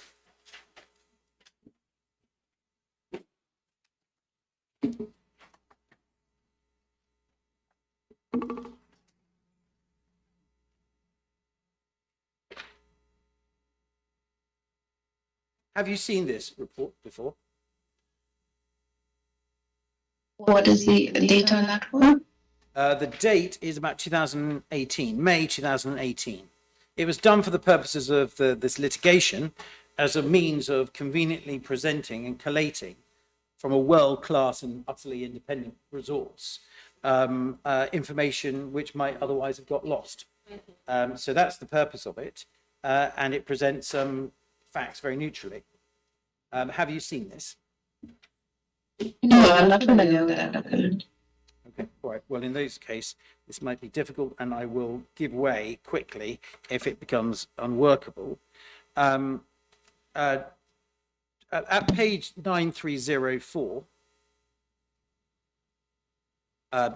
there's a reference to Home Office. I've actually mentioned that to you today. Have you heard of the word Home Office in respect of the reference to the headquarters of BICO, BAT, and CLECO? Well, I can understand what it means, but I haven't heard that specific reference. No. Okay. We've covered the points in different factual circumstances with the Florida case, so it's the same point.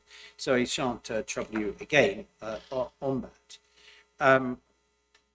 But the point being made is that if you can see at 2.3.4, the board and senior officers of BICO were based at the Home Office. Board meetings were mainly conducted there, and all strategic and major operational decisions were taken there. I think we'd agreed that earlier, but this is a chance for you to just agree it now.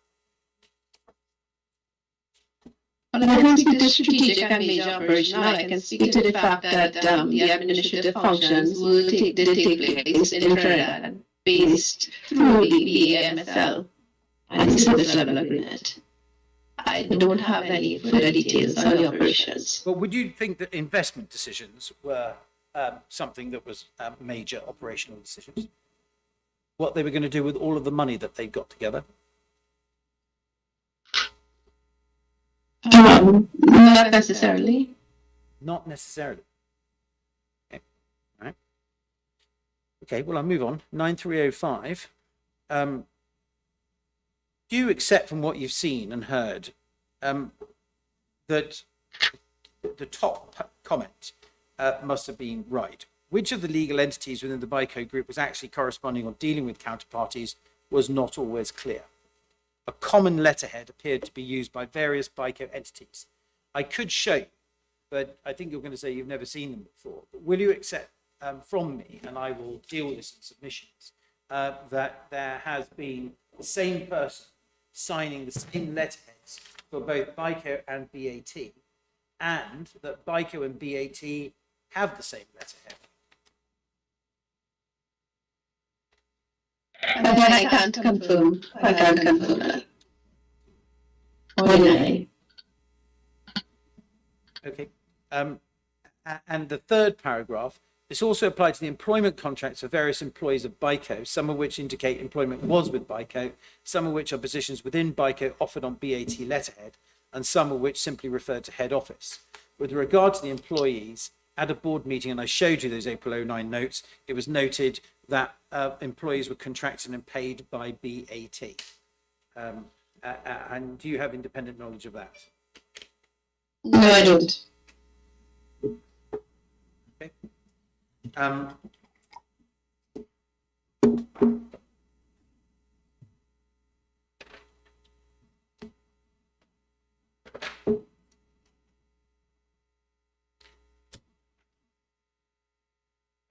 Just 9308, new business and renewals. Basically, it's all processed in the Home Office. So one of the witnesses, Glenn Otway, has given evidence to this effect, that effectively what happens is that, as it were, like a trawler, he doesn't use those words, and the fish are caught out there, and then once captured, it's all passed in for claims, for new business, for financial records, all into Home Office in Trinidad. Do you accept that? I I can't speak to the level of that level of operational detail. No. Have you read the witness statement of Glen Otway? No, I haven't. Have you read the witness statement of any single one of the claimants' witnesses? I have at some point, at certain points. Whose have you read? But I'm not. Don't look them up. Just if you don't mind saying, have you read any of these people's witness statements? I was able to just have an overview of the statements, but I haven't read them in depth as I've read my own with the supporting documents. It's a lot of documents, and I have to do this while I have my full workload. So I'm not able to have full knowledge of all of the other documents. My focus was on the government's, what the government's bailout plan, and it was limited to CLF, people and BAT, and the Trinidad and Tobago economy and financial sector. So that was the focus. Thank you. Can you look at 9309, bank accounts, because you have spoken about bank accounts, at least broadly. That a branch operated 4 bank accounts, and you can see at the bottom a checking account denominated in EC dollars in Grenada, a checking account denominated in EC dollars also in Grenada with a different bank. Over the page, please, a deposit account with the RBTT bank, all in EC dollars, and one in US dollars with the same bank. The Baco Grenada Home Office bank account was primarily operated by Home Office, although the branch used this account to lodge premiums received directly at the Grenada branch office. Did you know that? Right, so from the records I have, the BICO branches had bank accounts in their respective jurisdictions, and there was no policy premiums from BICO branches were received or deposited in Trinidad. I don't have the specific detail as to what was deposited in which account and that. Okay. The next paragraph I'm interested in. The branch management had no signing powers over the BICO Grenada Home Office bank account, although they did have access to the bank statement, so they couldn't do anything about it apart from read what was going on.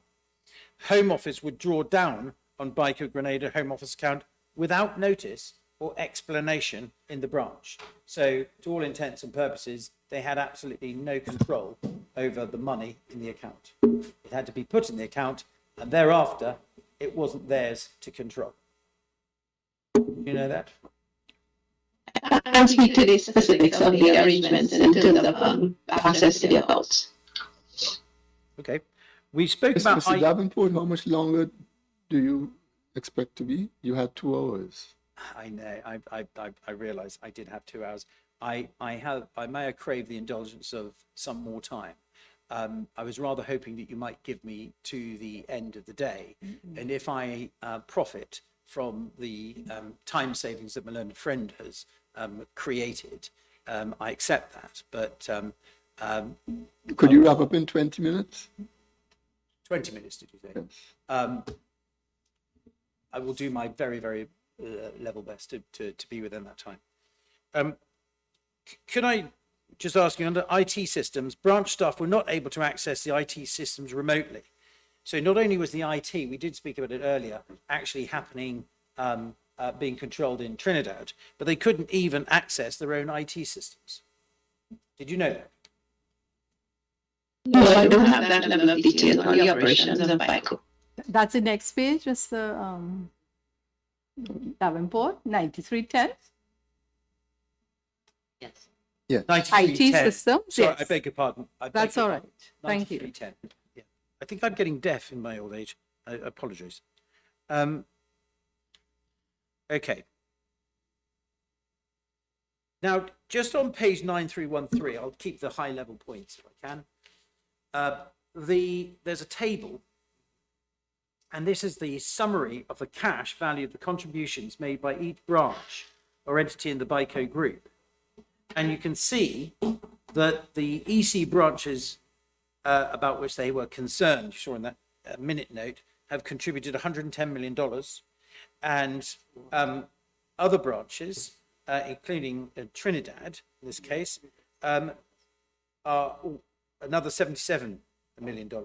We're aware of those sorts of figures and the fact of the big contribution from the EC branches. I'm not aware of that level of detail. I don't have that information.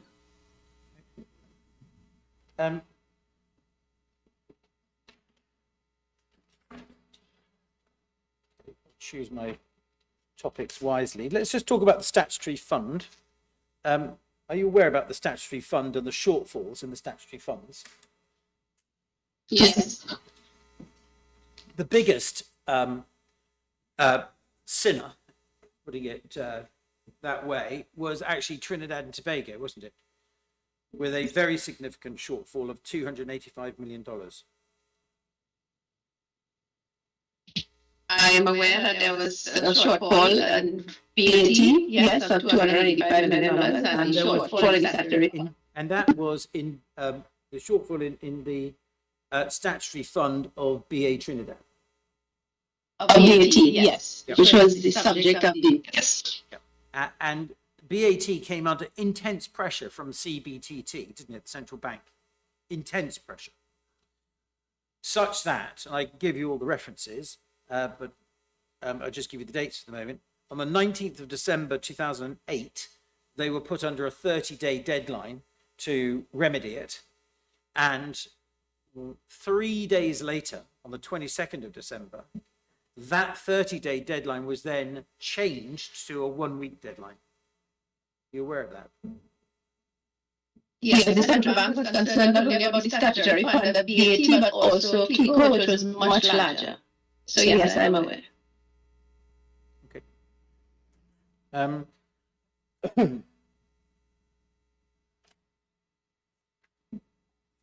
were you aware that BICO assets were offered to meet that shortfall? I am not aware. I know that the central bank had directed that. No, I don't have that. Not that you're just not aware of it. No.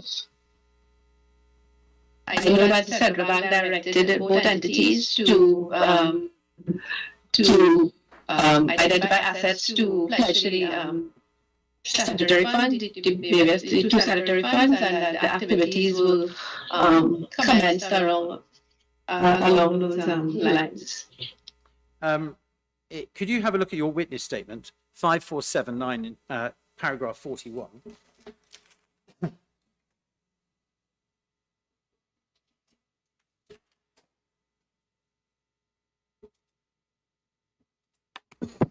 This is your witness statement.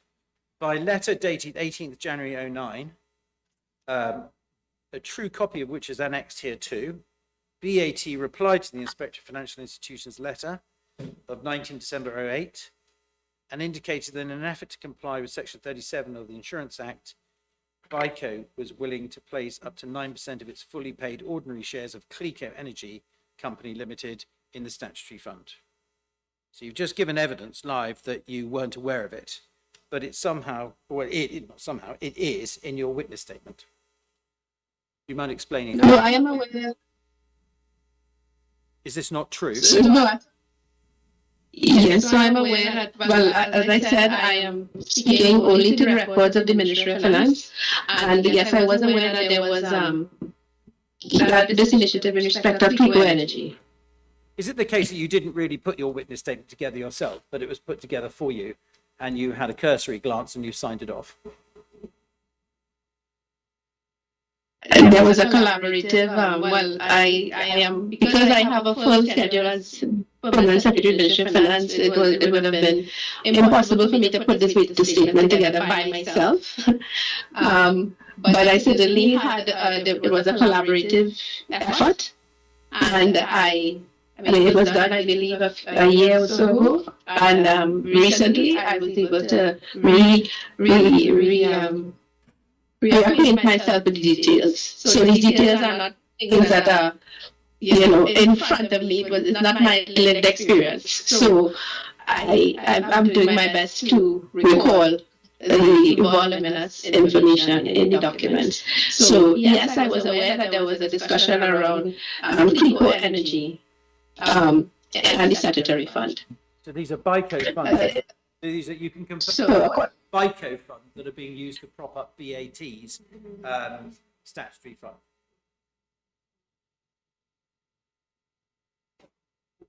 Yeah, this is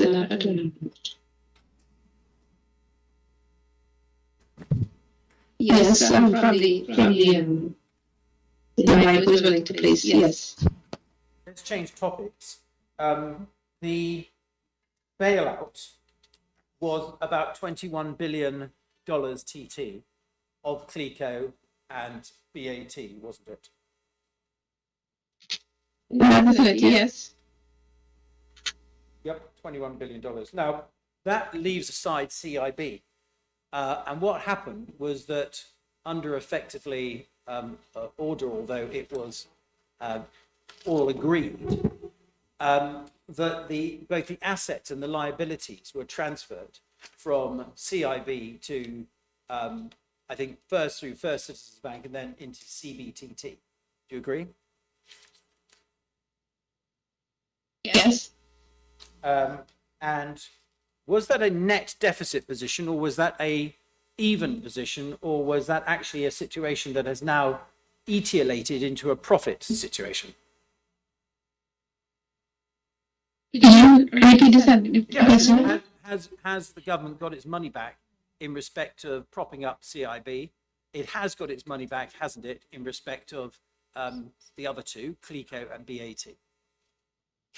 Well, CIB is currently in the hands of liquidators, and the government has not done a payout from the liquidators to government, as far as I'm aware. Sorry, I didn't get that answer. I said that CIB is in the hands of liquidators currently, liquidators, and the government has not received a payout from liquidators thus far, as far as I am aware. Are the expectations that the government will get its money back in respect of the propping up or the transference from CIB to CBTT? Yes, there is that expectation at some point. Yep.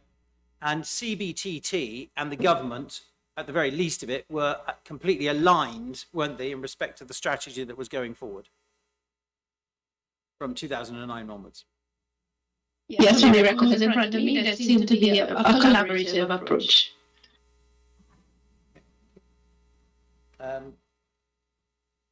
So the $21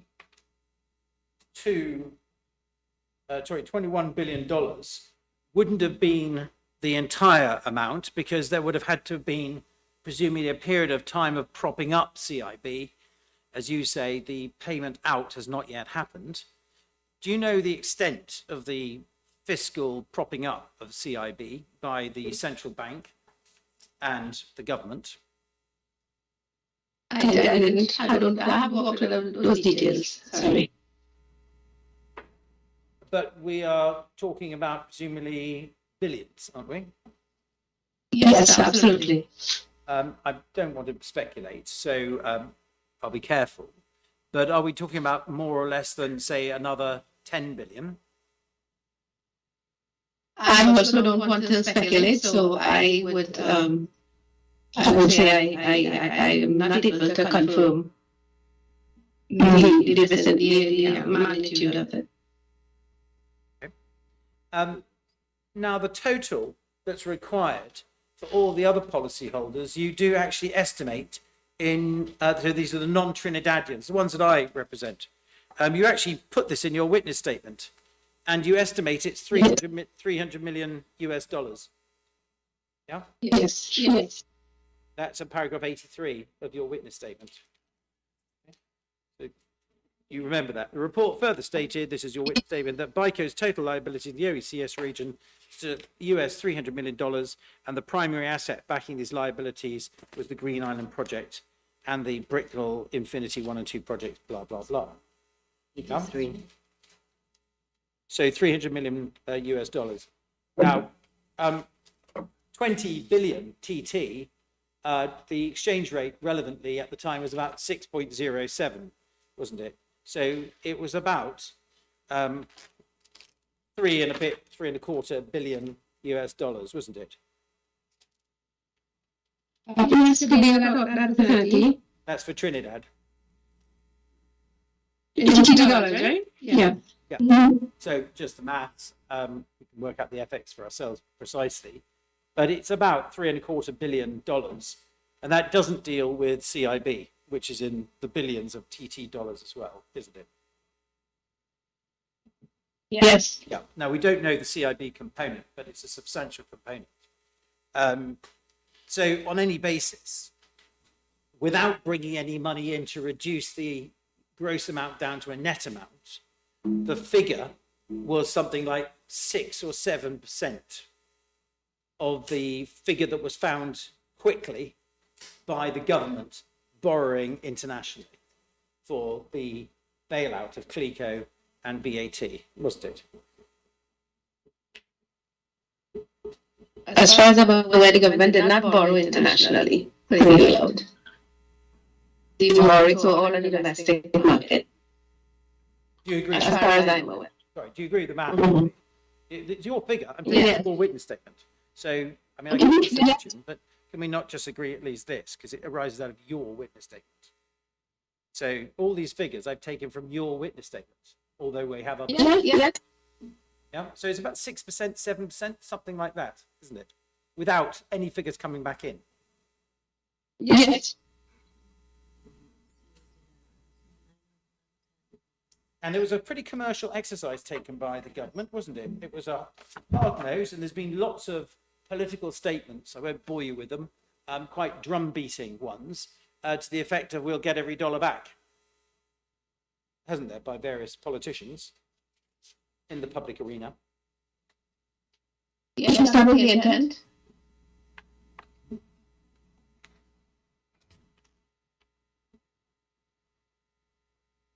Now, the government promised $100 million at the 33rd meeting of CARICOM, didn't it? Yes, that promise was made. And I'd like to just show you page 5427 of the record.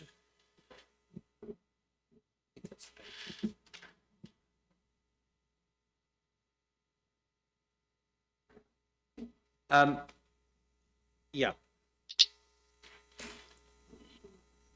Let me find it myself.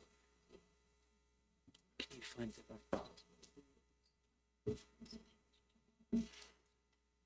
It's the second page.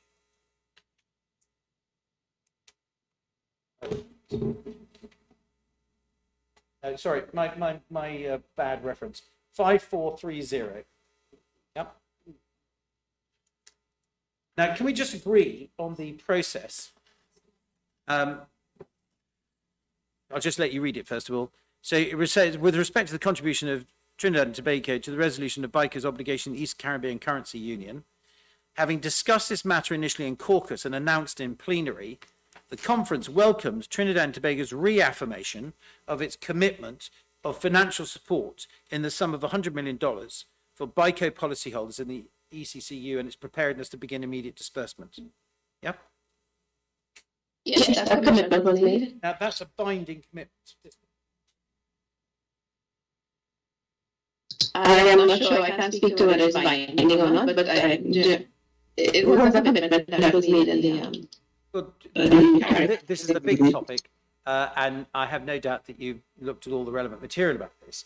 But I could show you, but we don't have enough time, that this was revisited in a subsequent meeting in 2013. And in fact, I think it went through 4 different occasions whereby it was affirmed and reaffirmed. Okay? And the primary obligation there's no conditionality to it, is that $100 million would be paid. There's some footnotes about where they expected it to come from or wanted it to come from, but the primary obligation was to pay the $100 million. And we can agree about that, can't we? It was a commitment to pay $100 million. Yeah, thank you. About and understandably, the other leaders and the people watching this relied upon that, didn't they? Yes, yes, I can agree to that. Yeah, okay, thank you very much. And the $36 million was paid to start with. The next $40 million and the next $24 million weren't paid at all, were they?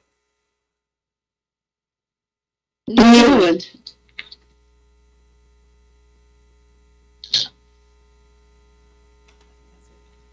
No, they were not.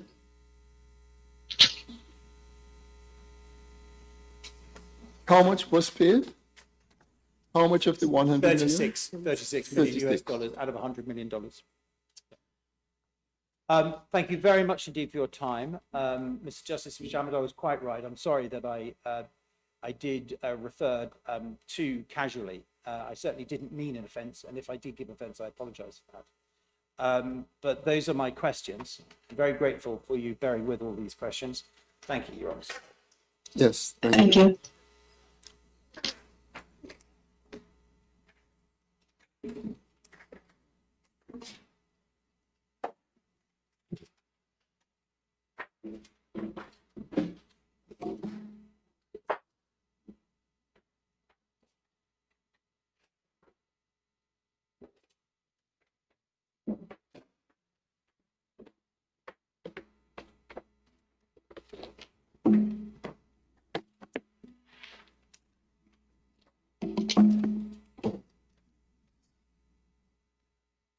There's just one point I wanted to raise with you in re-examination. Could you look at paragraph 83 of your witness statement that you were shown by Mr. Davenport?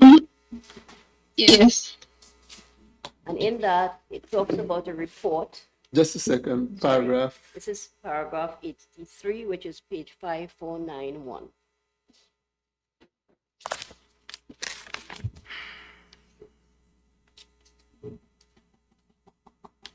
Yes, go ahead. It talks about a progress report of the 25th of April 2009. Could I invite you to look at that report, which is annexure 47 to your witness statement? Yes. And can we look at the start of it at page 6155? Yes. Now, do you see the top of the document? That is a CL Financial Limited document. Yes, it is. And it talks, it's labeled Progress Report 2009, April 25th, with respect to disposal of certain assets within the CL Financial Group of companies.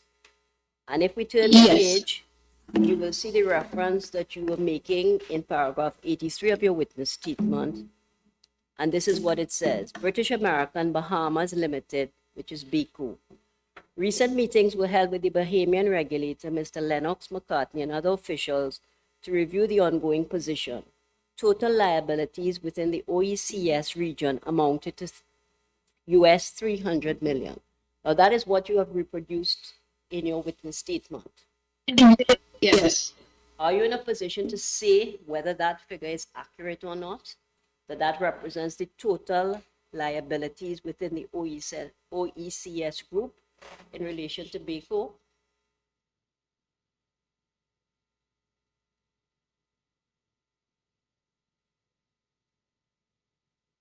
I can only refer to the, I don't have independent, I don't have a means of independently verifying this figure. So this is the figure that you recorded at paragraph 83 of your witness statement is simply taken from the CLF document. Is that correct? Yes, it references this document, yes. Thank you very much. No further questions.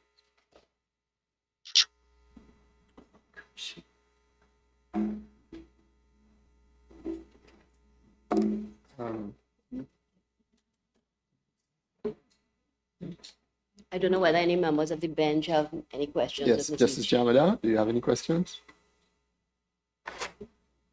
No, President, I have no questions. Okay. No, we don't. So I think that concludes our receipt of the evidence of the witnesses. Okay, so tomorrow morning we will begin at 9:30 to hear the addresses from council. All right.